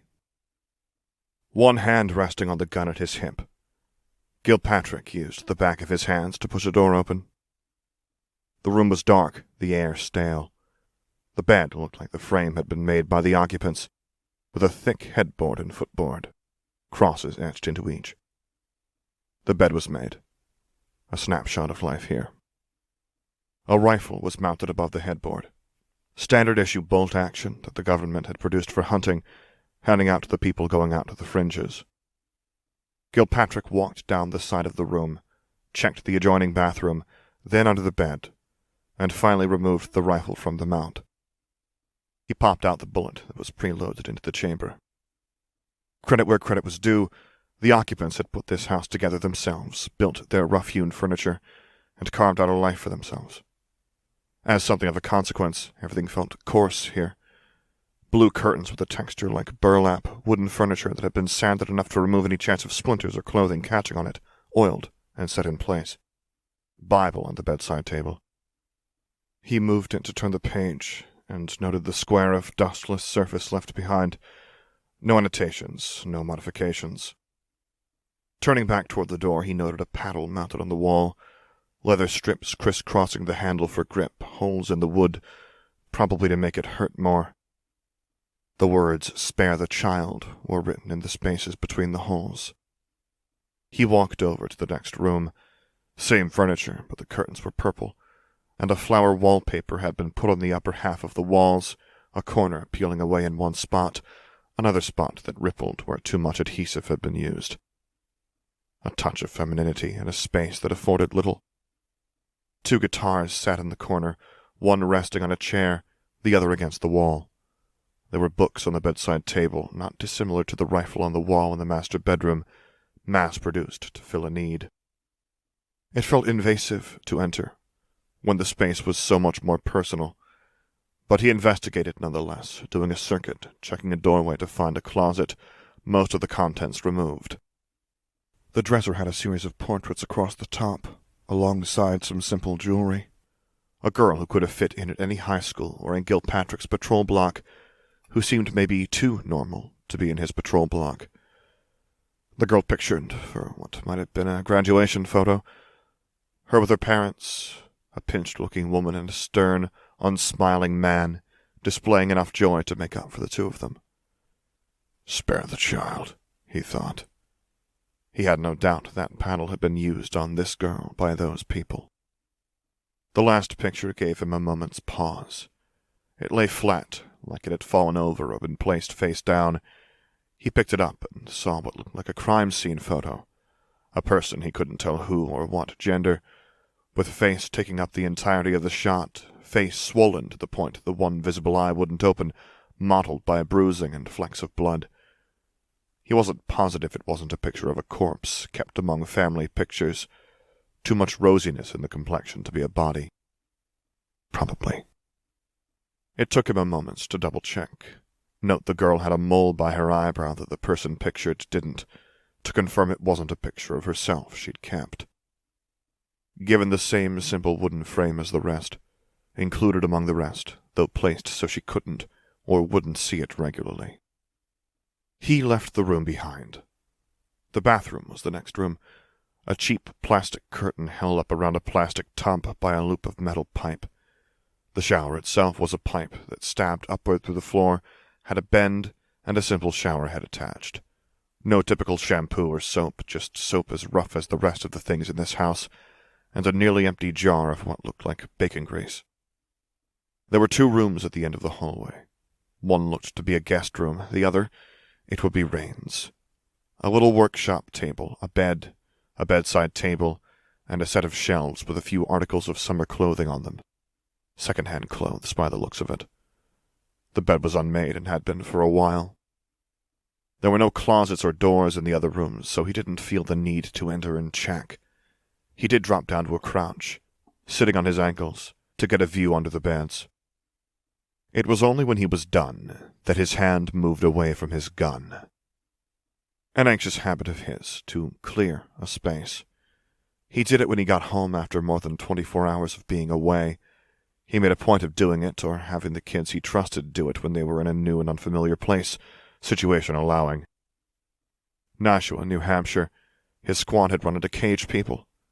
8 feet tall, thick around the chest, bearing improvised weapons. They had captured people as power sources, scooping them up, shackling them in 50 places, and using the shackles to position them, leg inside the caged person's leg, arm inside the caged person's arm, head inside the hollow head peering through the grate-like mouth. Unwilling passengers and power sources who, because humans weren't 8 feet tall, often suffered breakages to all 4 limbs when the caged people's limbs bent at different points than the passengers. One of the passengers had been caught within 2.5 days, dehydrated and delirious, with severe damage to all 4 limbs. 2 more had died. He still remembered the sounds, and those frantic fights where they had tried to dismantle the things without hurting those within. They'd never caught, found, or heard of the master who had created the things after the incident. In Manchester he had checked in regularly with Lucky Brake, a kid with powers. Wards were a non-consideration, according to the kid, and at 16 he was old enough to be emancipated and independent, yet too young to take good care of himself. Then, 25, Gilpatrick had tried to offer the best advice he could, while watching the kid ping-pong around the local Cape scene. At an age when many kids were still figuring themselves out, LB had been flirting with villains, trying his hand at being a mercenary, and doing odd jobs for odd teams. Gilpatrick had pulled strings when the kid had been brought in for questioning, had let stuff slide or pretended not to know the full story just to stay close to the kid, because the alternative had been that the boy wouldn't have had any guidance at all. But Lucky Brake found what he was looking for, apparently. Then 17-year-old LB got into a relationship with villainous Pirouette, or Piro for short. Gilpatrick couldn't know the woman's age for certain, but between her visible tattoos and how long he'd known she'd had the tattoos, he was comfortable putting her somewhere in the neighborhood of 32 to 34. The start of the relationship had coincided with the end of Gilpatrick's ability to get LB to listen to anything he said.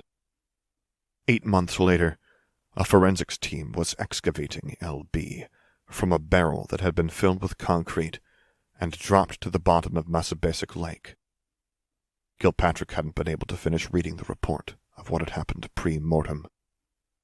No knowing if LB had cheated his team and invited reprisal, or if it was connected to Piro being seen with an ex of hers just weeks after LB had first disappeared. No knowing if there was something else he could have said, or if it would have been better for him to take the kid by the shoulders and shake him violently until he came to his senses, or scream at him, beg, or make the offer of a couch to sleep on for just a day or a few hours of normal. Or if being known to exchange a casual hello with the guy in the PRT jacket had marked LB out as a rat, and doing absolutely nothing at all would have been best. It made the dark corners of the world feel darker, so Gilpatrick investigated the corners. He stopped at the girl's bedroom door again, standing in it, staring out across the room at the picture. More than a moment's pause this time. A minute. "Gil!" Gilpatrick turned. Rain stood halfway up the staircase. The boy was, like so much about this house, rough at the edges. Small old scars, an uneven line to the nose, hair short but not perfectly even, with just a bit of fuzz at his cheeks and chin, a hint of acne. He wore his costume without the mask portion of it. Almost the opposite of LB, who had been stylish, polished, fragile, and carried himself like he was invincible. "Sorry. It's my habit to sweep an area if I feel worried," Gilpatrick said. "That's a good idea," Rain said. "I don't think anyone's been here for a while, but we'll be vulnerable while we're in the dream. It can't hurt to double-check." "You're not offended I'm prying?" Rain shrugged. The mechanical arms that were attached to his elbows gave his arms extra weight and made the shrug heavier. "I'd be happy to get any insights. I'm still trying to figure it all out, or even a reminder of what's screwed up about all this." "Your parents, their Bible was normal?" "Aunt and uncle, yeah. They were hardline fallen, but they'd go back to the actual Bible as their tried and true." "How do they reconcile that?" Gilpatrick asked. Rain shrugged again, heavy. "They just do." "Your sister or cousin?" "Cousin." "She packed her clothes, but didn't bring the guitars." "She had 4, I think." Gilpatrick grunted. "I don't want to sound weird about my fixation on this. I know I was just staring off into space. Your cousin's room. Now I'm asking a lot of questions." "Nah, I think you'll find 100 things to stare at and question in this house. I know I do a lot of thinking about little things." "I can understand your aunt and uncle, I think." "Sure." "And I think I have a grasp of who you are. But your cousin, there's a picture on her dresser." Rain tilted his head to one side, then ascended the stairs. Gilpatrick stepped out of the way and let Rain into the bedroom. Gilpatrick watched as Rain found the framed photo in question. "Weird," Rain said. "No clue what that's about?" "Not at all."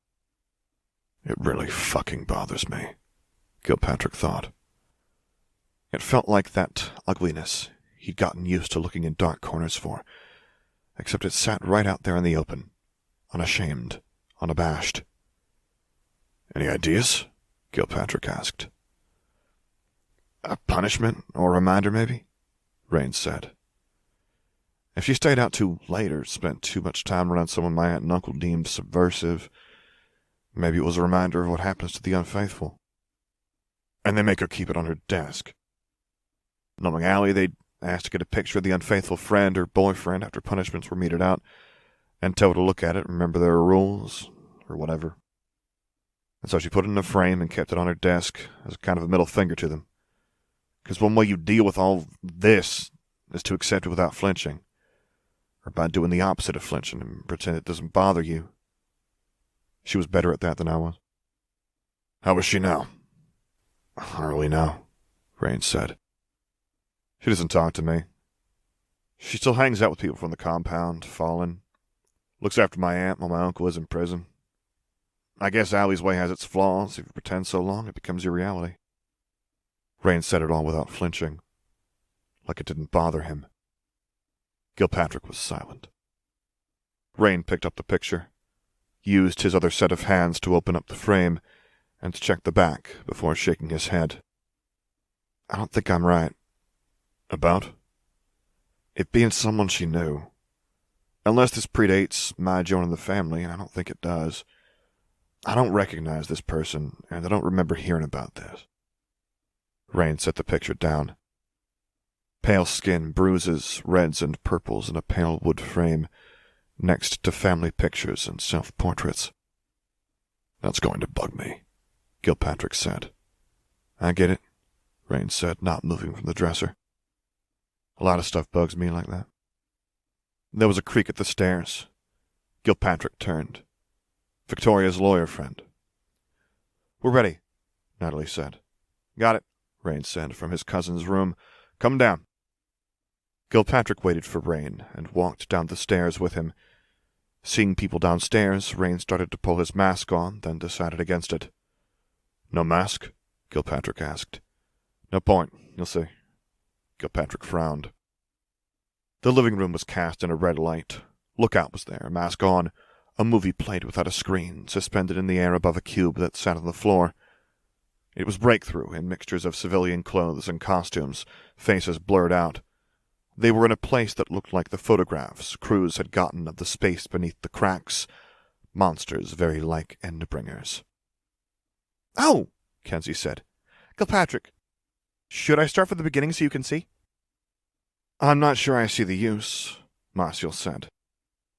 "I'm not really understanding what I'm seeing. Objective?" "Get to where we can adjust the data." "To do what?" Gilpatrick asked. "We'll figure it out when we get there. Depends on the situation," Rain said. Which sounds really confident, but amounts to, "I don't know," Gilpatrick thought. "Now tell us the tactics we need," Marcial said. Marcial was built more like a model than a soldier, but she had her battle scars. One earlobe was missing, her eyebrow was cut in half by a scar where hair didn't grow, and her nose was a bit crooked, owing to an old break. Her hair was pulled back in a ponytail. Veteran New York PRT, a squaddie who had probably clocked more hours on battlefields than any of the capes or civilians still in this compound. They would be high-intensity hours, too. Gaiman was Marcial's friend. In some ways he was her polar opposite, an attractive guy with a sharp nose, jawline, and lips made unattractive by a constant, slight sneer and natural glare to his eyes, wavy blonde hair slicked back. No scars. Gaiman had done his years as a squaddie, graduated to a position where he hadn't been required to carry a gun, and settled there. Not people Gilpatrick would have chosen, had he been given the opportunity to handpick people. He recognized some of the other faces, 10 people in total, members of the patrol and captains of the patrol, Diaz, Early, Bastian, Kelly, Valentine, Hansen, and Cox. He knew half of them and got the names for the other half from names printed on uniforms. "For strategy," Rain said. "To start with, we dream. I have no idea how that's going to work when you have coronas and no powers." "It should work," Lookout said, walking over to the device that was situated in the middle of the living room, a laptop computer attached and sitting atop it. "But how, dream-wise?" Rain asked. When he didn't get a clear response, he said, "The dreams suck, but they're our entry point. After the dreams, stay put.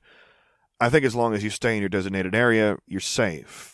We'll all be in a room with clear separation between spaces, and what we're wearing will depend heavily on our self-image, or the agent's perception of what our self-image should be." He paused as if anticipating questions. He got none. Even the patrol kids, 18 or 19, were focused and listening. "There'll be 2 or 3 other people present.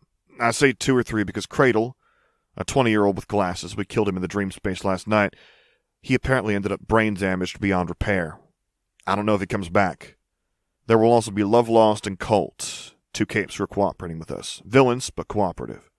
Love Lost has been part of this particular room from the beginning. Colt was linked into it." "You're losing me," Gaiman said. Rain kept going. "Most importantly, there will be a monster present. Our best guess is it will have emotion control powers." He was rambling a bit, but that was fine. The pertinent info was there. It just had to be sorted out. "Standard protocols for dealing with emotion powers?" Gilpatrick asked, to give Rain a bit of a starting point. "I honestly don't know." "General practice is to use logic for emotion-driven pressure," Marcial said. "Think your way through situations when you know your heart is lying to you." "I mean, okay, yeah, I knew that," Rain said. "But I don't know because we're dealing with the heavy hitters, closer to Titans or Endbringers than anything. I don't see that being something you could just think through." "Okay," Marcial said. "We were told this was important," Cox said, a blonde rookie from the patrol. "Why?" "Okay, past the room we're in. To go back a step, we need to get around this monster that's guarding the space, get to the door, and we'll find ourselves in this space."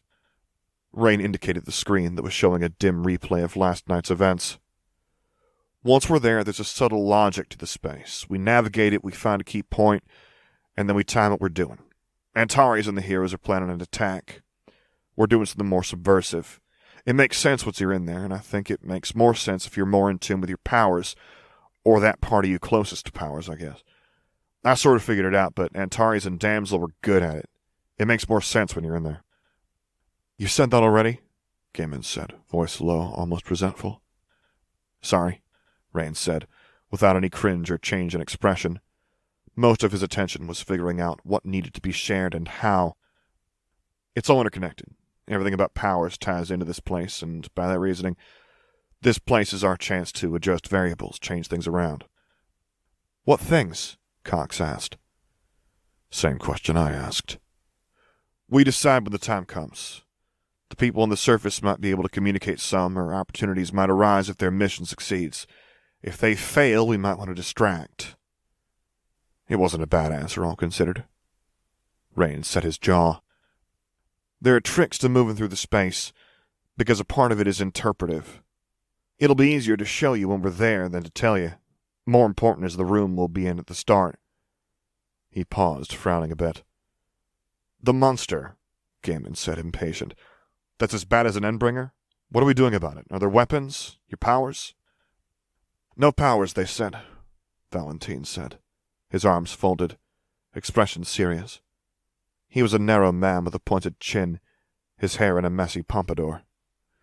You might have weapons, Tattletale did, but explaining why would take time and we only have minutes, Rain said. I'm trying to balance what's important to tell you, and the possibility that meditating and focusing on the right frame of mind and self-image might arm you. You're doing a poor job of briefing us, Gaiman said. Easy does it, Gilpatrick interrupted. I like being armed, Marcial said. Talk us through that. Rain looked down at Lookout, who was tinkering with the box, and to Natalie, who smiled encouragingly from the archway separating the living room from the front hallway and stairs. Gilpatrick put a hand on the boy's shoulder. We're on your side. We're with you in this. Rain barely seemed to take in the feedback, where LB had reacted so strongly to every praise and condemnation, brimming with sensitivity and reception. Victoria, by another stark contrast, had barely seemed to notice things that made or broke other people's moods for the day, but one innocuous cue could see her retreating to her office. We should sit, or get comfortable. Our bodies stay here while we appear over there as simulacra, so being comfortable will help for more than just meditation. I can bring stuff into the room if it helps, Natalie said. Gilpatrick took his seat next to Rain. Had there been any argument that could have frittered away the minutes they did have, there was none.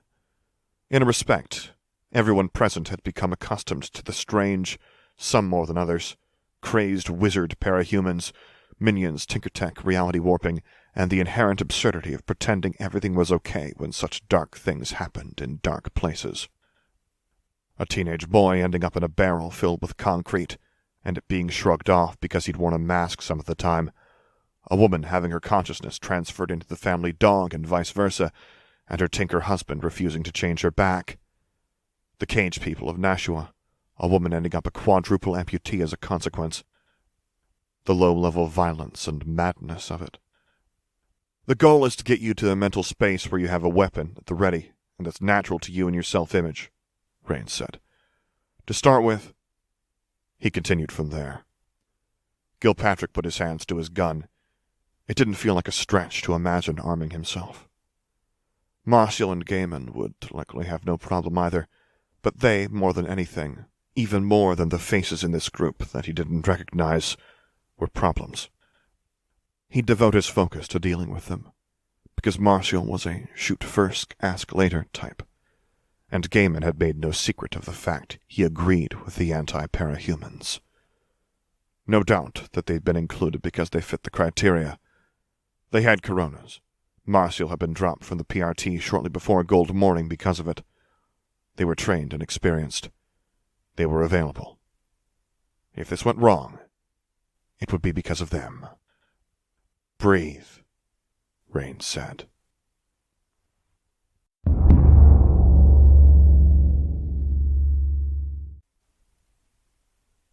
Hey, Mom? Mom. The woman put down a box and huffed out a breath. What? If you got superpowers, what would you do with them? The girl was young, with red hair, freckles on her cheekbones, and an Asian cast to her eyes. Those same eyes sparkled. I never thought about it. Really? Never ever? Never ever, the woman said. To Gilpatrick, it was like his own lips were moving, his own heart beat. He looked at the girl, and he could feel the uneasy love the woman had in her heart for her child. I think about it a lot. I'd be all wizardy, I think, even if I didn't have wizardy powers. I can imagine that. You really never thought about it? The girl asked. She was sweaty from moving things, and nonetheless weaved through the piles of boxes and supplies with a boundless energy. What would you do, really, truly? Think about it now. I suppose I'd hunt down the bad people, and I'd slit their throats. The girl pouted. Seriously? I'd claw into their stomachs, feel their guts hot between my fingers, and drag the contents out of the wound. Because you don't get powers without something bad happening to you, and I don't think there are many things that could push me that far without me wanting revenge of some sort. The words Gilpatrick heard didn't line up with the movement of the lips. I'm interested in real answers, the girl said, her expression not matching up with what had just been said. Bored, irritated, no hint of fear. I think I'd do what I'm doing now, Evelyn. This time the words lined up with the movements of the mouth. Detective work? Everly asked. Mm-hmm. She's law enforcement? Everly took that in. The sparkle was gone from her eye. You seem disappointed. What would have to happen for you to decide you're done? Or to move on to something else? I suppose if you needed me, the woman said. If you got sick and needed care, I'd quit and do something else so I could watch you. Or if I got hurt on the job, which isn't as likely as you'd think from watching television, but could happen. But the little girl stopped there. What? The woman asked. If something's bothering you, I want to talk about it. I thought you said things would be better, Mom. I know the world ended. The apartment is small. I don't care about the apartment. I'm fine with the apartment. It's great. We're so lucky getting to live here when others are intense. I care about you. You made me promise. You swore. The entire apartment seemed to rattle with the volume of the shouts. Eerie. I'm keeping my promises, Ever, the woman said, quiet. No, the girl said, quiet. I haven't had a drink. I don't care about the drinking. Much. I don't care as much, the girl said. She was red-faced now, her eyes moist. I care about you going back. To work, Ever. It's a high-demand position. They need all the law enforcement they can get. And there are survivors who know me and recommend me. It's why we have this apartment. I don't care about the apartment, Mom! Ever's voice took on a higher pitch. The apartment rattled. You just said you liked it. I just said I don't care. I care about you breaking your promise to me. I care that you get unhappy when you work. I care that you get meaner. I care that you're gone all the freaking time and you break even more promises to me. I won't. I told you I'd keep my word, and I will. You just broke your word, Mom. You said things would be different. They will. Now please stop shouting. You'll bother our new neighbors. On my last day of school before everything ended, you were late dropping me off because you worked late and you drank and you got mad at me. And then I got in trouble with the school for being late. They made me stay after school, remember? To get my report card and diploma for my grade? I remember, Ever. I apologized.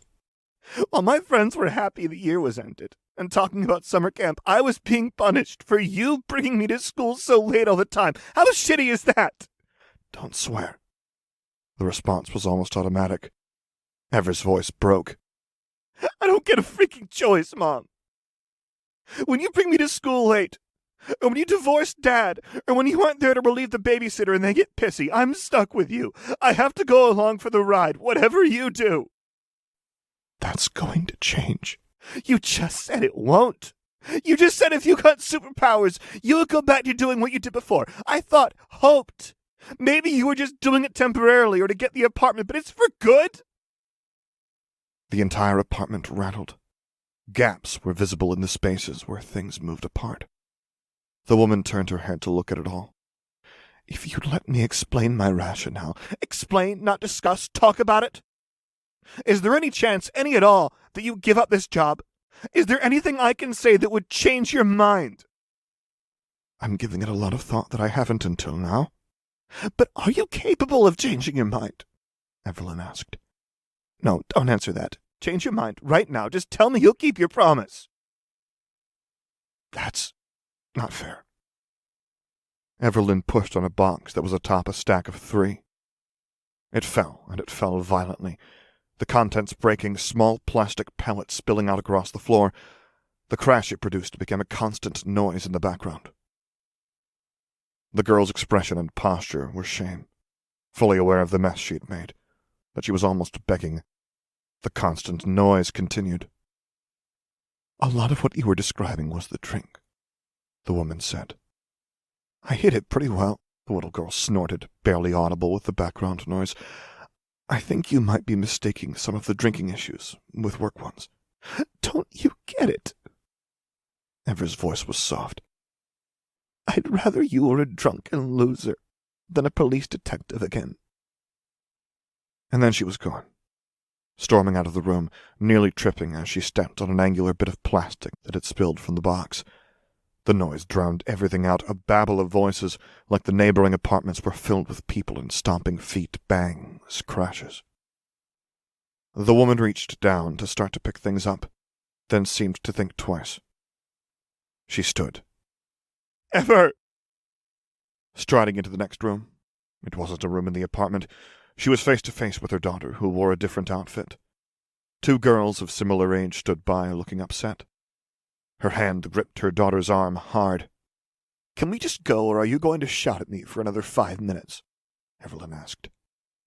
"The chance to go was 20 minutes ago.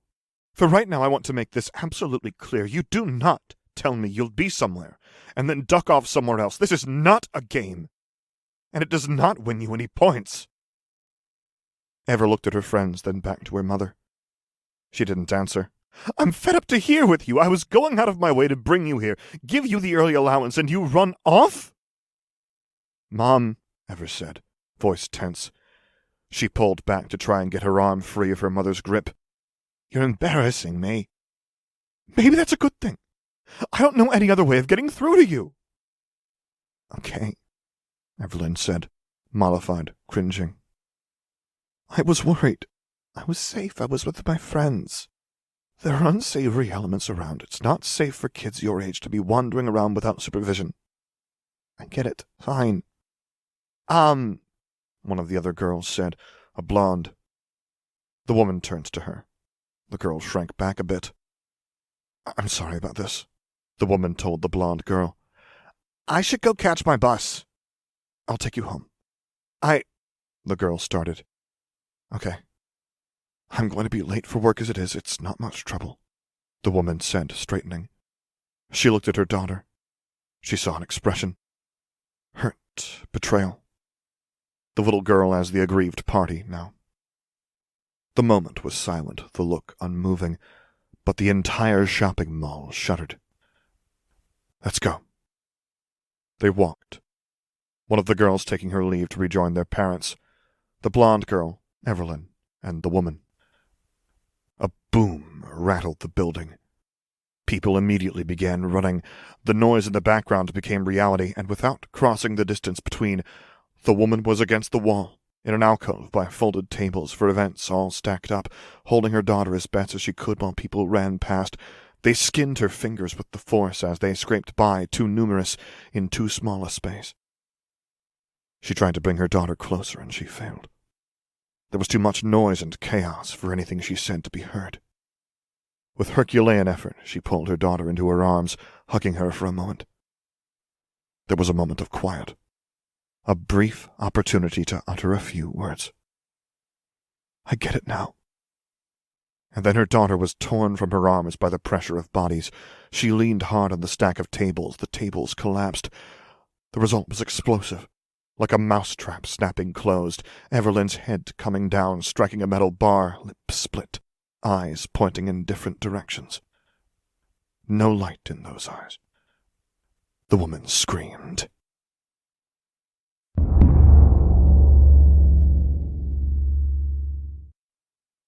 "Don't move!" They opened their eyes. "Don't move from where you are!" Gilpatrick followed the instructions, raising only his head, surveying the area.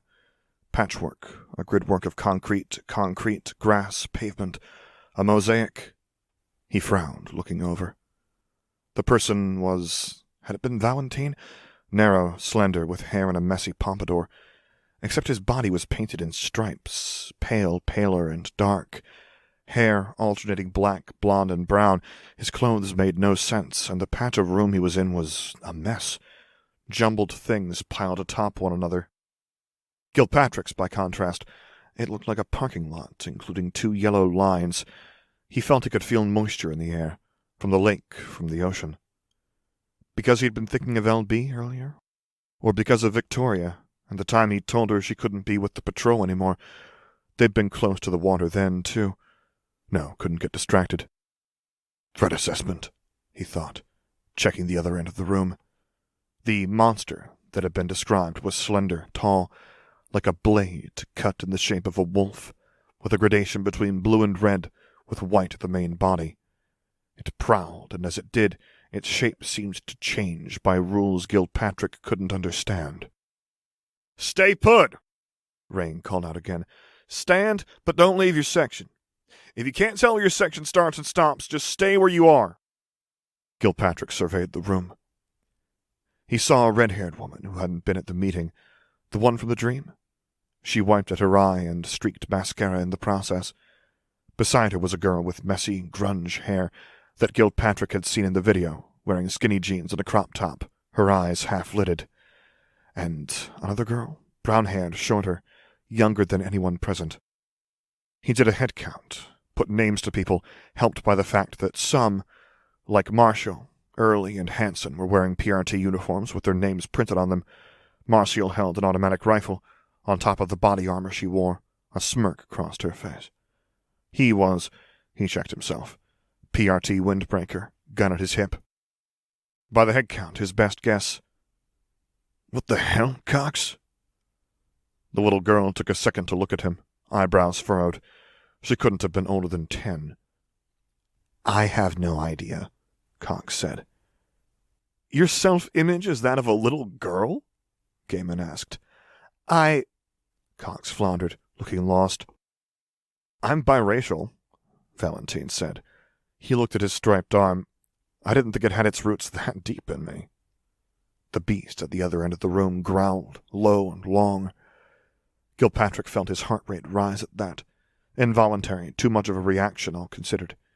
It kept hammering even after the growl stopped.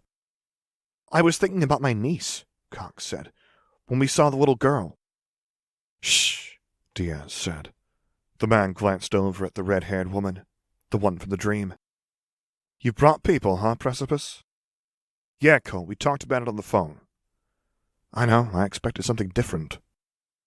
Gilpatrick straightened, adjusting his clothes. He couldn't say it was a fair representation of who he was or what he imagined when he imagined himself, but he couldn't say it wasn't either. He struggled to think of something that felt more familiar or right to him. This really was a thing. "I guess this is our crash course in being parahuman," Gilpatrick said. "Fuck that," Gaiman retorted. The man wore business casual, had no gun. "We don't get the fun powers, but jumping from personal crises to fights against giant monsters feels about right," Gilpatrick said.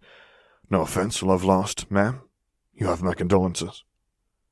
He saw her expression change, her full focus on the monster at the end of the room. "Something just struck me," Rain said. "I should have thought about it sooner." "Yes, you should have," Gaiman said, voice terse, tense. "Shush," Marshall told her friend. "What should you have thought of?" "It's an emotion manipulator. Half of you are armed. What happens if she fills you all with murderous rage, even for a second?" Marshall looked down at her assault rifle. "We're safe once we're through. It can't pursue," Colt said. "We actually never tested that last night," Rain said. "I feel like it's right." Rain nodded, taking that simple statement at face value. "Empty your guns," Gilpatrick said. "What?" Marshall asked. "Bullshit." "We put every last bullet into that thing.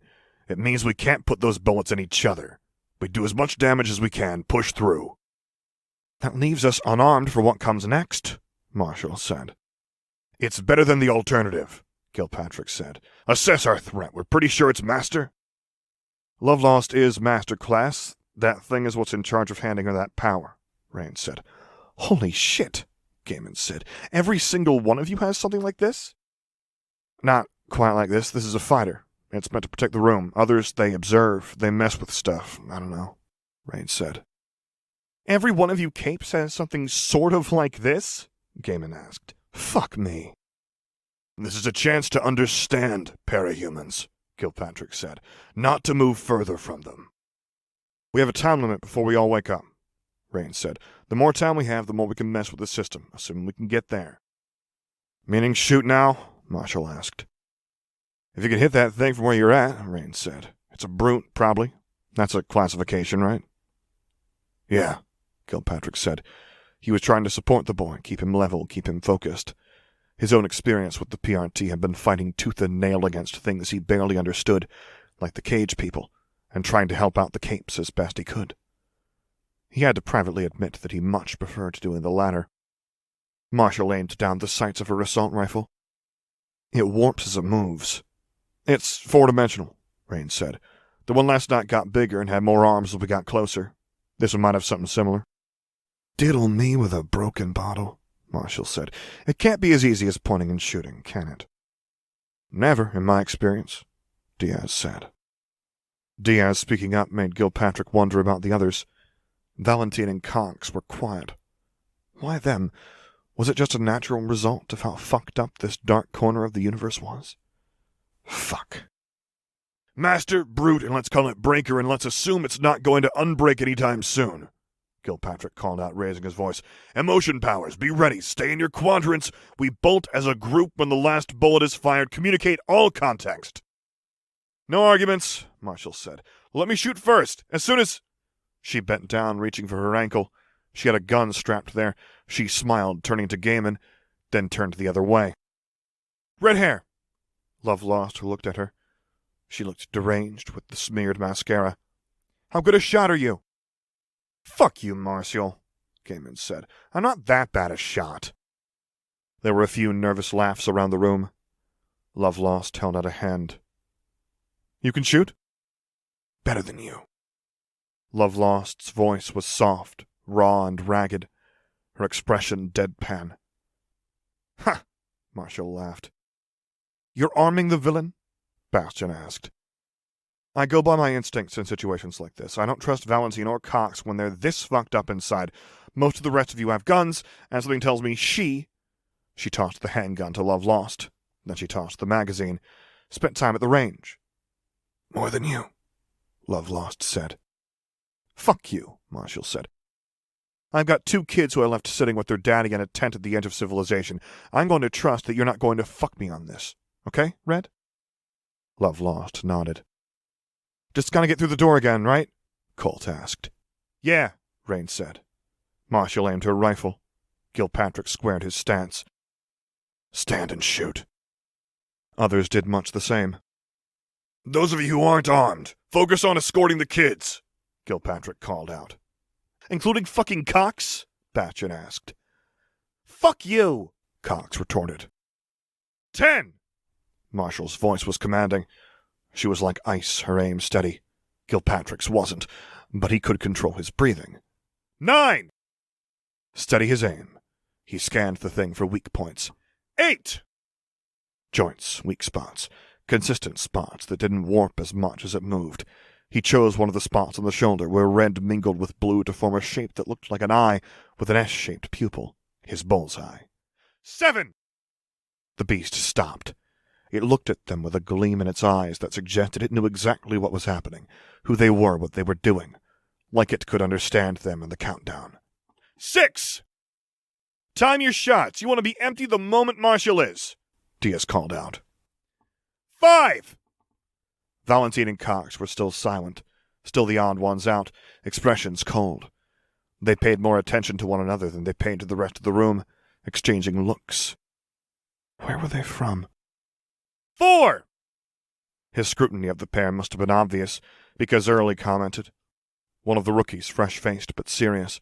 He'd seen the kid toted around by Bash, a captain in training. Weird, aren't they? 3! Kilpatrick looked at Valentine and Cox. Weird how? Even before Cox's name tag. 2! It was faded. Red CPX, Early said, voice quiet. Ink or marker?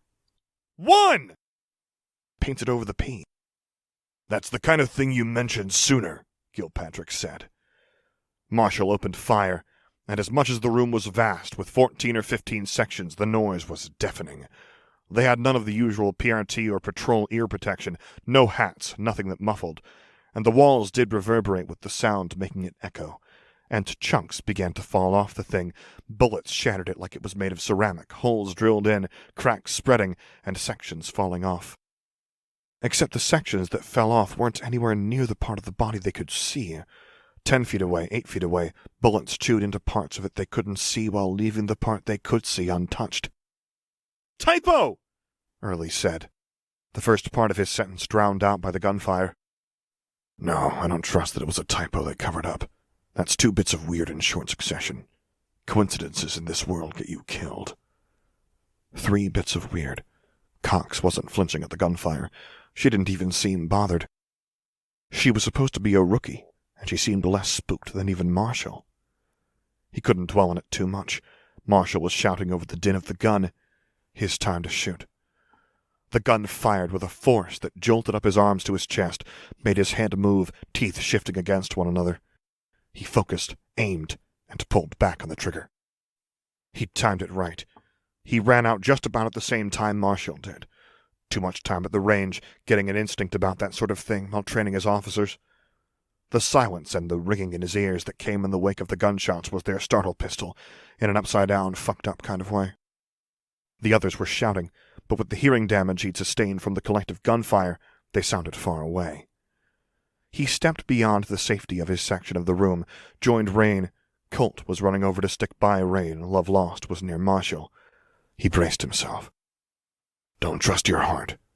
Love Lost uses anger and rage, and the rule of thumb for anger has always been to wait 6 seconds. After 6 seconds, the worst of any bout of anger will be gone. Just endure for 6 seconds. The beast, pieces of it still falling away, its head bowed, growled. Kilpatrick felt his heart leap in his chest. Love Lost screamed at the top of her lungs, as if she could outscream the giant red and blue blade wolf. It gave the thing pause, drew its attention, brought them more running footsteps. 5 to 10 paces closer to the door, as the woman communicated with this thing that had given her powers. That same thing opened its mouth, as if to howl.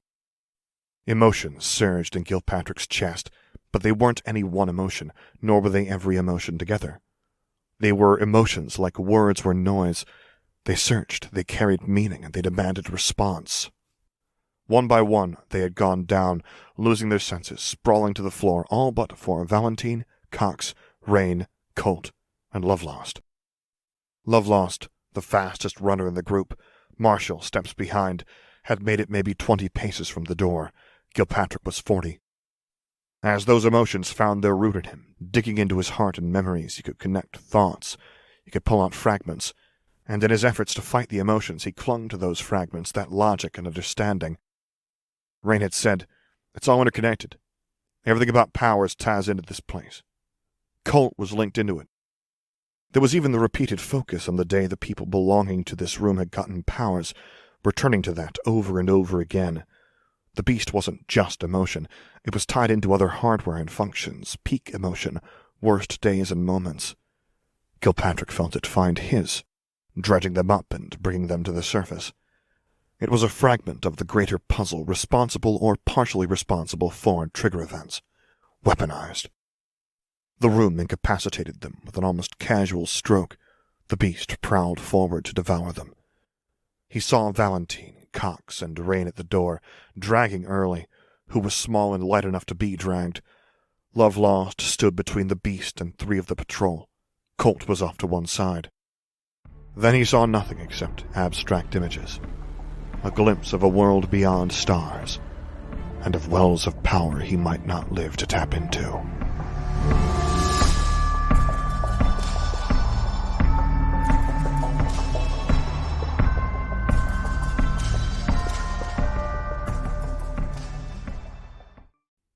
Infrared, 19.C. I'm lying on the floor. I'm as good as unconscious, vulnerable while an alien beast stalks me. The thoughts grew dimmer, the thoughts of the scene taking over, louder than whatever he could voice in his own head. "We need something for over the bed," Miranda said, paging through the art. Images were printed out and blown up, each within a plastic sleeve with rigid black borders. "I like leaving that space blank." Miranda reached over to place a hand on his cheek, a little bit condescending, dismissive, but fond. "It's too Spartan." "We have things on the shelf there," Gilpatrick protested. "Let's see if anything jumps out at us," she said, moving on, bulldozing past him and away. Gilpatrick browsed, disinterested, half of his attention on his girlfriend, half on the reams of mass-produced art, available in bed and bathroom stores, oversized furniture stores, and here, mall kiosks. She was beautiful, and he knew she worried. 3 times this month he'd had mobilizations, full kit, guns signed out, briefings in the van en route. Each mobilization had ended without incident, yet he'd returned to find her waiting up for him, worrying. 2 nights ago he had hugged her and she had started sobbing. She knew what the job entailed, what really happened in the background, because her sister had been one of the people affected. It was how they'd met. She cared too much about him, and as a consequence, this wasn't going to work. She hadn't figured it out yet, but she wouldn't be able to endure another year of being on the sidelines. He had the power to perform better, be careful, use all the tricks he'd learned. He knew who had his back. She had none of that. He'd seen it happen with a previous partner, though Heather hadn't felt the impact of powers on her life or the life of anyone close to her. It had taken her longer to figure it out. He had said too much after a bad day, and he'd seen the exact same pattern play out. Telling Heather the bad stuff had been his first mistake. Ending it too early had been his other mistake, because it had made him the bad guy, had hurt her too deeply. He'd kept quiet from Miranda, but she knew enough to fill in the blanks. She was older than Heather had been, and she watched him, noticed his emotions, no matter how guarded he was. He was already saying goodbye to Miranda in a way. In another way, he clung to her in that caring, the tenderness she showed. He would let her realize it was untenable, instead of repeating what had happened with Heather. Maybe it would be a few months if the situations continued, or if he got called out of the city for more emergency mobilizations. Maybe it would be a year. "Sean?" Miranda asked. She stood on her toes to look over the wall of the kiosk, hand raised, finger pointing. He was so grateful for the depth of concern she'd showed, the tears she'd shed on seeing him return in one piece. It made his heart swell and hurt at the same time. He resolved to put up with the nonsense about the decorating of the apartment. He circled the kiosk, stabbed one image of a boat, painted in oils, golds and greens and blues. "I like that." "Name one thing we have in the bedroom that matches that," Miranda said. "The quilted bed cover that's folded over the drying rack, remember? That your sister gave us." Miranda raised her eyebrows, giving it serious consideration. "It wouldn't match the curtains or the rug. Our problem is we got stuff for the bedroom, and a big piece of art is the sort of thing you get first and stage the rest of the room around. We could shuffle stuff around." "I don't like boats, not for a bedroom," she said. "What's wrong with boats?" "They're a living room thing, or a study. If we got a house with a study, I think that would suit you. Boats would work." "We could get it now," he said. "And if I ever have a study, I could move it into there." She made another face. "Other option, we don't put a big piece of artwork up. We have the shelves, plants, we have the clock." "I want art." He pointed at the boat. "I don't want a painting of a boat in my bedroom," she said. She indicated a picture. Grays and reds and a bit of green. A background of blurred brushstrokes, like a haze, hung over the scene. Men and women in white gathered around their altar. He stared at it for long moments, then shook his head. "You're hopeless," Miranda said. "It doesn't speak to you?" "It speaks to me," he said. "But it's not saying nice things." She gave him a kiss on the bicep, a consequence of how petite she was. "You keep at it," he said. "Let me know if anything else jumps out at you. You want to eat before we leave the mall?" "Maybe," she said. He stepped away, sighing. His eyes turned skyward, past the tops of the walls of the mall. It was open space, literal space, black and so filled with stars it didn't seem possible, with nebula hues and a streak of white where the stars were so densely packed together they looked like they were part of the same thing. Something triple helix in form reached across that space, black against a bright backdrop. A complex ladder twisted, reaching across the void. Specks of black, like birds taking flight, jumped from it and took roost, each with a bright trail left behind them. Teriyaki? Maybe Greek for lunch. An abrupt motion at the corner of his eye drew his attention. A boy, teenager, with longer hair, a shiny short-sleeved button-up shirt that would have been better suited to a visit to a club than a shopping mall, and skinny jeans. He'd been leaning against a wall by a bookstore, and the abrupt motion had been him freezing. It took Gilpatrick a second to realize why. "You're not dead set on the boat painting, are you?" she asked him from the other side of the kiosk. "No, Miranda, I'd rather have nothing than have the boat," he said. "But if I had to have something, I'd go with the boat." She snorted. "I'll find something we both like." "I believe you," he said. The teenager hadn't budged. "Waiting for someone?" Gilpatrick asked. "Me?" the teenager asked. "Yeah." "Maybe," was the response, defensive. There were 100 things Gilpatrick wanted to ask, to say. He found himself ruling them out, second-guessing, like this might be a last chance, and one wrong answer would scuttle it. He could have talked about relationships, finding the right people to cling to, but did he want to, here? "What sort of thing would you put up on the wall of a house you owned?" Gilpatrick asked. "What would he ballpark that at? 30% of a none-of-your-business creep?" "I don't know," the teenager said. "Pictures of myself, friends?" First hurdle passed. "I can't advise pictures of yourself. Gives off the wrong vibe if you invite people over. Classic bachelor mistake." It wasn't really a classic mistake, but it was one he'd known people to make. What was this statement? Too critical? 80% chance he was in the clear? 10% he scared the teenager off by being too critical? 10% chance he scared the teen by being too familiar, making it abundantly clear that this wasn't a first conversation?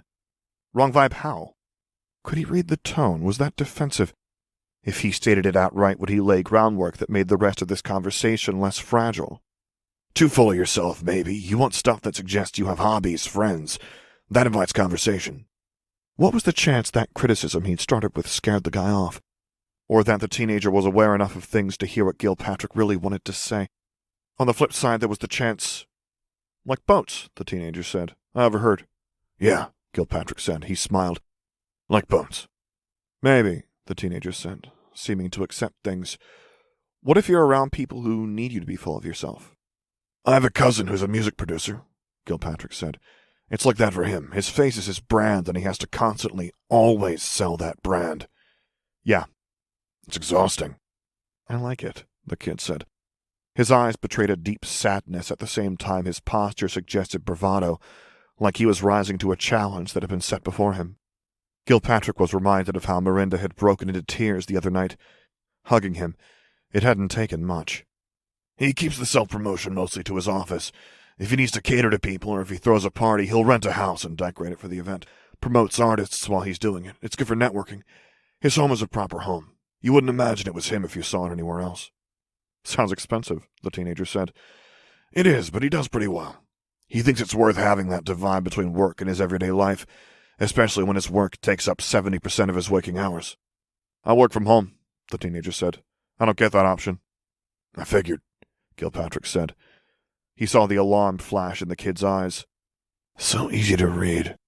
Your generation is usually doing stuff online, streaming, gaming, web pages."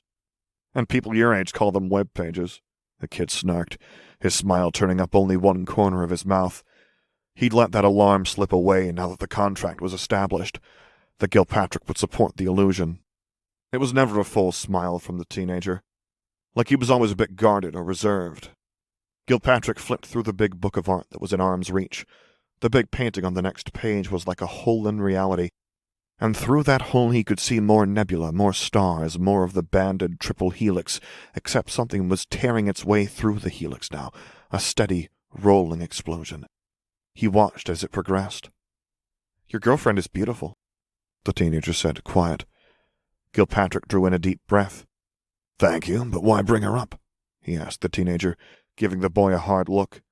As hard as any look he ever gave him, knowing it might scare him, terminating this conversation. The awkward segue felt like it might break this spell. Too guarded. But letting that slide wasn't an option either, because he was genuinely unsure what the boy had meant bringing that up, and there was no way to navigate the conversation ahead without clarifying. "Oh, no, just good for you, man. I didn't mean—" "You didn't mean to threaten her by bringing her up, I know now." Gilpatrick smiled. "You're fine. She's special. Makes me Feel like I'm something more. Like I belong in this world. Really, I don't know what I'd do without her. I don't know what I will do without her. We won't be together in 5 years. Really cool, the kid said. Again, that look in his eyes. Do you have that? A person, place, goal? The kid crossed his arms, guard up, the look deepening. He looked to either side, considering escape routes now. Push too hard. But he wants to have this conversation as badly as I do, or he'd be gone already. For me, getting out on the water, canoeing up the lake with my friend or girlfriend, it keeps me going when work gets tough. I've been tearing down my grandparents' house now that they're gone, but that's work that's too cold to do in winter, too hot in summer. He knew he was rambling, but carrying the conversation further from that hard push, and mentioning things he'd mentioned before in prior run-ins. There's a music event this summer I'm looking forward to, the teenager said. I'd ask my cousin if he could get good tickets for you. He has tickets for everything around here. But you probably wouldn't trust some random offer from a stranger, Gilpatrick said. Again, that half-smile. Exactly right, sorry. No sweat, Gilpatrick said. He smiled. I hope you enjoy that, though. I'm stupidly excited for it. I've traveled for 6 hours to visit one of the bands that are going to be here, at the same venue as another group I've had to catch a plane to see. I'm so jealous. My favorite bands don't do the tours or events anymore. I remember catching a bus to go to an event, rained the entire time, feet churned up mud you could sink in up to your knees. What was that, like Woodstock? Fuck off, Gilpatrick said. I'm not that old. The teenager crowed out a laugh, surprising, loud, and genuine. You! Gilpatrick was glancing back at Miranda as the kid had started speaking, seeing if she reacted to the laugh. When the sentence started and stopped suddenly, he looked back at the teenager to find the guy close-mouthed, arms folded, leaning against the wall, eyes on the ground. Gilpatrick saw a woman approaching and turned his attention back to one of the big books of prints. A picture of a wooden duck blown up to poster size, a map. A hole in reality giving a closer-up view of the triple helix with black, narrow buildings clinging to it in the same way iron filings might cling to a magnet. Everything okay? The woman asked. Yeah, the teenager replied. Gilpatrick glanced back, looking at the woman. She was objectively beautiful, with brown hair in waves and heavy eye makeup. She wore a striped sweater that she practically swam in, but her figure was nice enough that the suggestions where the sweater made contact drew more attention than something more conventional would. The collar was wide enough that one shoulder was left bare, a hint of a tattoo peeking out beneath a bra strap. She closed her long-lashed eyes as she kissed the teenager. Had she been a teenager, Gilpatrick would have felt gross taking note of those things, but the woman was closer to Gilpatrick's age, old enough to be the teenager's mother, though she would have had him young. Opening her eyes, she saw Gilpatrick looking. The look she gave him was long, searching, and unflinching. She was confident enough to look away, searching the area and the scattered people in this particular wing of the shopping center. He and I were talking art, the teenager said. Come on, she said, one hand on the boy's back, and she didn't break contact for a second as she steered him around, leaving. At the same time, Gilpatrick noted that she crossed from standing at the teenager's right to standing at his left, putting herself between him and Gilpatrick, making it harder but not impossible for the teen to glance back over his shoulder. You! Gilpatrick raised his voice. Stupid, speaking up now. He saw the woman look back, and he knew he was playing with fire. You want to grab a bite at the food court? He tried. My treat. There was no response. They didn't slow down. Was it a mistake to make that final overture? Was that the kind of thing that got people killed? Would it have been a mistake not to speak up at all? Miranda touched his arm. He turned away from the scene of the teenager and woman walking away. Which one was he? She asked. Or should I not ask? He hugged her, kissing the top of her head. Okay, she said, hugging him back. He stayed there, hugging her, as the walls of the shopping center were overtaken by the emptiness. Stars and nebulas, and a civilization being devoured. The last things to go were him, Miranda, and the image on the one print Miranda had pointed out. Here, at least. A red, muddled background like clotted blood. Men and women in their white forensic coveralls. And in the center, their altar. A metal barrel with concrete within. A slice of a desiccated face peering out, where metal and concrete had been removed.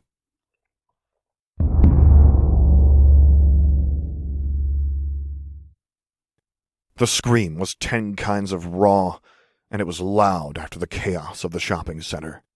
Gilpatrick snapped to awareness.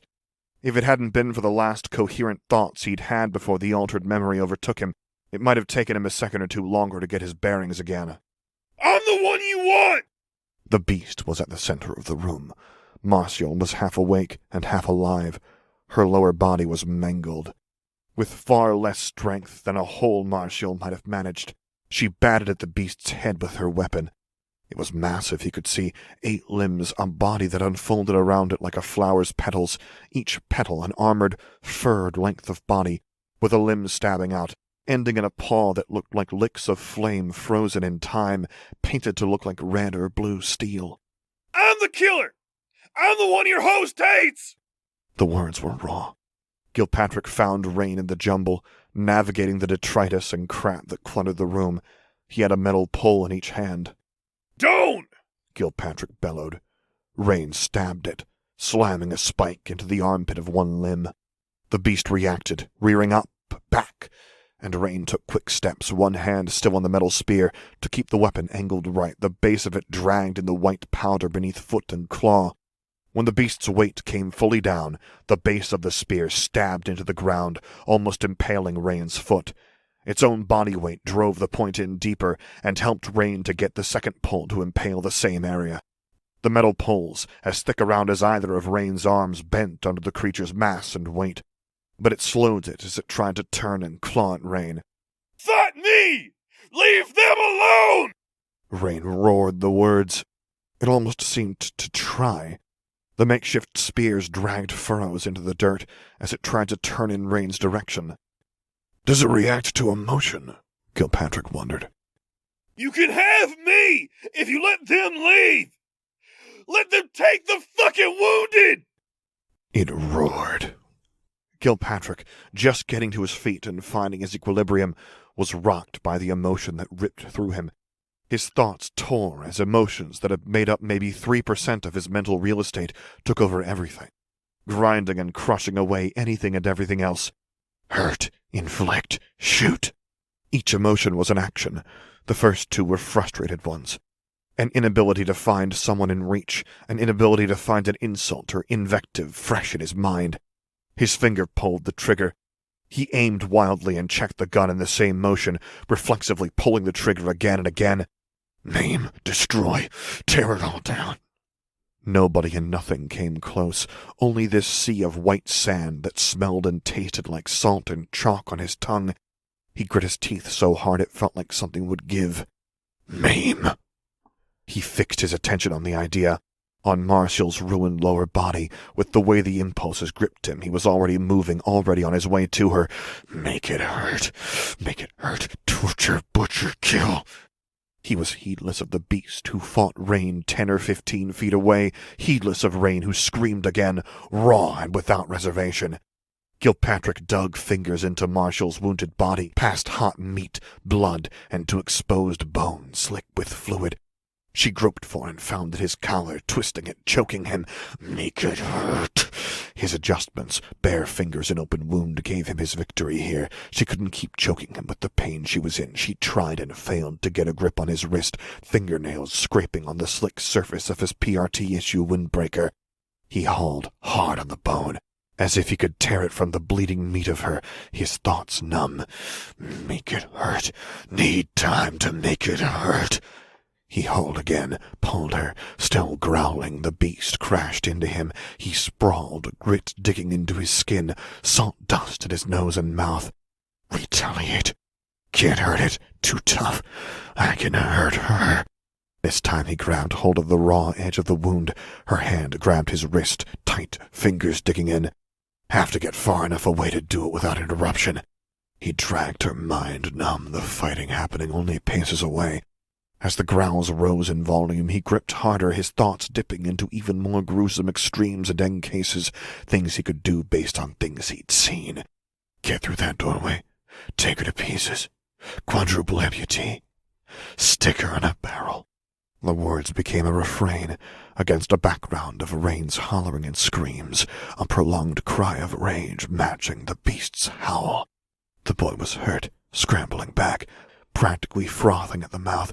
He was bleeding openly now, ribs at his side exposed. Gilpatrick watched as he toppled. Execute. Stomp his head in. Let him bleed. The angry thoughts were almost melancholic. Rain screamed his rage at the monster, rough-voiced, like every bit of pain that had started with a spare-the-child paddle and ended with a furious scrap against a monster 20 times his size in an alien dream could be uttered at once. The scream became the latter half of a word. The red-haired woman came sprinting out of the back room, toward the beast and the boy. "I'll come," Colt said. "No," was the replying bark.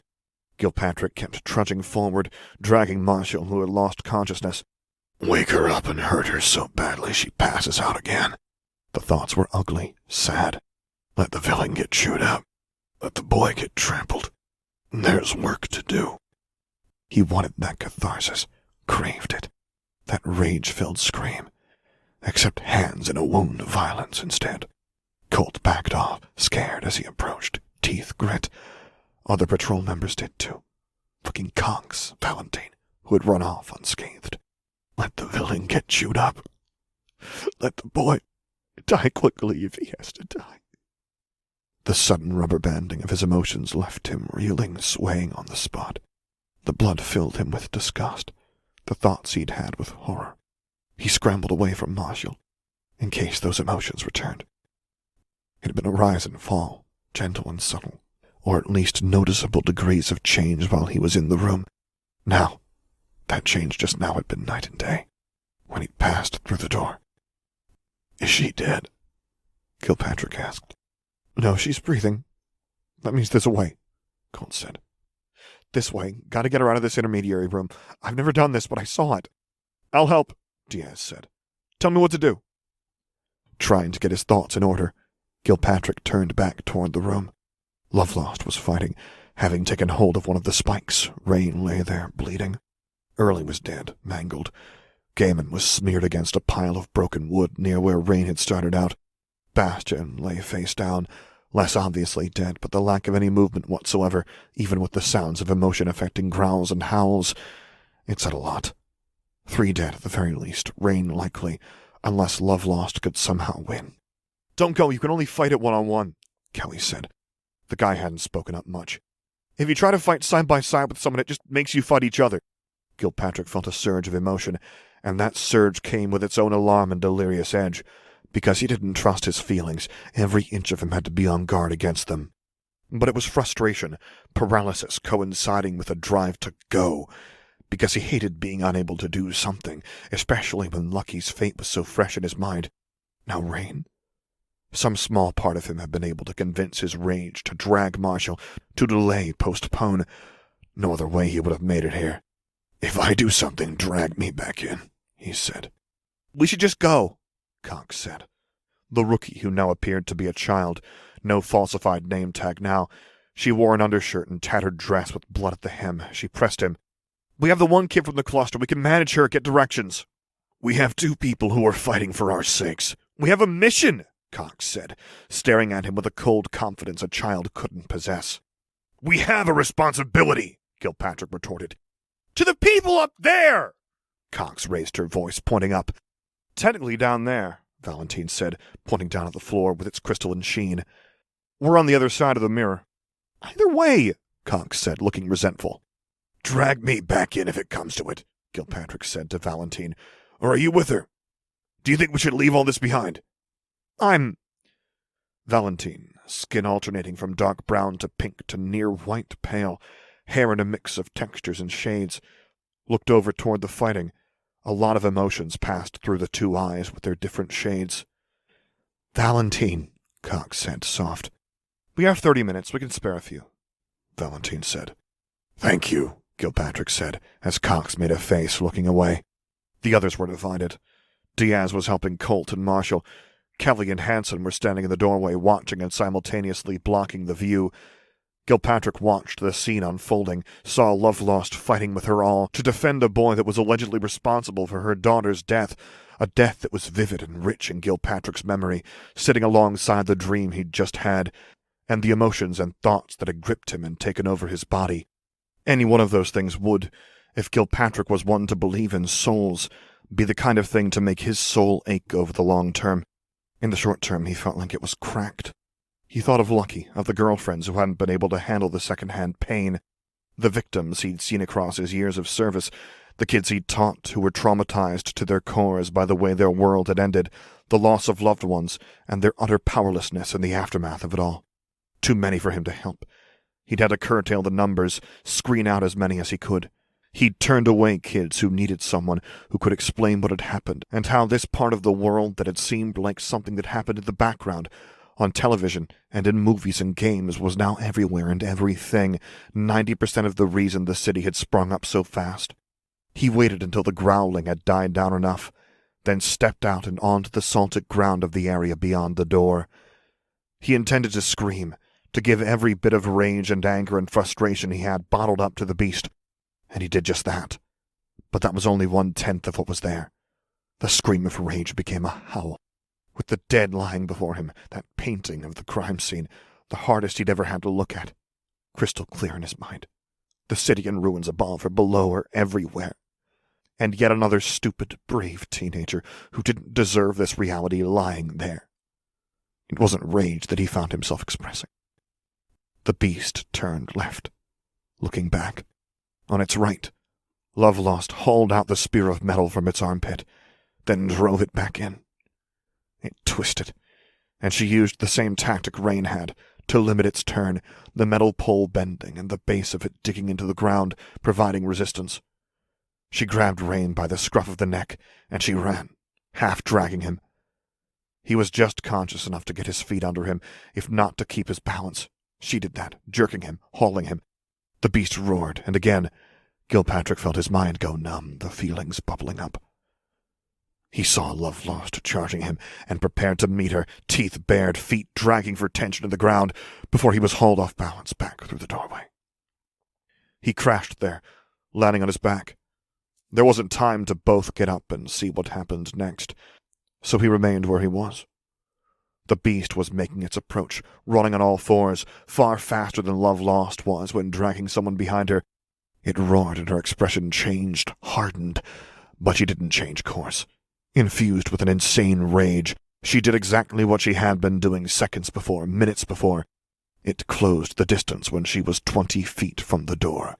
The gunshot was deafening in the confined space. Gilpatrick's hands went to his ears, first the ear closest to the sound. Valentine stood in the doorway, handgun out, and unloaded it, firing into the beast's face. It twisted its head away from the source of the harm, turned a little too far to its right, and again drove the metal spears that were in its armpit into the ground, digging them in deeper, buying seconds. Hansen helped grab Rain as Love Lost crossed the threshold. The beast stopped where it was, still within the room. Everyone present, even the people who had been standing by, like Hansen, was left panting for breath, because even they had been holding their breath. "Thank you," Rain said. Love Lost ignored him, walking beneath the alien statues that stood at the corners of the room, out the door to the outside. "You didn't empty your gun," Gilpatrick said, his head lolling back as he panted for breath, still exhausted from the howl, his desperate attempt to communicate to a thing that communicated emotions. Valentine turned away from the beast, who still stared at them through the open doorway. "I had another magazine stowed where I couldn't get to it in a hurry."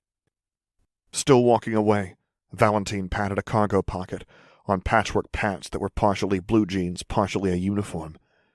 Gilpatrick had heard of something like that, from officers who'd been through the worst of what the job had to offer. Keeping one last bullet, because the dark corners of this world were that dark, the bullet of mercy compared to some of the fates waiting for them out there. A visit from the Slaughterhouse 9 among them. This didn't feel like that. He watched Valentine exchange a few words with Cox. Then the two of them were out of sight.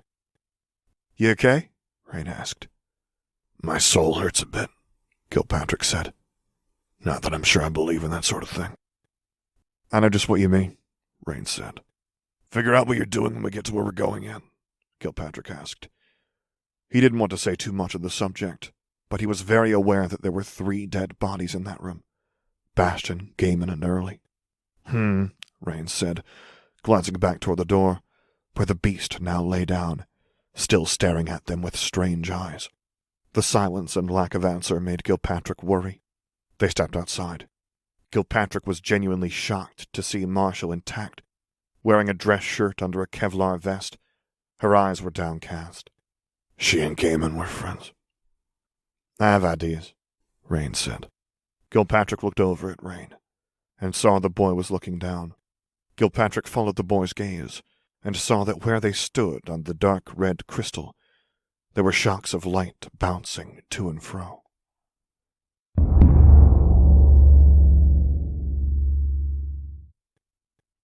They were figuring out how to navigate the space, where up and down weren't necessarily rules so much as they were questions of interpretation. Gilpatrick wasn't as flexible in his ability to flip around what he was focusing on as some of the others, so he reserved his concentration for the long inclines and sprinted up the shorter ones. Here and there they stopped. There were sections where he could almost see through and get glimpses of what was happening on the surface. There were other parts, especially parts where the crystals stuck up or forked or formed pillars, that he could see images and scenes. They tended to reflect the people closest to them. Digging into this stuff tends to draw unwanted attention, Rain said, but we're about to get our distraction. Can we distract the unwanted attention? Cox asked. Gilpatrick studied the girl. It's big, Rain said. Like what we fought in the room, simpler. I'd rather wait. I'd rather do more, Cox said. She seemed to notice the attention she was getting. People up there need us. They're fighting. I know, Rain said. Cox, Gilpatrick said. What patrol are you from? Nils, Valentine answered. She can't answer for herself? Marshall asked, her arms folded. For one thing, I'm out of breath, Cox said. These short legs. You'd be less tired if you curved your brain, Marshall said. Curve your what? You guys are distracting me, Rain said. He peered into pillars, brushed a hand against one, and grimaced. I wish I could swap these to change the scenes. The scenes didn't seem to last long enough to need swiping. They were faces. Some were of people who vaguely resembled Rain. Many sneered or scowled. The girl Gilpatrick had seen in the photo frames in the girl's room appeared, smiling while looking away. What had her name been? Allie? Adapt, Marshall told Cox, walking away from Rain so he wouldn't hear as much. Her arms were still folded. Wrap your head around this place and everything is downhill. My brain is apparently so rigid it can't let go of the fact it thinks I'm a kid. You think I'm going to get it to interpret what is clearly an uphill slope as something downhill? Guys, Rain said. As he leaned away from the pillar, Colt leaned in. The scene being displayed changed to parents, friends, flashing images, none lasting any longer than a second, with a wide variety of expressions. You need more quiet? Gilpatrick asked. Is this it? I need you to focus on, think of loved ones, people you care about the most. Gilpatrick's parents had passed. Just a short while ago, he'd been in a vision telling Lucky that he was redoing their place. His girlfriends were gone. He thought of them all the same, Heather and Mirinda and Val. He thought of students who warmed his heart and gave him hope. He went out of his way to include Jasper in that. As obnoxious as the kid could be, the guy was a force for good in the world. He watched, and he saw the energy at their feet traveling along various routes and courses, dancing along the surface, to destinations so distant he couldn't see them. Okay, stop, Rain said, looking between that energy and the images on the pillar. I need just me, Love Lost, Colt, and any of you who secretly have powers who join this mission. What the shit? Marshall asked. I need all of you to focus on your relationship to your powers. If you don't have powers... I think we might, Diaz said. Okay, yeah, probably, Rain said. You've got the landing at your feet. I'm pretty sure you were connected to the network. The detonation hit at the horizon. A volcano might have erupted and not felt as violent as this did, because this vibration sang along and through everything, ground and air. The plume of destruction was narrow and tall. Had there been clouds, it might have touched the clouds. Crimson dust and chunks of ground. It took 40 seconds to a minute before the shards began raining down around them. Fuck me, Marshall said. The other detonations occurred further away, at points on the distant horizon, the initial blast to their west, 2 more to the east now. Cracks spread along the already shattered landscape. I didn't really think of how fucking hellish it would be to be inside this thing as they cracked it open, Marshall finished. I thought we'd be clear of it. We are, Rain said. Hey, Hansen said, pointing. The images on the crystal were frozen. Every facet of the crystal had a different image, and each image was presently a flickering, snarling face. Rain hurried between pillars, checking, searching. Everything was locked into place. This is our distraction? Cox asked. The prior detonations were dwarfed by what came next. The plume of dust and debris had been like the eruption of a volcano before. At the first site of detonation, there was a second explosion that shattered 3/5 of that particular island. For a moment, the cloud of dust was tinted gold from a light from within. I know I'm fucking distracted, Marshall said, clearly nervous. The entire landscape tilted. It was a question of 2 or 3 degrees, but that was enough to send a carpet of tiny shards sliding down some slopes. I need the people with powers they're familiar with to focus on those powers, Rain said. I see what you're doing, Colt said. She put a hand against one of the pillars. Rain picked up her hand and moved it to another face of the same crystal. I think so, anyway. Off to the side, Love Lost closed her eyes. The landscape had already been a plain of red crystal, segmented into islands by cracks that ran impossibly deep. Now sections sloughed off and dropped away into the abyss. Islands subdivided, lights danced everywhere like lightning crackling along the surface and finding nowhere to go. Distant figures were highlighted. Some evidenced cracks, others toppled. Giants hidden in the darkness. Gilpatrick jumped as a flash of light emitted from where they were, back in the direction they'd come. There, Rain said. The light continued to travel its route, having to reroute, dodging around. That particular island, which Gilpatrick could view as the peak of a mountain with a chunk of crystal atop it, saw segments break away, leaning away from the center mass. That's a thing we can do, Rain said, watching. I'm not sure if it's a good thing, but it feels right. Love Lost reached over, grabbing him by the upper arm. What did you do? Marshall asked. I disconnected you guys. You took these powers we never got to use? Gilpatrick asked. I don't think I could do that, Rain said. He looked at Love Lost. But I don't think you'll be sucked into the dream every night. I wanted to spare you that at least. Love Lost's expression changed, and she leaned closer to Rain, until Gilpatrick worried she might hurt the boy. He stepped in, and she stopped. I don't think we could, Nicole. Love Lost, Rain said. And I don't think I could cut you out of the room, or stop the dreams. We're too enmeshed. Try, she rasped, her eyes glittering. It might kill you or leave you stranded here or something. It could leave you and me and Colt like the Capricorn brothers, except with chunks of each other left inside each other. I could separate them because they were just tacked on. There's been no integration, no information sharing, no interrelated experiences. Show me, she said. Let me see. He said, staring at her. In the background, more crystal was cracking and sloughing off. Don't really trust Eve wouldn't do something. Wow, Marshall said. She jumps in there to save your life, and this is the treatment she gets? Colt said, her eyes wide. I kinda agree with Rain, she would. Love Lost scowled, then turned away.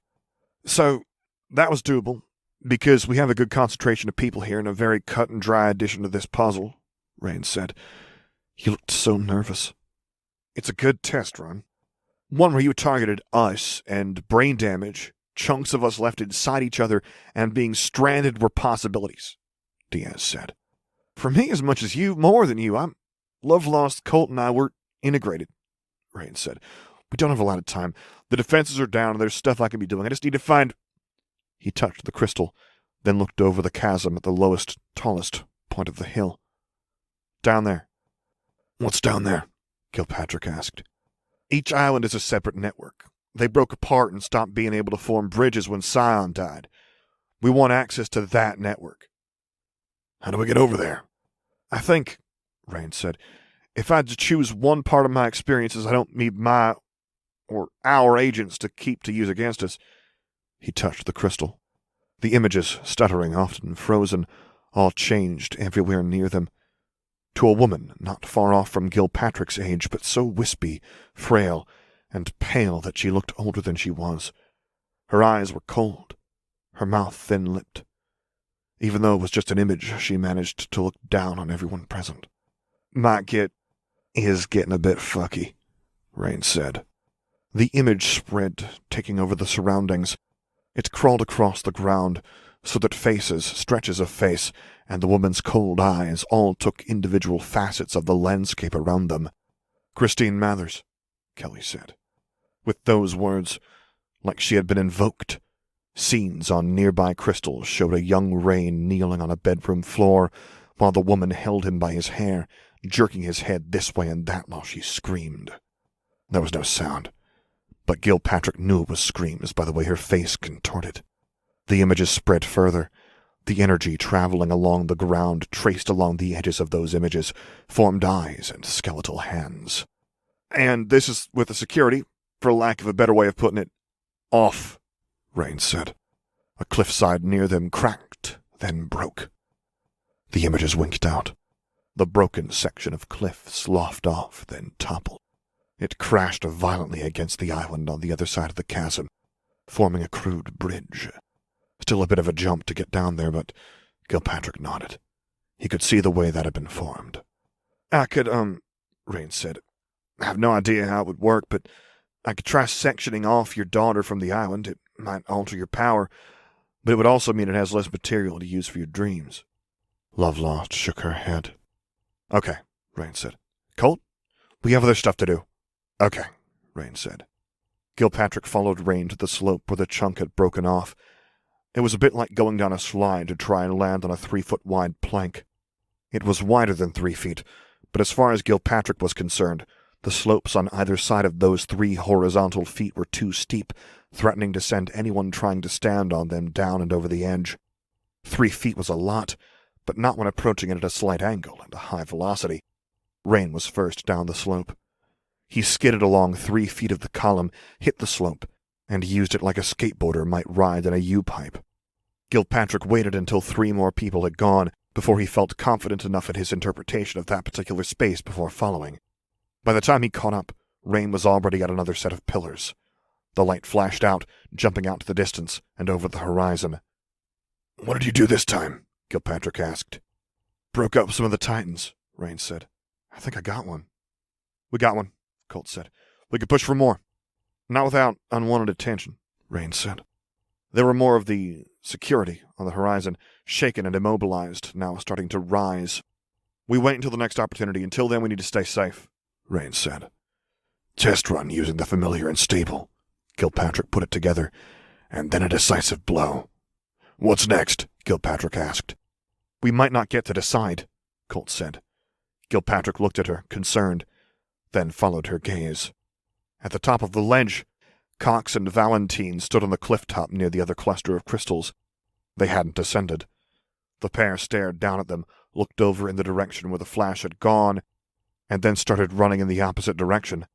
Lovelost was the first one to give chase. Rain was second. Gilpatrick followed.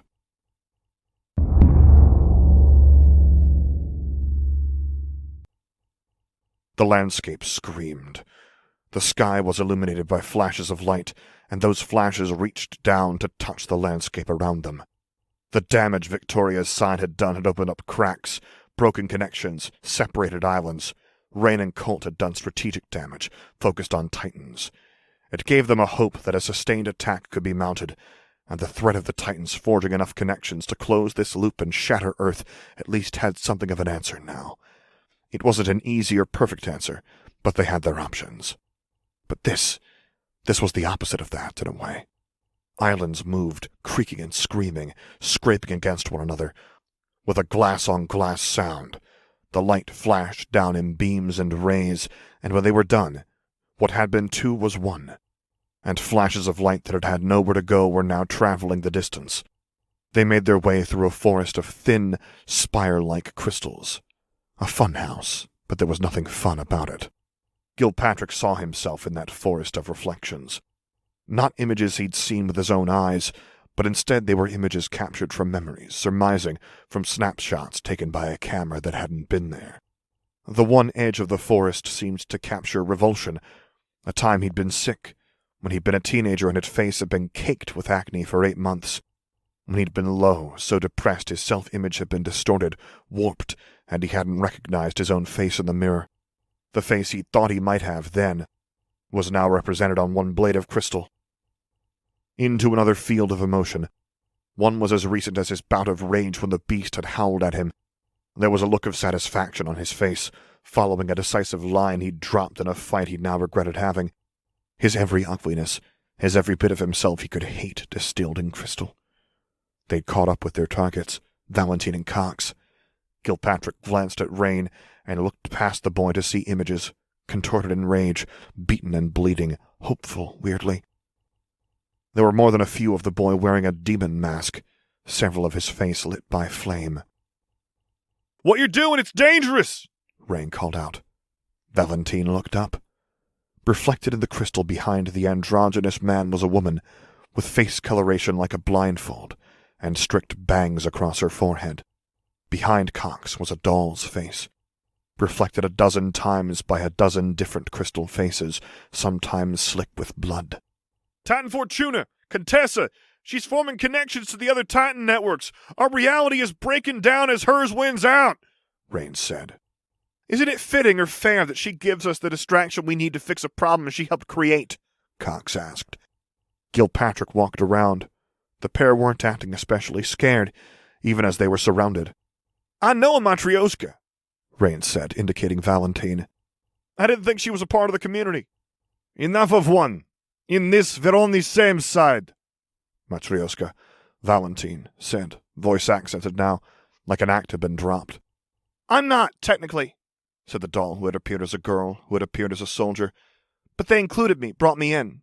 I owe them everything. This body is me, before I changed to that." She indicated the doll heads. "I'm not unhappy. I'm lucky enough I can be human if I can get bodies. They aren't. We can change that." "It's dangerous," Rain said.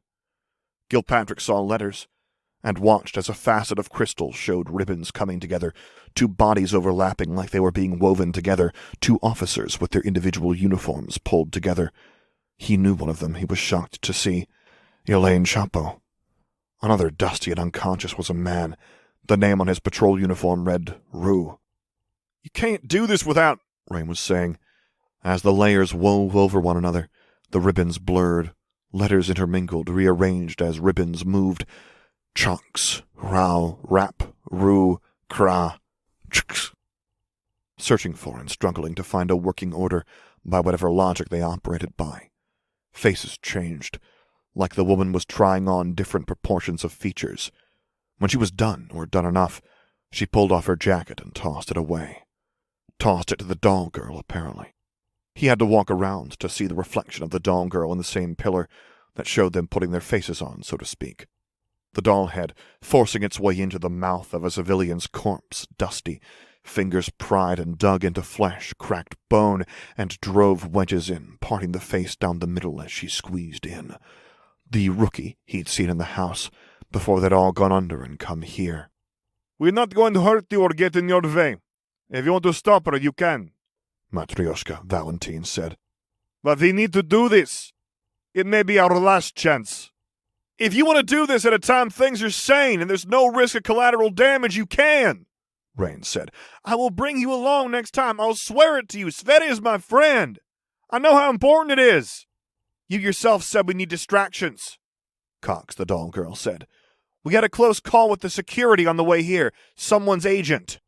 "Please don't do this," Rain said. "You can't build. You can't make things normal by cutting away. We're working with crude tools and a material we barely understand. I wasn't willing to work on Love Lost because she was too deeply integrated. How integrated do you think powers are if they're bounded to people's skin, hair, or hearts?" "We might be running out of time," Kelly called out, late to arrive. "People are signaling. Things are getting bad over there. It's our choice to make," Matryoshka, Valentine said. "I know enough Case 53s who would roll the dice. If those dice included a chance of dying and a chance of being normal." "You have work to do," the doll girl said. You might have an opportunity to send some signals, make some last-second changes. You should leave us to do this. You'll regret it forever. If you end up killing these people you owe so much to, Rain said. I know I have no place saying this when you guys have life harder so much of the time. I've seen enough to say you'll get a bit of a pass, Matryoshka Valentine said. Tough home life. You've bled more times in a week than many people do in their lifetime, I can see it. Rain looked at nearby crystals. Rain, Gilpatrick called out. We need to make all of this worth the lives we lost. Is this conversation going to get us there? I'm trying to stop something terrible from happening, Rain said. Let us work, Matryoshka Valentine said. We don't have long either. The work you're doing is dangerous, Rain insisted. A nearby island was fused into place. In that flash, Gilpatrick worried he could see the silhouette of a titan. I'm worried, Colt said. Rain turned her way. Rain, Gilpatrick said. I've been asking you why you want to do this. Separating the titans is good. It's critical, but we can do more. Rain clenched his fists. Why are you worried, Colt? I think you understand all this from a... Colt grasped for the word. Gilpatrick hated every second of delay. Handyman perspective. You're a dreamer. You're approaching this from an abstract angle, Rain said. Exactly, Colt said. Intuition. I understand the dreams in the dream room. I can mess with them because the power is so close to me. And by that same feeling and understanding, I'm getting a sense of what she's doing by the... Again, grasping. Gilpatrick was tense. He glanced back at the pair sitting in the forest clearing, hands poised near crystals. She who? Fortuna, Colt said. The Titan. The one who's knitting together this landscape and making more Titans as we speak. She wanted the damage to be done the way it was done. She wants this, Rain said. He looked at the two Case 53s. You guys see her as an enemy? Yes, Matryoshka Valentine said. You'll never forgive her? The Case 53s who you're planning to fix, they're never going to stop seeing her as an enemy? Never, Matryoshka Valentine said. Then there is never going to be a way this isn't playing right into her hands, Rain said. The words hung in the air. Light flashed in the distance.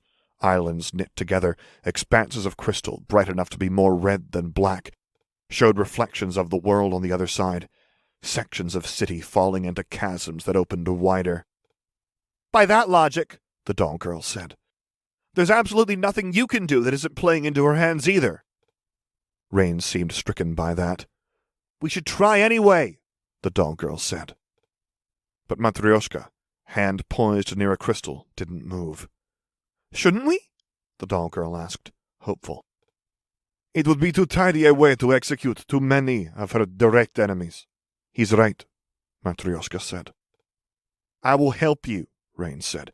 If there is a way to do this, I will help you find it. Just approach me directly. If it's even possible to later, Matryoshka said. She's winning. If she hasn't outright won. Rain shook his head. But he looked lost, spooked, on the edge of panic. Too much on a boy's shoulders.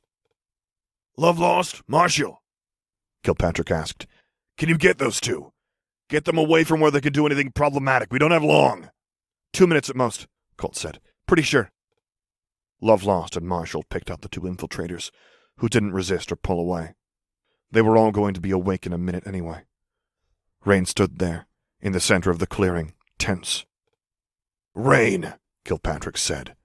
This is part of my job, supporting them. He prayed his words to this teenager would reach, or provide an answer where Gilpatrick had once failed Lucky Break. Rain looked at him. One thing he'd always wanted to ask Lucky, or say to Lucky. Step back. Calm down. If you had a friend who was standing where you are right now, what advice would you give them? Rain shook his head. Wouldn't you tell them, at least, that there's no time left to do anything? We got Skadi away from her peers. That's going to save a lot of lives. Accept that. Rain turned his head, like he was about to shake no. But he kept turning. His body turned. He started running, pushing past the forest of crystals with a violence that saw his hand and shoulder bloody after the moment of impact. Gilpatrick followed. Rain, running to the largest, most obvious crystal nearby, just past the forest, throwing himself at it, so he slid forward on his knees and shins, touching it while there was still time. Gilpatrick watched as scenes were reflected, flickering, briefly lived. An image of a courtroom. An image of Swan's Song, Rain's departed teammate, except more animated and alive than any of the ones Gilpatrick had seen so far. "Pass it on," Rain said, quiet. In the background, Colt collapsed. Others began to topple like dominoes. They were waking up. "What did you do?" Gilpatrick asked.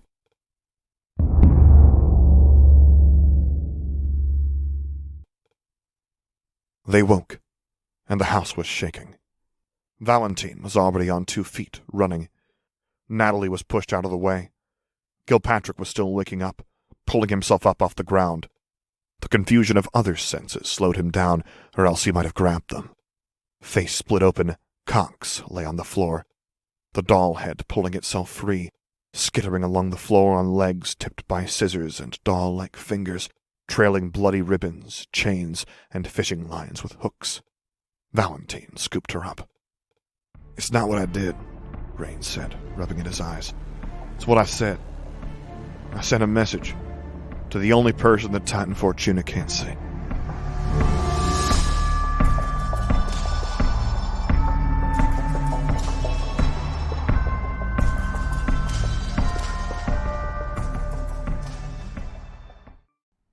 Arc 19, Infrared, Chapter 5. Gold letters, lines, times, and symbols appeared in my right eye's field of vision. Reinforcements were incoming, with capes stepping up. Capes from the distant corners and back lines of the city were being pulled in, and Rain was awake on his way to us. I couldn't even nod my acknowledgement or comment on the subject, because I wasn't sure it was good or right to be inviting capes into this. This was bad. My gun beeped to tell me the battery was low. Between the darkness, the brightness of the laser, and the golden images appearing across my field of vision, it was getting hard to parse what I was seeing. Phantom images, capes moving and doing weird things in darkness, and the natural vagueness of a dark, ruined city made it hard to get a clear sense of the battlefield and where things stood. The cracks were everywhere now. Navigating the points closest to Titan Fortuna had to be like fighting in the middle of a briar patch. Worse, considering the areas one could fall through. Navigating rooftops wreathed in barbed wire. I wasn't in that boat, but I still felt cornered and trapped. My thoughts were going in circles, and that meant they covered a surprising measure of mental territory, treading near thoughts I really didn't want to have. Amy's face in a memory I'd kept locked away. One of the rare times that I might have found myself on the same page as my sister. Neither of us wanted to remember that, and our individual reasonings were very selfish. There was a degree of self-preservation in Amy not wanting me to see her disregarding my wishes, and those 2 moments of shushing me where she'd altered my mind in real time to cancel out my protests, my skin crawled.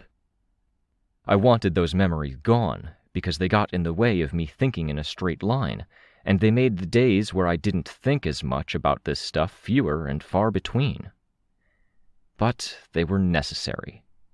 As a warning, as a general awareness of what I was up against. They were context that, for some reason, got me thinking about Contessa, who I was watching now, standing there and healing while the titans in her network fought on her behalf. Chess pieces in the hands of a machine that had solved the game and knew every permutation. And we didn't have the pieces or the knowledge of how to play the game. 2 new titans had joined Ophion, the Nemean Titan and Titan Fortuna.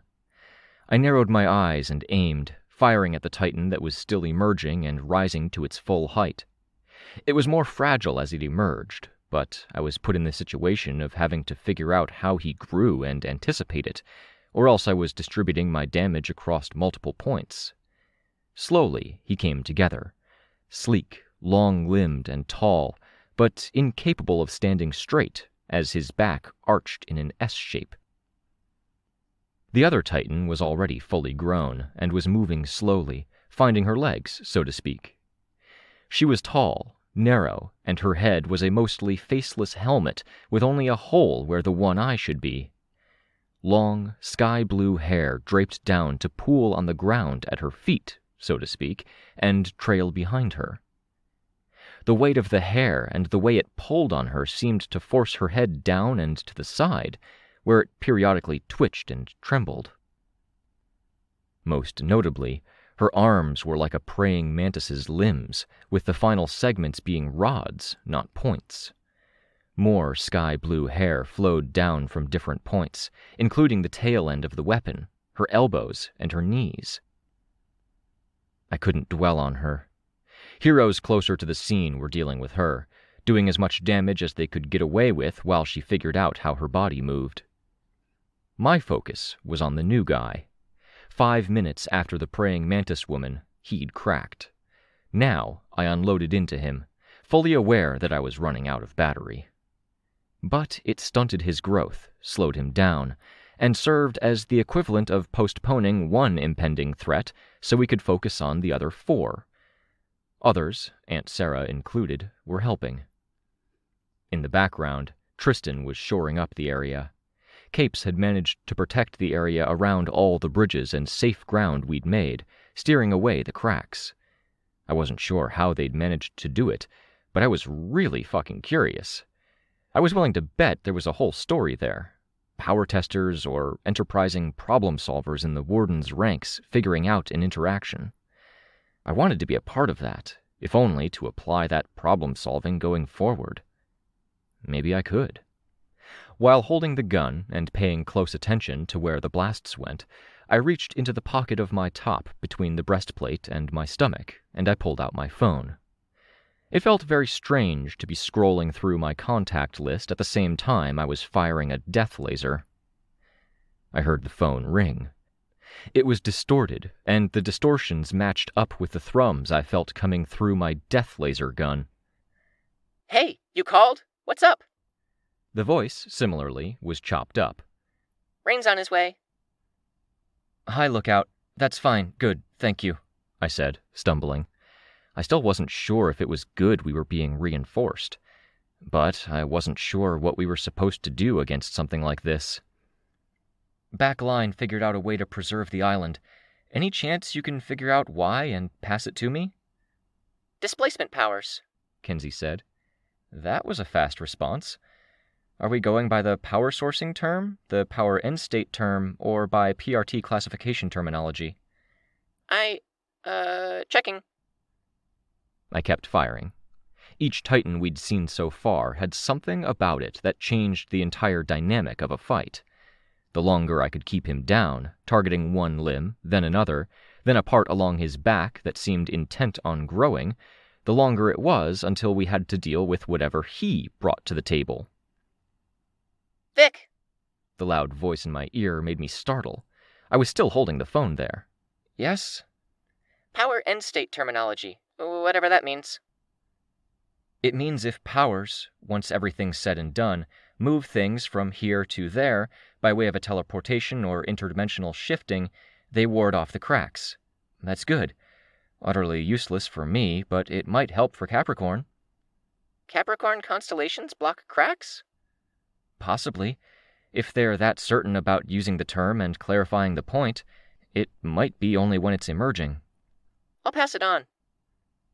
"If the Wardens aren't already telling as many people as possible, try to convince them to, or get people to pass on the word."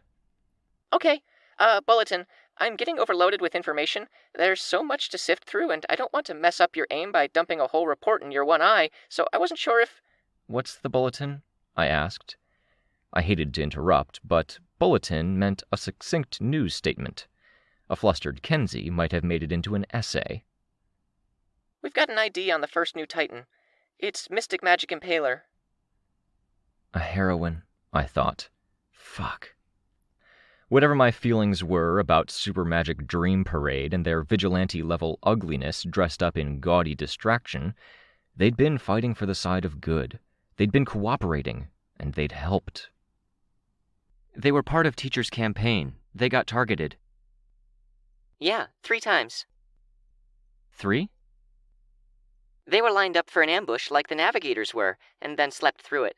Their reputation was attacked like yours was, and they were the capes sent after a villain team Teacher set up to look more dangerous than they were. They were heroes who killed. I wasn't so different from them in that, I was sorry to admit, but I'd never enjoyed it or joked about it the way they seemed to. Why was he so interested in them? I asked. Because they were easy marks? They think it's because Magic Knight Crash knew 2 Teacher thralls once. One escaped, the other was in Teacher's employ. Okay, I said. I still wanted to think it was a consequence for sketchy behavior. She had spear extension and other stuff, I said, keeping my aim on the new, unnamed Titan while watching the Titanified Magic Mystic Impaler enduring massive explosions, chunks being taken out of her. Yeah. Her weapon had weird rules for if she swung it, thrusted, or kept it still. Got it, I said. I noted those praying mantis limbs. The Nemean Titan was trying to get closer to her, but physical barriers were being used to slow him down. He was close enough that capes couldn't get behind her, and had to stick to the flanks and in front of her. He seemed a lot more passive than before. The Ophian Titan was mostly protecting Titan Fortuna, who had slowed down. Here and there, she deflected something incoming, or grabbed a master minion. They've been letting those acquainted with the people who crack name the Titans we end up with, Kenzie reported. Super Magic Dream Parade says they want to name her Titaness Amenunu Hoko.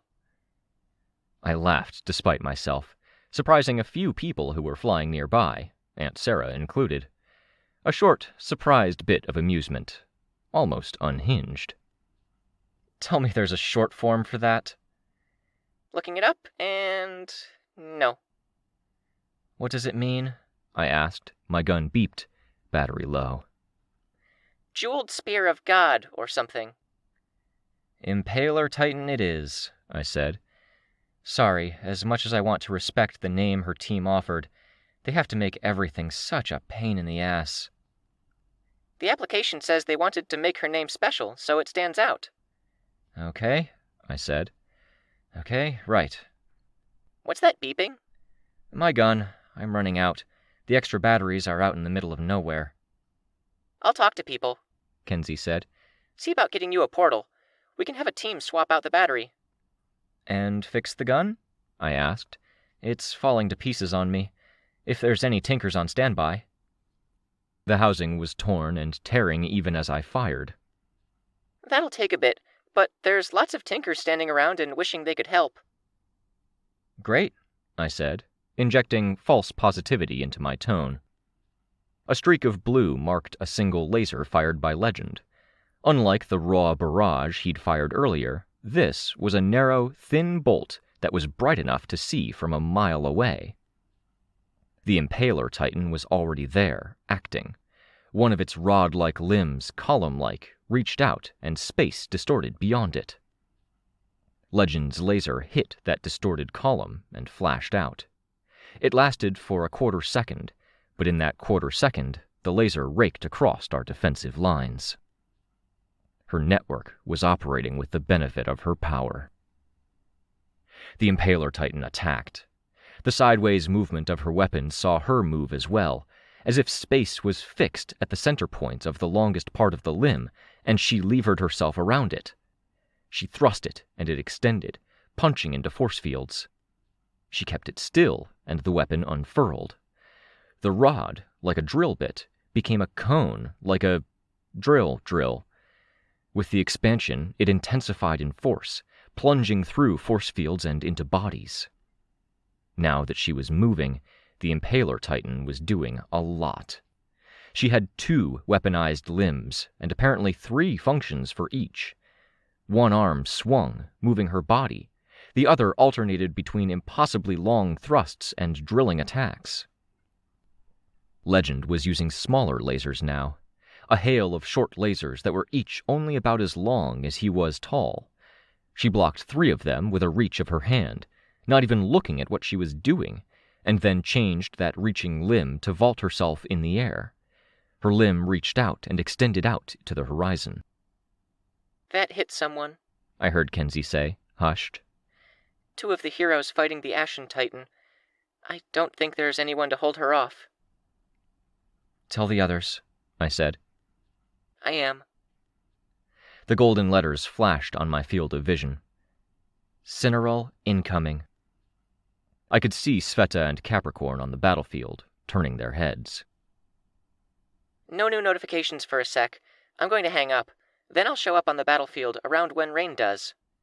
"You will what?" I asked. "No!" "I got permission, don't worry." "You got... not from me! Look out!" I saw the Impaler Titan start to move and stopped firing. I watched as she fended off more of Legend's hail of lasers. By keeping her weapons still, she let it unfurl, and the expanded weapon served to block more. I couldn't risk that she'd intercept my laser and redirect it with that space-warping drill bit of hers. "It's fine," she said. "So sorry, but I'm hanging up. Bye. You're great. See you in a short bit. Keep an eye out. There'll be some people to grab your gun." My voice overlapped with hers. "Did you get that permission from Tattletale?" The call disconnected. "Everything okay?" my Aunt Sarah called out. "Lookout is wanting to show up on the battlefield," I said. "We need everyone we can get," she said, looking down at me with purple eyes. I looked past her to Crystal. "Lookout is a backline combatant." "She's a smart kid?" my Aunt Sarah asked. "Talented?" "Yeah, I get what you're saying, but if she fits on the backline and she insists on coming here, she might have ideas." "Yeah," I said, even though I didn't like it. If Lookout hadn't stolen the puppy earlier, I might have even kicked myself for not extending her the benefit of a doubt. As it stood, I was reserving the right to chuck Lookout back through the portal. Someone hit the Impaler Titan with something, producing an explosion as big as the Titan's head. She moved to retaliate, and I started firing again, targeting the Titan we were suppressing. He'd grown in just the time I'd stopped. I focused on the most damaged areas, flying closer. The gun was beeping incessantly now. The laser sputtered out. "Second of the new Titans is joining the fight." Sleek, long-limbed, and uniform in color and shade, it stretched skyward, growing despite the continued assault against it from other blasters. Without the gun in the mix, we weren't breaking even. He dropped into the ground like it was water, producing a liquid ripple that shook buildings, street, and cracks in reality. I heard the reactions, the shouts. His upper body sticking out of a crack between realities, he reached out to sweep 9 people and part of a fallen building off a section of street and into the crack. I flew after him. I wasn't even a quarter of the way to my destination when he dropped away, letting go of the ledge and falling. I saw the ripples, the movement across the bridges and islands between cracks that made people lose their balance and made rubble fall. He emerged, rising from the liquid street with chest thrust out. Capes were more ready for him this time. An Alexandria type flew in to meet him, her fist punching his fist and stopping it from reaching down to the unprotected back lines.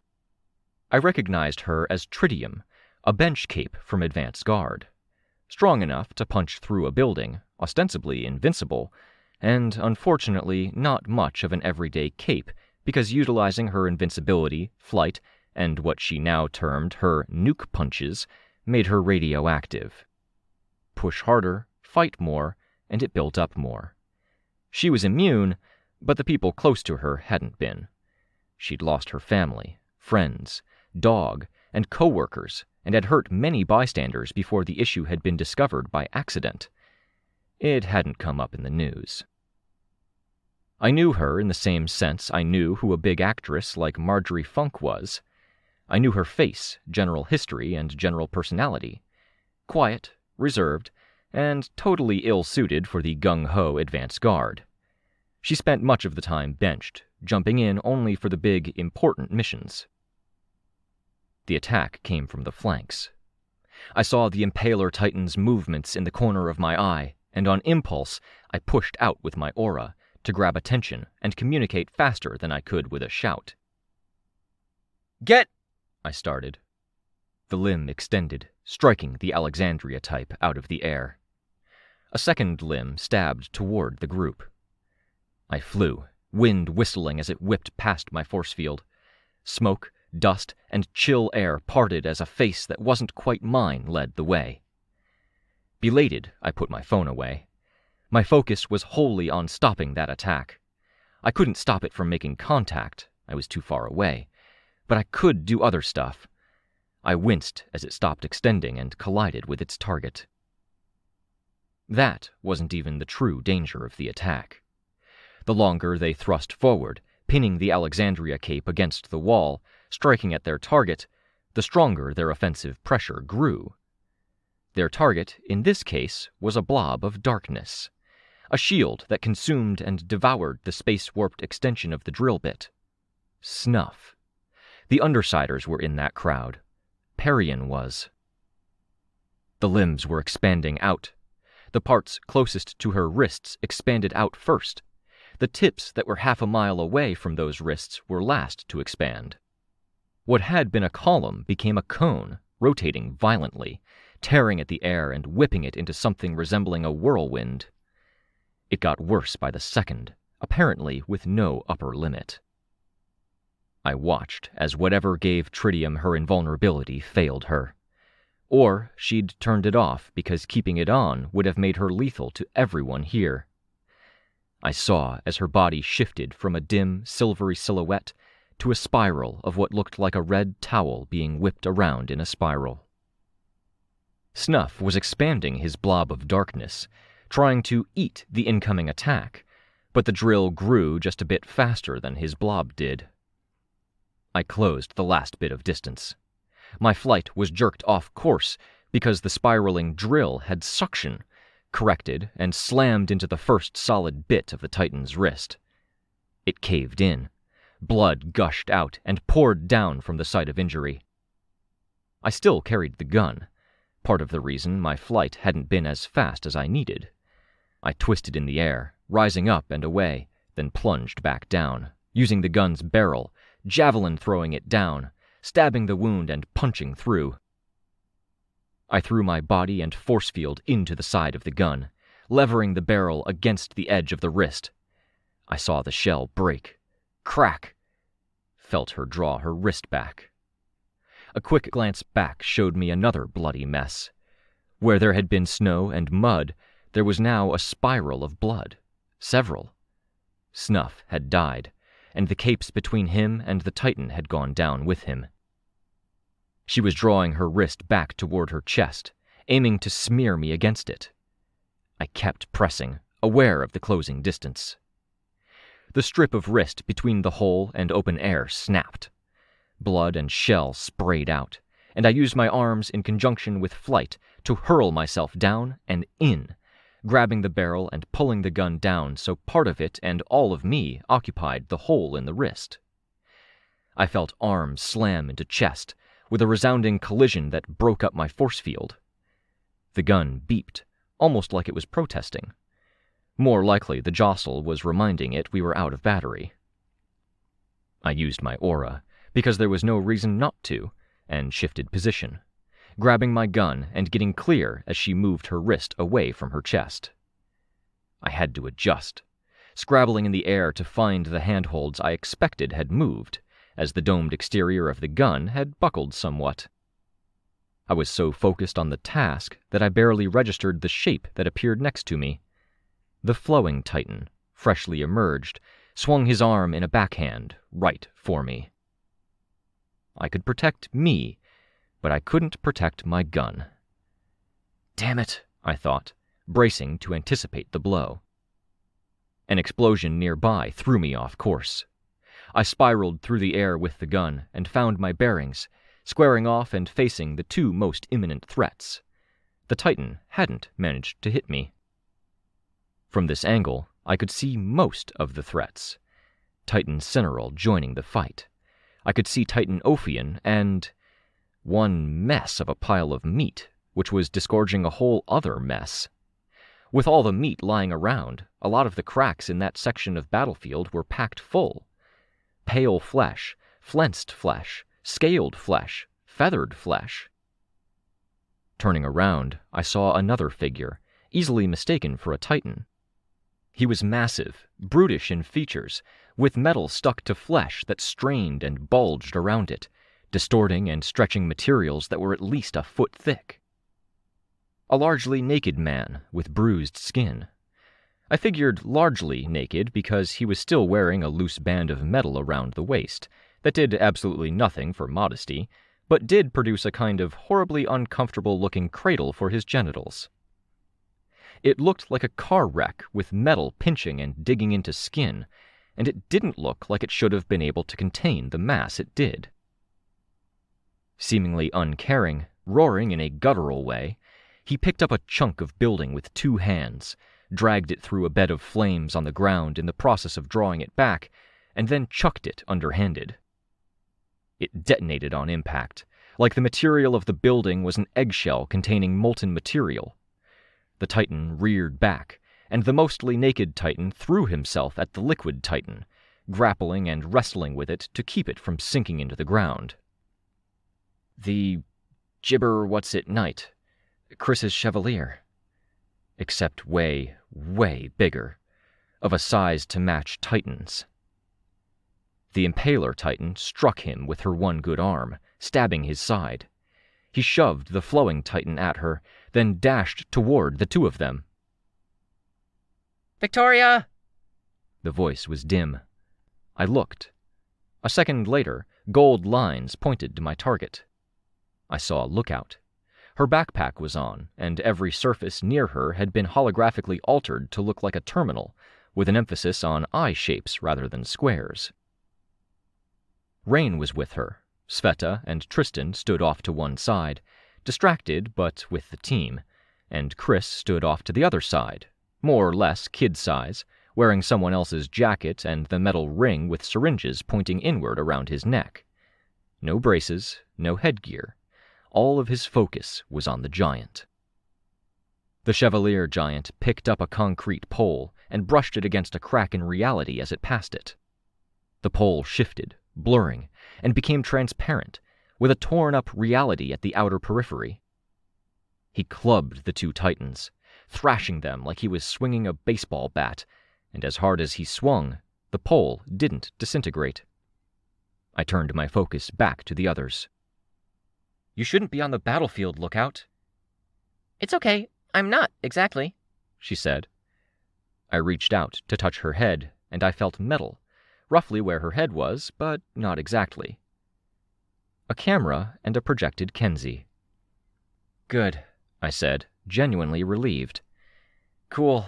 You got me." "I wasn't trying to get you.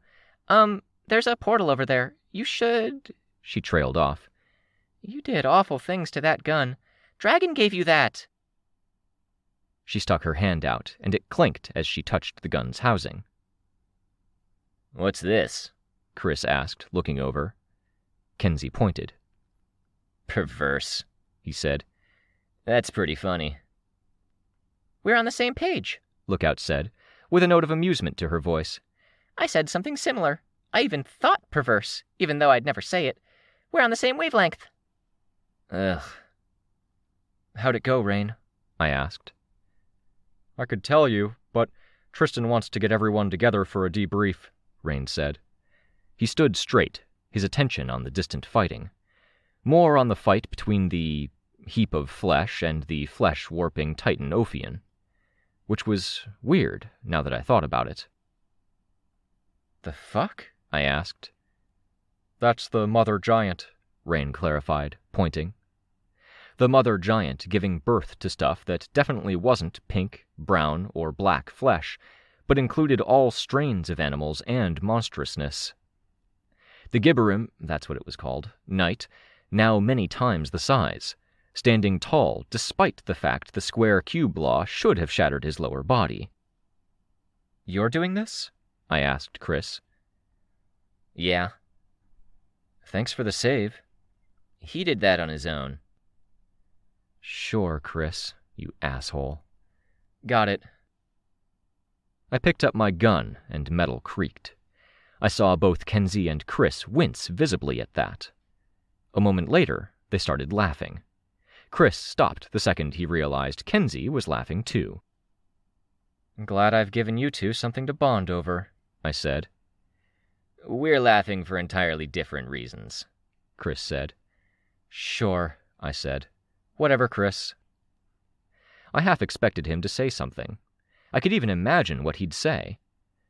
I wanted to bring it up myself, now that he was standing so close to my team. If Kenzie had been here in person, I might have, just to bring everything to the surface and ensure she was safe. Why did you sell me out to my sister back at the prison? Why did you arrange that? What did you gain? Why would you do that? He could have brought it up, taunting. He'd done stuff like that in the past. He stood there, in a coat that didn't fit, wearing a body that didn't fit him, slouching, his hair a mess, and dark circles under his eyes. His teeth were already crooked again, without the external braces. He looked so uncomfortable, out of place. Be good, I said. His expression didn't change. Kenzie, at the same time, gave me a salute, hand going to the forehead of her wide-eyed helmet. I followed Kenzie's pointing finger, flying the gun toward the portal, which was situated in a nook created where a bit of the road had dropped down a few feet. The side of the road above it was wide open, a portal waiting. People were gathered inside, finding some shelter from the hostile battlefield. Some were recuperating. Others were getting medical attention. The Tinkers spotted me before I noticed them. One was the same guy who'd had the shift in the workshop when Kenzie and Rain were done. Fish Tank. I spotted the mech's pilot standing off to the side, and noted Riveting, wearing a welding mask, heavy coat with a shepherd's badge on it, and stylized Tinker overalls that were, very supportive of her upper body. It felt a bit much to me. Don't comment on it, I said. Every damn Tinker I've seen has had something to say about the gun. It's an interesting job, Riveting said. I sighed. We'll handle it. Thank you, I said. We'll call you. Give us your number? I did. Thanks again, I said, quiet. I stepped back through the portal, back onto the battlefield. I spotted the shepherds, one of our reinforcing groups. Furcate was talking to Moonsong. I recognized Scribe and met her eyes for a minute before she scowled and looked away. I followed her gaze and saw the Nemean Titan retreating from a group of capes. Mayday was bombarding it, pushing or pulling it back with a hail of his power's artillery fire, keeping the Nemean Titan away from people. It looked like a losing fight, where he had to anticipate every move, and one feint might see it avoid a few hits. Victor. I found my team. Tristan was talking to Parian. And Lookout, projected Lookout, was bouncing in place. Legend was barely even visible now. He was aware of an omnipresent threat that the Impaler Titan could space-distort his lasers and send them to new targets. He flew to keep one Titan or another between himself and the Impaler. We ready? Rain asked. As much as is possible, I said. I have to go back in a short while to get my gun. Until then, I'm diving in. He nodded. It's kind of cool having the team together again, Kenzie said. Except Natalie. I should really have a tiny floating camera with me that's just for Natalie. How cool would that be? Not cool in the slightest, Chris said. What's actually uncool is that Ashley isn't here, Kenzie said.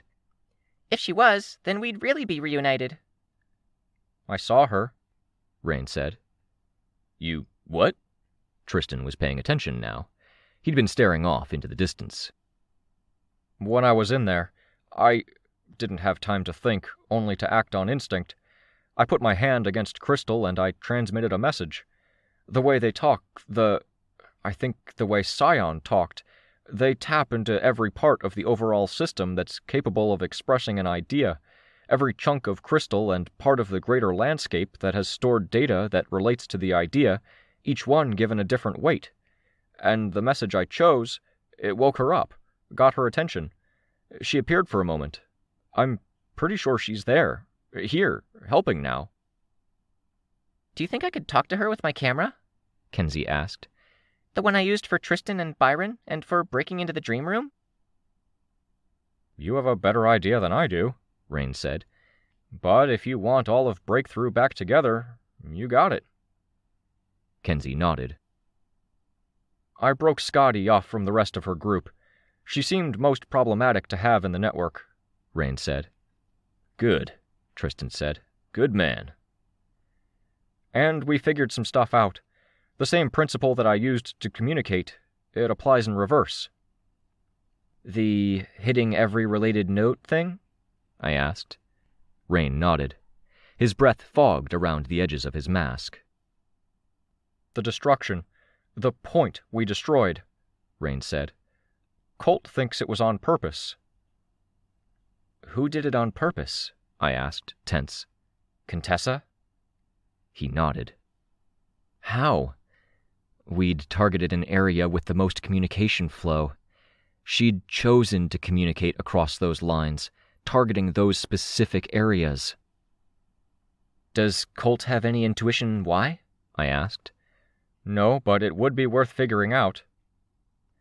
Every move we make is one she's guided us to, Tristan said. He sounded like he was going to say something else. There was only the noise of ongoing fighting. We're still getting new Titans, he said, and it didn't sound like that other thing. We just got 4 more. Mystic Magic Impaler, Shortcut, Drill Bit, and the Custodian. I looked at him in surprise. Somehow I hadn't thought she could be gotten like that, caught by the cracks. Some of the others didn't surprise me. There's going to be more, Tristan said, his voice quiet. Soon. So I've got to ask, are any of you vulnerable? Are any of you at risk of cracking? Because this is going to be a hard fight. It's going to be ugly. I need you guys to self-assess and to assess each other. If we'd had the grace of silence, I would have said that the silence was damning. Instead, there were percussive sounds, distant dull thuds that made clouds move and stirred up dust and snow half a mile away. The sky was lit up by lasers, artillery strikes, and slashes of gold and red. Some of those things made noises. There were the dull, wordless cries of giants, straining to fight against the Titans with a temporary strength. That grown, and then blown up by multiples of their original size, with new added capabilities, if I was to judge by the Gibberim Knights scales. I could have called out to any member of this team, with Chris as the only possible exception. Except they would have turned around and said the same about me. It was much the same reason I didn't ask Chris about what he'd done at the prison, or his other skeevy behavior. On the flip side, it was why he wasn't mentioning it to me, even though he couldn't usually resist the urge to hit someone where it hurt and create more safe distance between himself and others. No. He was scared because he was a child, and however he dressed up his voice and his body, or whatever monstrous form he wore, that didn't really change. He was scared, and he wanted to deal with the source of that fear. He wanted to take on these monsters. The only true surprise, I felt, was that Natalie didn't say a thing. She wasn't so complicit. She would have, should have, and would have said anything, and that would set off the storm of debate and denial we couldn't afford. I looked at Kenzie and saw her jiggling her leg, burning off nervous, excited energy, despite the fact she wasn't quite here. Happy to be around us, maybe, or guilty of selectively editing this conversation. Which, it didn't feel fair or right. Natalie was a member of this team, and if we didn't have that check on ourselves, then what did we have? We needed to get her voice in this. I opened my mouth at the same time Tristan did. We stopped before talking. So as to not assume the mantle of leadership, and out of consideration for the stresses he was under, I indicated him. "You go first."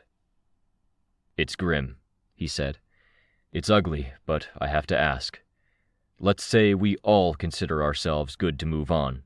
Join this fight." "Which we are, aren't we?" Chris asked, his voice given an ironic, sarcastic kind of edge. The only person who wanted to be a Titan. "We're fine." "Sure," Tristan said. "If any of us happen to be wrong, maybe we should agree to take a bullet before we can fully turn Titan. It has to be better, doesn't it? I don't think you can come back from that." Slowly, reluctantly, there were nods. From everyone but Chris. "No sentimentality. Faster is better." More nods. Again, from everyone but Chris. "What did you want to say, Victoria?" Tristan asked me. I shook my head. "I think you covered that base." He pressed his lips together behind the lower portion of his helmet, where everything below the nose was visible. It made it hard to tell smiles from frowns, but I could see that resolution. "You realize we're all doing everything exactly to her plan, right?" Chris asked. He looked back at me, as if to reinforce the argument. There were moments I could tolerate him, and even wanted to see him find a way to work with this group again. And there were times I could imagine myself taking his head off. "Fuck off with the negativity, Chris," Sveta said. She rubbed at her arm. He'd betrayed me. He was holding on to that ammunition, and I didn't want to be shot at. I didn't want to hear it. "I'm sorta confident," Rain said. "Or not unconfident." "You said you sent a message," Sveta said. He nodded. "One word with a million facets to it." "To who?" Rain pointed, the smaller arm he'd attached to his arm mimicking the gesture. "And you think she listened?" Chris asked, almost derisive. Everything might be counting on it."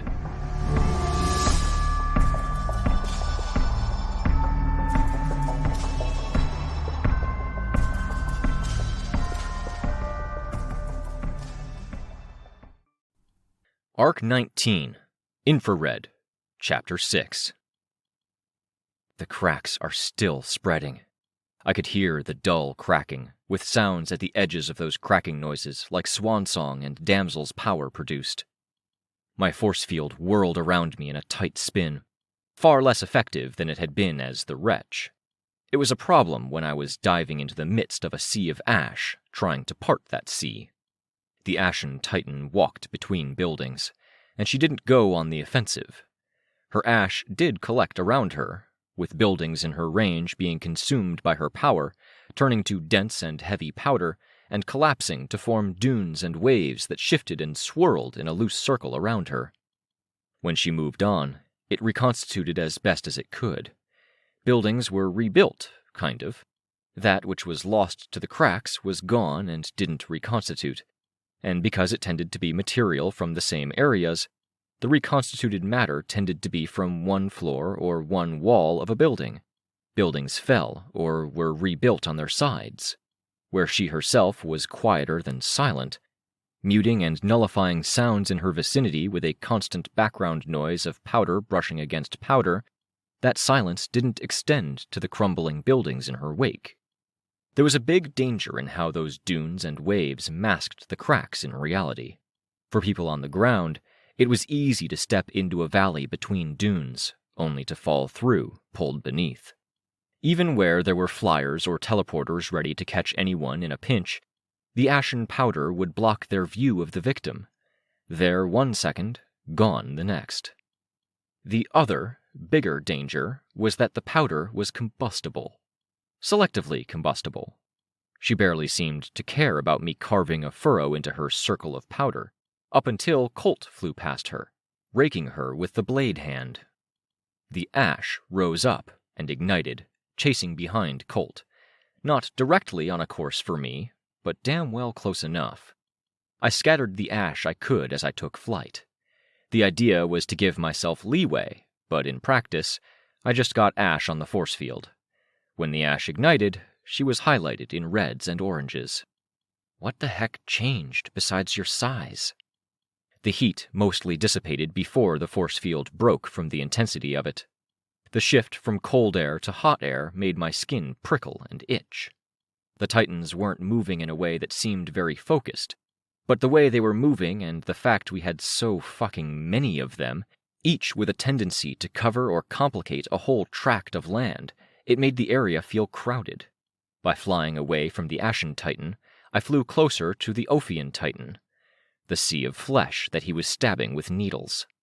Ophian at 10 o'clock, Cineral at 1 o'clock, Nemean 2 minutes away at my 3. The mutated Gibberim Knight was fighting the Impaler Titan and Flowing Titan 3 minutes away at my 6. I couldn't shake the ongoing feeling that one of them was going to do something while my back was turned. In another situation, I would have wanted to fly around the periphery, so all of them were in my field of view, but too many of us were doing that, and it just gave them free rein to move around. Hey! I winced as I heard the voice. Situations like this mandated compromise. Like fighting on the same battlefield as Empire 88 against Leviathan, I had to fight beside someone who had sold me out to the person who scared me the most. Chris was standing on a ruined building. He'd altered his form some, and looked ape-like. The coat that had barely fit him before was now straining around his arms. Smaller arms stuck out near his nipples, working with a syringe. "You're not jabbing me with that," I said. "I know," he said, "but I want you to jab her with it." One of his Titans lurked near the back, waif-thin, with long, pale hair. Her skin a color and texture I associated with newborns, vaguely bruised, too red in spots, not yet exposed to the elements. Her eyes were penetrating as they watched what was going on, her mouth agape, like it would be better paired with a vacant stare. She wore what looked like a scarf and a full-body sheath of dead skin that extended from armpit to knee, with long, whiskery hairs extending from parts of it. I floated closer to Chris, watching. As the Ashen Titan ignited a tract of her ash once again, I put myself between her and Chris, so he could work in peace. His syringe looked like it had a combination lock, with 5 dials lined up, each with a set of numbers. He was dialing in a specific code, while the contents bubbled violently. "What is it?" I asked. "Does it matter?" "When you might be putting others in the line of fire, or if she might activate and take over my senses, it might." "It's an autonomic piloting drive. Their instructions she'll obey until they wear off, at which point she retreats to the last place she found me. Failing that, she retreats to her birthplace. Instructions are to activate her power. She'll affect everyone in range. No, but there won't be any effects. Subtle hallucinations, if any, unless the target is taller than she is. The other giants are programmed to not care." "What happens if you pull the kill switch later?" I asked. "Same thing as if I pulled it right now." He raised his voice, clearly annoyed. "If I wanted to fuck everyone over, I would have done it." Sveta landed on a nearby bit of building, coiling up her arm. She watched us, wary. "You know that thing where you go on about how you don't care about people, you don't believe in trust or common decency?" I asked. "This is the consequence. If you act like a crusty dickhole, don't be surprised if people treat you like one." I put my hand out. "Sounds like justifications for you being an asshole," Chris said. He didn't hand me the thing. "You know that saying, trust but verify?" I asked. "Stupid saying. It's verify, then trust. Except you can never really verify 100%. When you try, you end up being someone's victim." I stared at him. I saw Sveta straighten, tense. "Just give me the damn needle. There's shit to do." "Ignoring me, huh?" "Chris," Sveta cut in. "I'd like to. We have bigger problems." He didn't budge. "I can't tell if you're referring to me and my sister or Labrat and his past victims, and I have no idea which would be scummier." "Okay," Sveta said. She leaped forward, putting herself between Chris and me. I'll take your thing. Where? Mather's giant, Chris said, not looking away from me. He tossed the syringe her way. She caught it with tendrils. A flash of gold across my vision distracted me. New lines, new numbers. Chris and Sveta turned their heads at the same time I did to look in the direction indicated. New Titan from the ongoing cracks. Poof. Not a cape I knew. Kenzie was giving data, in script so tiny I shouldn't have been able to read it, but the information was being fed to me by mechanisms that had nothing to do with the resolution of my actual eye. Cloud mover, mass transportation. A good, stark reminder of what we were dealing with. I took flight. Sveta started swinging her way forward. Chris loped ahead, toward Ophion and the mother giant, who was almost impossible to make out in the mutated birth stuff she was outputting. Tristan, Sveta called out. Launch me. You're sure? Yes, toward Mathers. Red motes began tracing their lines through the air, off to the side. She began using her tendrils to fling herself in that direction, so she'd be there. The creation appeared. A damaged building thrust itself into existence and catapulted Sveta into the air. Her body came undone, flat tendrils holding clothes in the right general positions, while others worked to catch her and catch hold of her target. The Mathers giant looked down at the person who had just latched herself onto her belly. Sveta swiftly climbed, syringe ready. Good. Heroes on the ground were trying to navigate the carpet of dead flesh. Here and there, the flesh poked upward, as needles protruded from the ground beneath to stab it. That flesh ulcerated, blistered, and formed tumorous lumps, discolored and constantly shifting. The first of them began popping. Smaller creatures crawled out. Flesh warping against a tide of flesh generation, neither with any apparent limits. And the only way I could interpret this was to assume that we ordinary people would lose out in the deal. This was flesh that didn't look like it was decaying or disappearing rapid speed like the extra flesh from Rachel's dogs did. It would rot in real time, and it would become a hazard on its own. The creatures that emerged were bug-like and bigger than cars, larger than trucks in many instances. Some unfurled wings. Others bristled rows of stingers on their backsides. Spikes pushed through the most wounded parts of this carpet of flesh and skewered some of the insects. Work with me, fragile one, I thought. Tell me what you got in this shitty trade-off. I dove and used my force field to punch through the crusty chitin exterior of the largest spike-impaled insect I could see. My strength didn't feel any different. My force field still broke after a heavy strike. I used my aura. It did produce a reaction. They began struggling, fluttering furiously. Then they came after me. There was no telling what the effect was. Agitation? Attraction? Awe? Or was it something completely different, but filtered through the bug's senses to be something else entirely? Even with people, the same input could give a dozen different kinds of reaction. There was a whole mass of them that looked like caterpillars crossed with wasps, the worst traits of each combined, so that the stubby little legs each ended in stingers. 5 started making their way toward me, flying intermittently as their wings shook off moisture. Can't hit that hard, I thought, as I engaged the mass of them. If I took one good hit, or delivered one, I would be vulnerable. With that in mind, I flew in, trying to keep my force field's smaller frame in mind. I thought of sparring with family and the gentleness required. It was less like karate, more like judo. Not to punch, but to take hold. I couldn't focus on any one thing, but I could take in the whole. One was closer to me than all the rest. My aura was on full force to disrupt and bother them as much as possible, while I put out one force field hand, trying to catch a stinger. The point slid between my force field's index and middle fingers.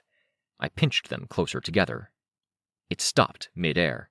Forward velocity arrested, the stinger nearly tearing itself free of the thing's abdomen, despite being rooted deep in the bulbous, long body. Second, I used my grip on the stinger to swing its 100-pound body to one side, putting it in the way of the next closest one, scraping it against 2 more on the way, and then flew toward them as they violently flapped their dark, wet wings to try to reorient. They were fast, but that didn't matter, because all I had to do was touch them, get a little bit of purchase, fingers curled into gentle claws, so the fingernails scraped, each one getting a chance to find a bit of purchase, a gap or a bump that a fingernail could catch on. I found those gaps and bumps on 2 more wasp worms and... aha! I was capable of grabbing them with other hands. The hands on this form were closer together, instead of being spaced out across a larger body. I had 2 less, but it was far easier to pass something from one hand to the other, especially with all the hands being in areas around the torso. My last fragile one hadn't had a torso so much. The 5th one was slow in coming at me. I didn't flinch as it lunged for my head, then stopped where it was at. At my bidding, fingernails ran down the length of its body, head to the stinger it thrust out blindly, and 2 hands pulled the cut open, practically bisecting it. Crushed and twisted apart, one by one, the other wasps fell to either side of me. Okay, I thought. This is a good lesson. Soft, not hard. I flew through another swarm, mindful of where each limb and section of this new, fragile, invisible other self was. My arms were longer than many of the smaller stingers. If I flew to position myself away from the larger stingers, I could reach the meat of their bodies. I didn't hesitate as I flew, and I didn't make more than a second or 2 of contact with each wasp I flew past. They ended up in pieces, and by the time those pieces hit the ground, I was already on my way. Fighting you every step of the way for as long as I did conditioned me to be brutish. Trying to intimidate Nazis and criminals made me brutish. I kept 2 of the longer stingers, with the ragged guts and organs still clinging to the base ends. Skewered 2 more, used the skewering to reposition them, and removed their skewers, so I had 4. Each was as long as my normal, non-force field arm, and dripped a constant quantity of clear fluid. I could smell it, astringent. It made me think of Crawler's acid, which made me think of the acid burn at my hairline, made me think of Amy, and that damned scene Engel had inflicted on me. I put the feelings to rest, and tore through the rest of the wasp worms between myself and Ophion. More wasp worms were flying up around him, a barrier or shield. He was the hive they protected. I drove the stingers in as deep as they would go, aiming for the spot where the chewed gum mass of his upper body met the lower body. Flesh seared visibly around the penetration points. Flying up, I dragged hands and fingernails through the skin. Flesh peeled back, pulling away from surface tension alone, but only revealed more layers of the chewing gum, tumor-like mass. It was a question of small improvements in efficiency. Before, ungainly, arms set further apart, it was better to deliver heavier hits, recover, deliver those hits again. Now I grabbed instead. Grab and tear. Slice with fingernails and separate what was sliced. Dig. With only the wet sounds of flesh sliding against flesh filling my ears, I had no good cues to tell when he reacted. Only guesswork. Guesswork to dodge a cluster of his mutation spikes that were black against a backdrop of gray, dirtied snow and black, unlit landscape. I flew away, and was in the midst of flying when a spike clipped me. Force field down, momentum broken. I had a glimpse of spikes, where powers flashed on another battlefield, people fending off the Nemean Titan. I could imagine it was 12 or 24 new spikes a second, stabbing upward and inward, with himself as the spike's fruitless, uncaring target. I flew in a straight line, because the best impression Kenzie's night vision tech was giving me suggested a morass of 12 spikes all coming in different directions, crisscrossing, straight up, from nearby buildings. Distance from any source of the bio-alteration spikes was more important than any evasive action. It barely felt like he was aiming. The outlining that her tech gave me was delayed by a second, and these things took about that long to get to me. less like it helped and more like it taunted me, notifying me of the near misses. My force field returned, and I was in the midst of breathing a sigh of relief when I felt the jarring crash of another spike striking home, a foot from me, pointed dead on at my heart. I twisted in the air as the broken point continued to thrust forward, and it scraped the ornament at the top of my breastplate, damaging it. All around me, I could hear the spikes sinking into him. Wet, sucking sounds, slapping sounds, fluid dribbling, audible where they splashed onto spikes below. Force field still down. Spikes still coming. I saw flashes as heroes used powers. It wasn't reassuring. It was another hazard to avoid when I was trying to get clear. I tried to watch for incoming spikes, and nearly missed his hands moving, reacting to something else, defending himself, barring my path in the meantime. I flew back, away from the ground and the nearby buildings that formed the foundations for the stabbing, pencil-thin spears, to buy myself a fraction of a second. A spike struck my breastplate, found a moment of resistance, punched through, and reached me. It was the same moment my force field came back, extending from skin outward, around clothes, to meet the spike and fizzle out again. I flew back and away hard enough that I slammed into Ophion's side, and might have concussed myself if his flesh wasn't so spongy. Escaping the one spike and pulling it free of my breastplate, I flew up. The pain was blinding. Full-speed flight into a spike. Me meeting Spike rather than the other way around. I'd collided with the shaft, shoulder first. Pain sang down my arm, and my right hand felt numb. I wasn't breathing anymore, and I wasn't thinking each action through. I flew up at another angle and found another barrier. Sideways, a stretch of snow in the distance below provided a pale gray backdrop to see a cluster of spikes. Penetrating his own body, not to mutate, but to stabilize and armor, putting me in a fucking corner in the process. Still not breathing, struggling, I flew into another spike that was blocking my way. Like I was in a forest, a fucking bad dream of a forest where I fell rather than ran, and I couldn't see the trees or branches I ran into. Struggling to get away, I squeezed between spikes. My force field was back up, and I used it to punch in hopes of breaking one. I only broke the field. Only made it another few inches of squeeze before my face mashed into the line of another spike. Humming like a current ran through it. This wasn't how I wanted to go out. I'd made a peace of sorts with the fact that heroes didn't live long lives, but my breastplate came in two sections. The lower part hinged to the upper part so I could actually bend over. Now the lower section caught against one spike I'd squeezed past. The rough, sandpapery edge of the spike by my face abraded my cheek. I don't want to go out as a pawn of some fucked up bio-altering titan. I don't want to go out as a heap of acid-melted flesh. I don't want to go out as a wretch.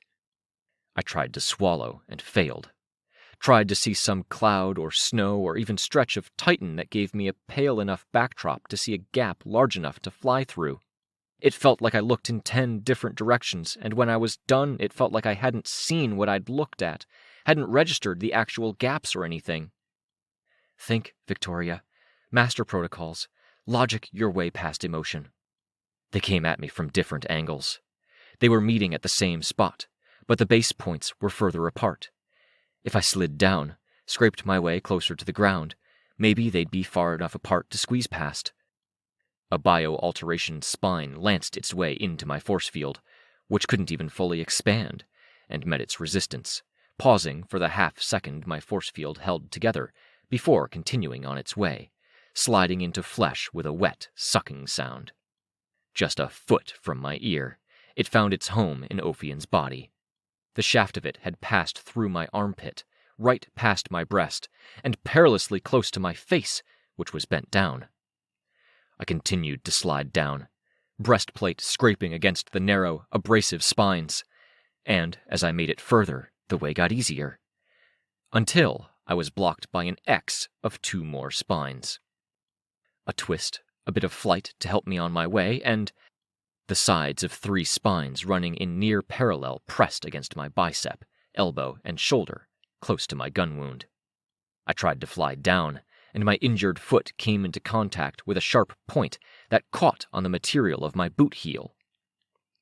I let out a breath I'd been holding, and it came out as a very small sound. I was so high up. There was no light of powers or pale new wave costumes anywhere nearby. It was so very lonely, this high up. Logic your way past the panic, I thought. Move carefully, avoid any points that might be sticking out nearby, get a feel for the surroundings. More room to move my legs than anything. Down. A few seconds of running into blocked paths told me down was so much fucking worse.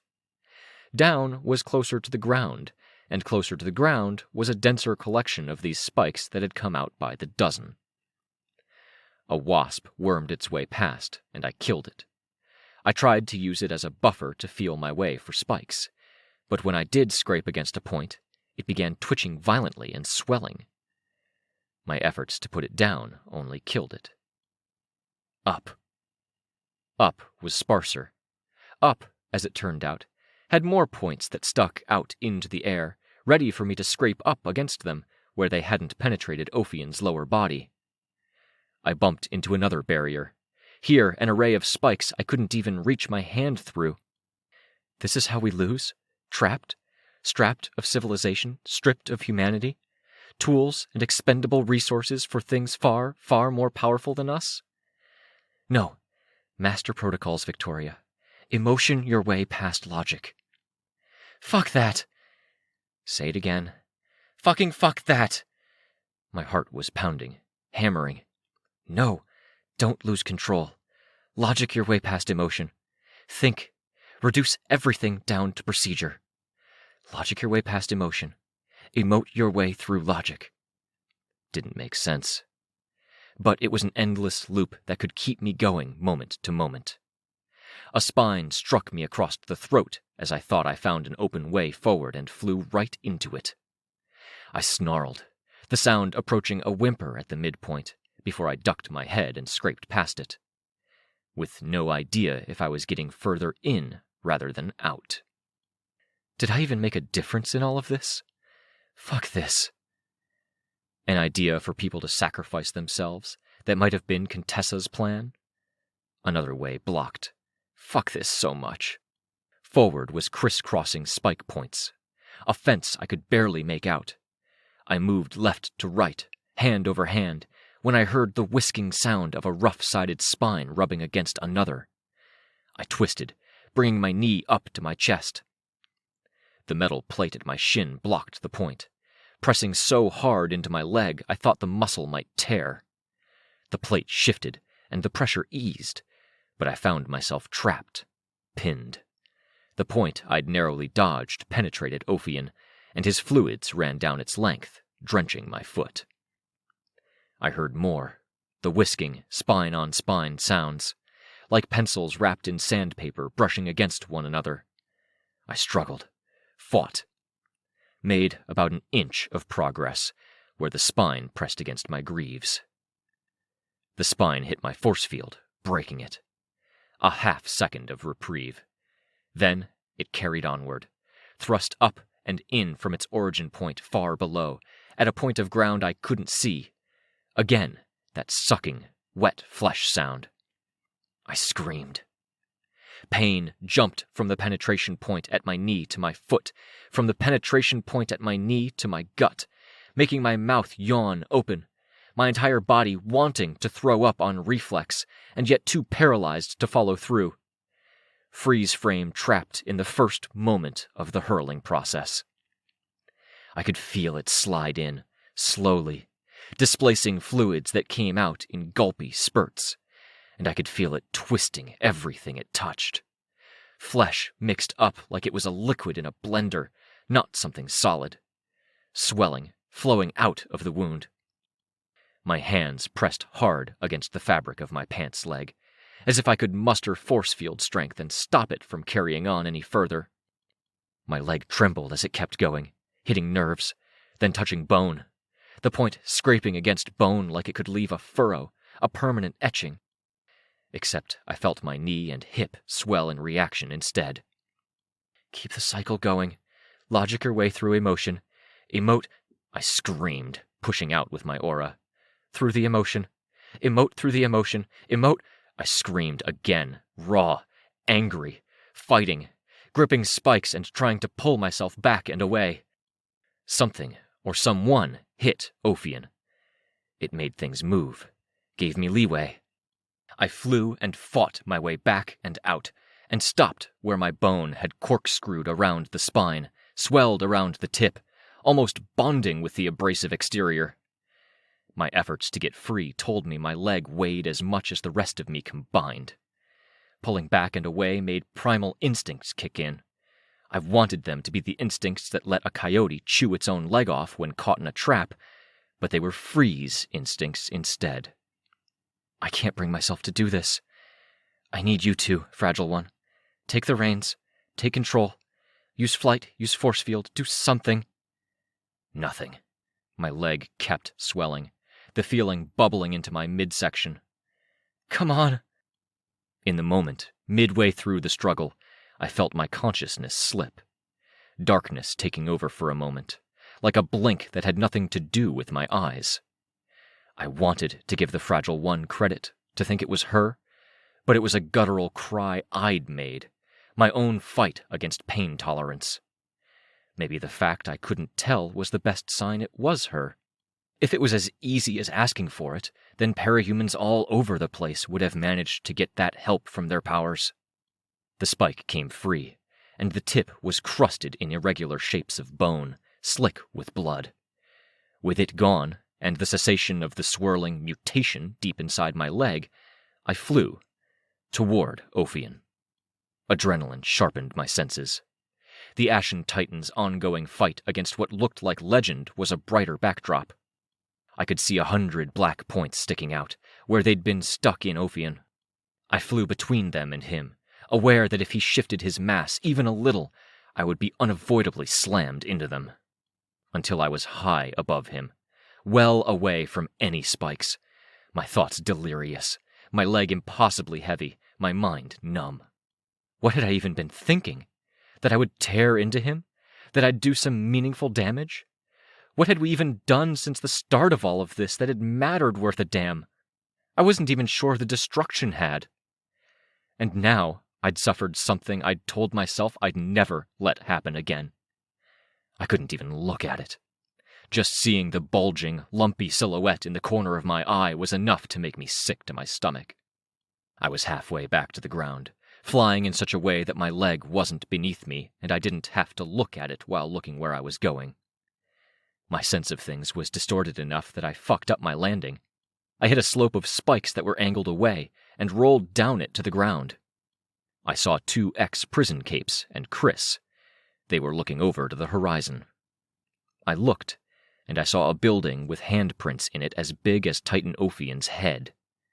More appeared by the second. The building was lifted up. Titan Custodian. She used to be weak, with 10,000 overlapping selves. Now she's not weak. Dragon's ships unloaded what looked like a barrage of missiles. Each missile detonated into a singular pitch-black sphere that expanded out, large enough to swallow a 6-story building. As the spheres shrank back and dissipated, they bled more black stuff. By just the fallout from the barrage, the building was shredded to nothing. "I need rain," I said, my eyes dropping to the ground. Chris didn't answer. "Please," I said. "Point me to him. I've got to chop this off." I was aware of the display, but my eyes weren't reliably going from left to right, up to down, like I wanted them to. It was like my focus bounced off of everything I looked at, picking up only surface details. I felt like I could throw up, and I couldn't bring myself to follow through on it. "I've got a cure," Chris said. I looked up, saw him advancing with a syringe, and crawled back, using flight to accelerate the movement to double what it would have been, even without my fucked-up leg. I saw more of the leg, and I looked away. "I don't trust you," I said. "I don't trust powered healing." "I planned countermeasures." You sold me out to her. I did. I figure it's like giving an alcoholic a drink when you need them to stop shaking and start performing for just a little while. I didn't deserve that. The worst thing I did to you was care enough to check in on you. Yeah, he said. And you didn't deserve for your sister to steal a piece of you to keep with her. You didn't deserve for me to offer her a clone template so she could make a copy of you. He said it to hurt me, to push me. I tried to swallow and failed. Tried to take a deep breath and failed. My mouth was open, like my upper body was trapped between an impulse to scream, say something, breathe, swallow, or hurl, and unable to do any of the above. I closed it. Did she? Clone? No. Make a strip of Vicky to keep close? Yeah. I nodded. Flying got me to my feet. I began limping toward him. One leg, really. The other leg dragged behind, scraping through cold snow. He backed away a step. In the background, Dragon continued fighting an invisible threat. Orange flames licked the sky near the Ashen Titan. Near us, the black spikes were everywhere, taller than any building, a mesh around the Ophian Titan, who was injured. I kept approaching. Chris decided to stand his ground. He offered up the syringe, like it was a peace offering, or something that would make me shy back. It's alive, you know, tucked into her bra even now, with its own tiny heartbeat. I closed my eyes, letting the mental picture come and go. I reached the point where Chris and the syringe were in arm's reach. He put a hand out, indicating for the two Shin ex-prisoners to back away. I took the syringe. I guess that's a good barometer? Of? He asked. You're not making any sense, you moron. If she still has it when I see her next, I'll kill her, I said. If not, then I don't know. He stared me down. What do I do with this? I asked, holding up the syringe. Stab it into the altered site. Press the plunger down. It's a syringe. It's not hard. I held onto the thing, still staring at Chris. It was like he wanted me to hate him, and that extended to wanting me to kill him.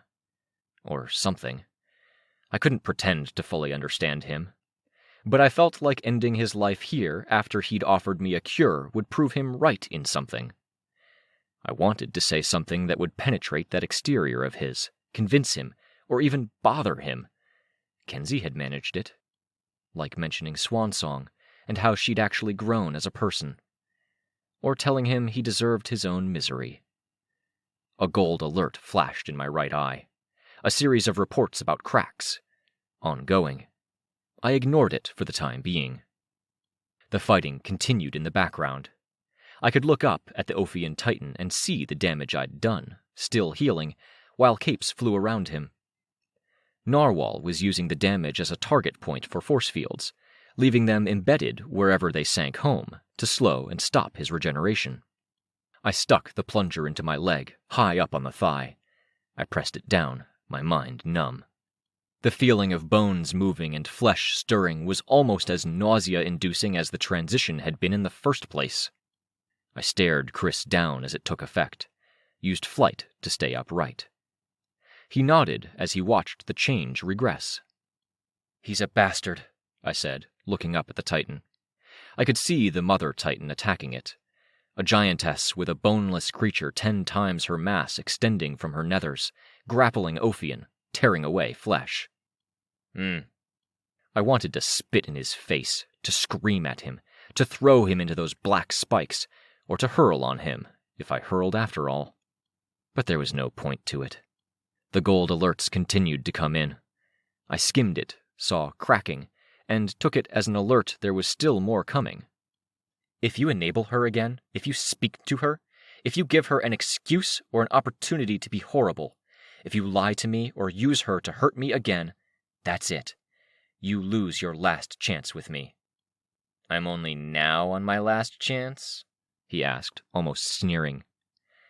I'm giving you my formal declaration of war, laying out the rules. I winced as my leg twitched like a hummingbird's wings might flutter. I'd have more respect if you just followed through, no warning at all. If I followed through, You'd be a sad, unimpressive smear on the ground in a place nobody's ever going to come back to. He shrugged, pretending like he didn't care. My leg was bare, shrouded in tattered costume legging, my boot and armor gone. My injured foot, at least, had healed. I smiled at that, but it was a mean, ironic smile, directed at myself. A joke only I was in on. I handed the syringe back to him. "You know," he started. With my force field, I gripped his wrist hard. I felt it move in a way I hadn't bid it to, and canceled it almost immediately. Chris huffed out a breath, backing away a step. My control went away. I cleared my throat, hiding how very disappointed I was in that fact. "What were you going to say? Be very careful." "I'm here for purely academic reasons. If I got mutated a bit, I could get good data, change back. I can get readings on the Titans, and there are insights there. Being a part of the big stuff. But I meant what I said. Dead serious. I don't see how we win this fight. They're not even trying right now, and they almost got you." I looked up, then over at the other Titans. At the ongoing fight with the custodian Titan. At Nemean, who threw stuff as he retreated. "Thanks for the save, knocking it back, giving me a gap to escape through." "Didn't even know you were up there." "For the fix, then." "I didn't—" "Whatever, Chris," I said. I flew away. The heroes were spread so thin with all the Titans we had around us. There had been 50 or 60. We'd picked up another 30 or so in reinforcements, which felt more like they were at least partially covering what we'd lost in the chaos and happenstance injuries. Now we had Titan Fortuna, Ophion, the Nemean, the Impaler, Shortcut, the Ashen, and the Custodian. 10 capes for each, maybe? Granted, one of those capes was Legend. Dragon and Defiant and Narwhal were present too, and I wasn't counting the giants. But even so, I spotted my teammates, found Rain with Tristan and Kenzie. I landed, wincing at the contact with bare foot on cold ground. Tristan was fixed on the horizon, where he was making one of the bigger constructions of lights and lines I'd seen out of him yet. Sveta, maybe because she'd seen me, hopped down to ground level. Her face was slick with moisture. She looked concerned, but I waved her off. I couldn't take concern right now. Couldn't dwell. "Oh, Victoria!" Kenzie piped up. She practically flew to me to get closer, and I saw her hand reach for me, felt the clawed eye hook grab me instead. "I wasn't paying enough attention. I would have sent people to help, but I was distracted." Because you're puppeteering around this body? I thought. But that was uncharitable. She had her reasons. I didn't trust my feelings in this moment, and any scenario where I gave Chris a pass on his shittiness but snapped at Kenzie was too fucked up for words. "I managed," I said. I bent down, pulling off my one intact boot, then the one sock. "Where are the rest of our damn capes?" "The Machine Army," Kenzie said. Oberon and Augur, Scotty, the new Poof Titan, Custodian, but she already got here and brought capes with her. We've got more reinforcements coming. Some big heroes are trying to recruit when they're not fighting, using their rest periods between fights to do stuff." Flying capes were directing ranged fire at the Ashen Titan. I missed my gun, and the impact it had had. "Chris thinks they're aimless right now. Is our chessmaster Titan preoccupied with strategy? Figuring out some puzzle?" "No," Rain said. The silver eyes of his mask looked out over toward the Titan Ophion, who was nested in his barrier, as capes tried to shoot through the gaps. "But I'm glad you guys noticed that too." "Build on that thought," I said. "Know why." "They're not fighting." "Some of them are," Kenzie said. "Aimless, I see, but not fighting isn't right," I said. "They're reacting, but they're on autopilot. The new ones are sticking to instincts, but they're increasingly disorganized. Nemean Titan's just running. Ophion's just growing his monsters and defending himself. Cineral is walking and building up her ash. Custodian is just an asshole, I think. He trailed off. I looked at the Titans, confirming what he'd said. "She might have gotten my message." "What did you say, Rain?" I asked. "I said everything, kind of. Or one thing in a million different ways, each with their own weight. But what was it? I asked. It was Stacy Hartwick reading a letter to me. It was Byron at group, talking about working on letting things go. I saw Tristan turn, looking back at us.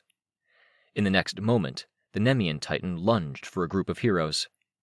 Explosions slowed him and broke his forward momentum. Tristan finished his construction. The buildings exploded into existence, ramming the Titan, who brought a foot up and did an acrobatic backflip. The force of his landing made rubble cascade from piles and shook buildings on unsteady foundation. A big hit, dodged and deflected. Rain went on. It was Jessica accepting Chris and Swansong. Swansong talking about work she was doing with the wardens and seeming proud. This was when she appeared? Swansong? He nodded. Forgiveness? I asked. She doesn't deserve forgiveness, Sveta said. Not forgiveness, Rain said. I don't know enough. It's not my place. More like acceptance? Off in the distance, the Titan Fortuna stood still. Her face pointed at the clouds and the stars above us, arms limp at her sides, the wreath of wolf heads at her shoulders, each with their noses pointed up. Why? I asked. Gilpatrick asked me to think of what I'd say to myself, and I thought of her. I thought she couldn't even make the decision of which course of action to take back when we had to decide. Maybe I understand a bit of what it's like to be caught up in someone or something else's current. I feel like I didn't have a thought of my own in my head until I saw the doors of the shopping center burst open. Even then, it was a rocky road. I don't know. I'm not trying to make excuses. I want to say you're allowed to make excuses, Tristan said, working on drawing out another diagram. But that feels like I'm saying it to myself. Fuck.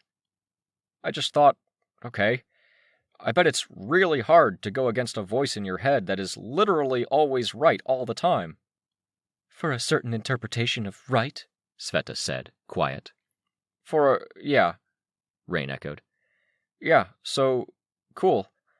Really shitty, but we kind of need you to fight and try now? I thought of Chris handing me the syringe. And I thought of the weird link my brain had drawn of that memory of the room and of Contessa. Amy, who had her own fucked-up voice in her head. How helpless she'd seemed. Forgive? No, never. Accept? I could accept the reality that she'd been fucked over from the get-go, that the situation had been ugly, that day everything had started to go wrong. That Tattletale had planted seeds in her head, and with nobody to turn to, those things had run rampant, twisting up her thoughts. I knew that, objectively. Objectively, I knew our parents had done a pretty shitty job. Carol was Carol, and my dad was the kind of person who only really stepped up when the ship was sinking and it was literally do or die. Objectively, I hadn't been there for her. I hadn't seen the signs. I had my own objective excuses, like the death of the boy I'd hoped to marry one day down the line, that I was raised by our parents. Whatever. Forgive? Never. What she'd done was unforgivable. What Chris had done was unforgivable, and he had his own set of excuses. I didn't have the benefit of memories or things that would help me figure him out. I didn't understand him, or why Jessica saw good in him when he seemed so very twisted. It didn't matter. She hadn't made a clone of me. Okay. She had made a living strip of me, and I was pretty sure I knew when and how. Okay. My next conversation with her would be the last, one way or the other.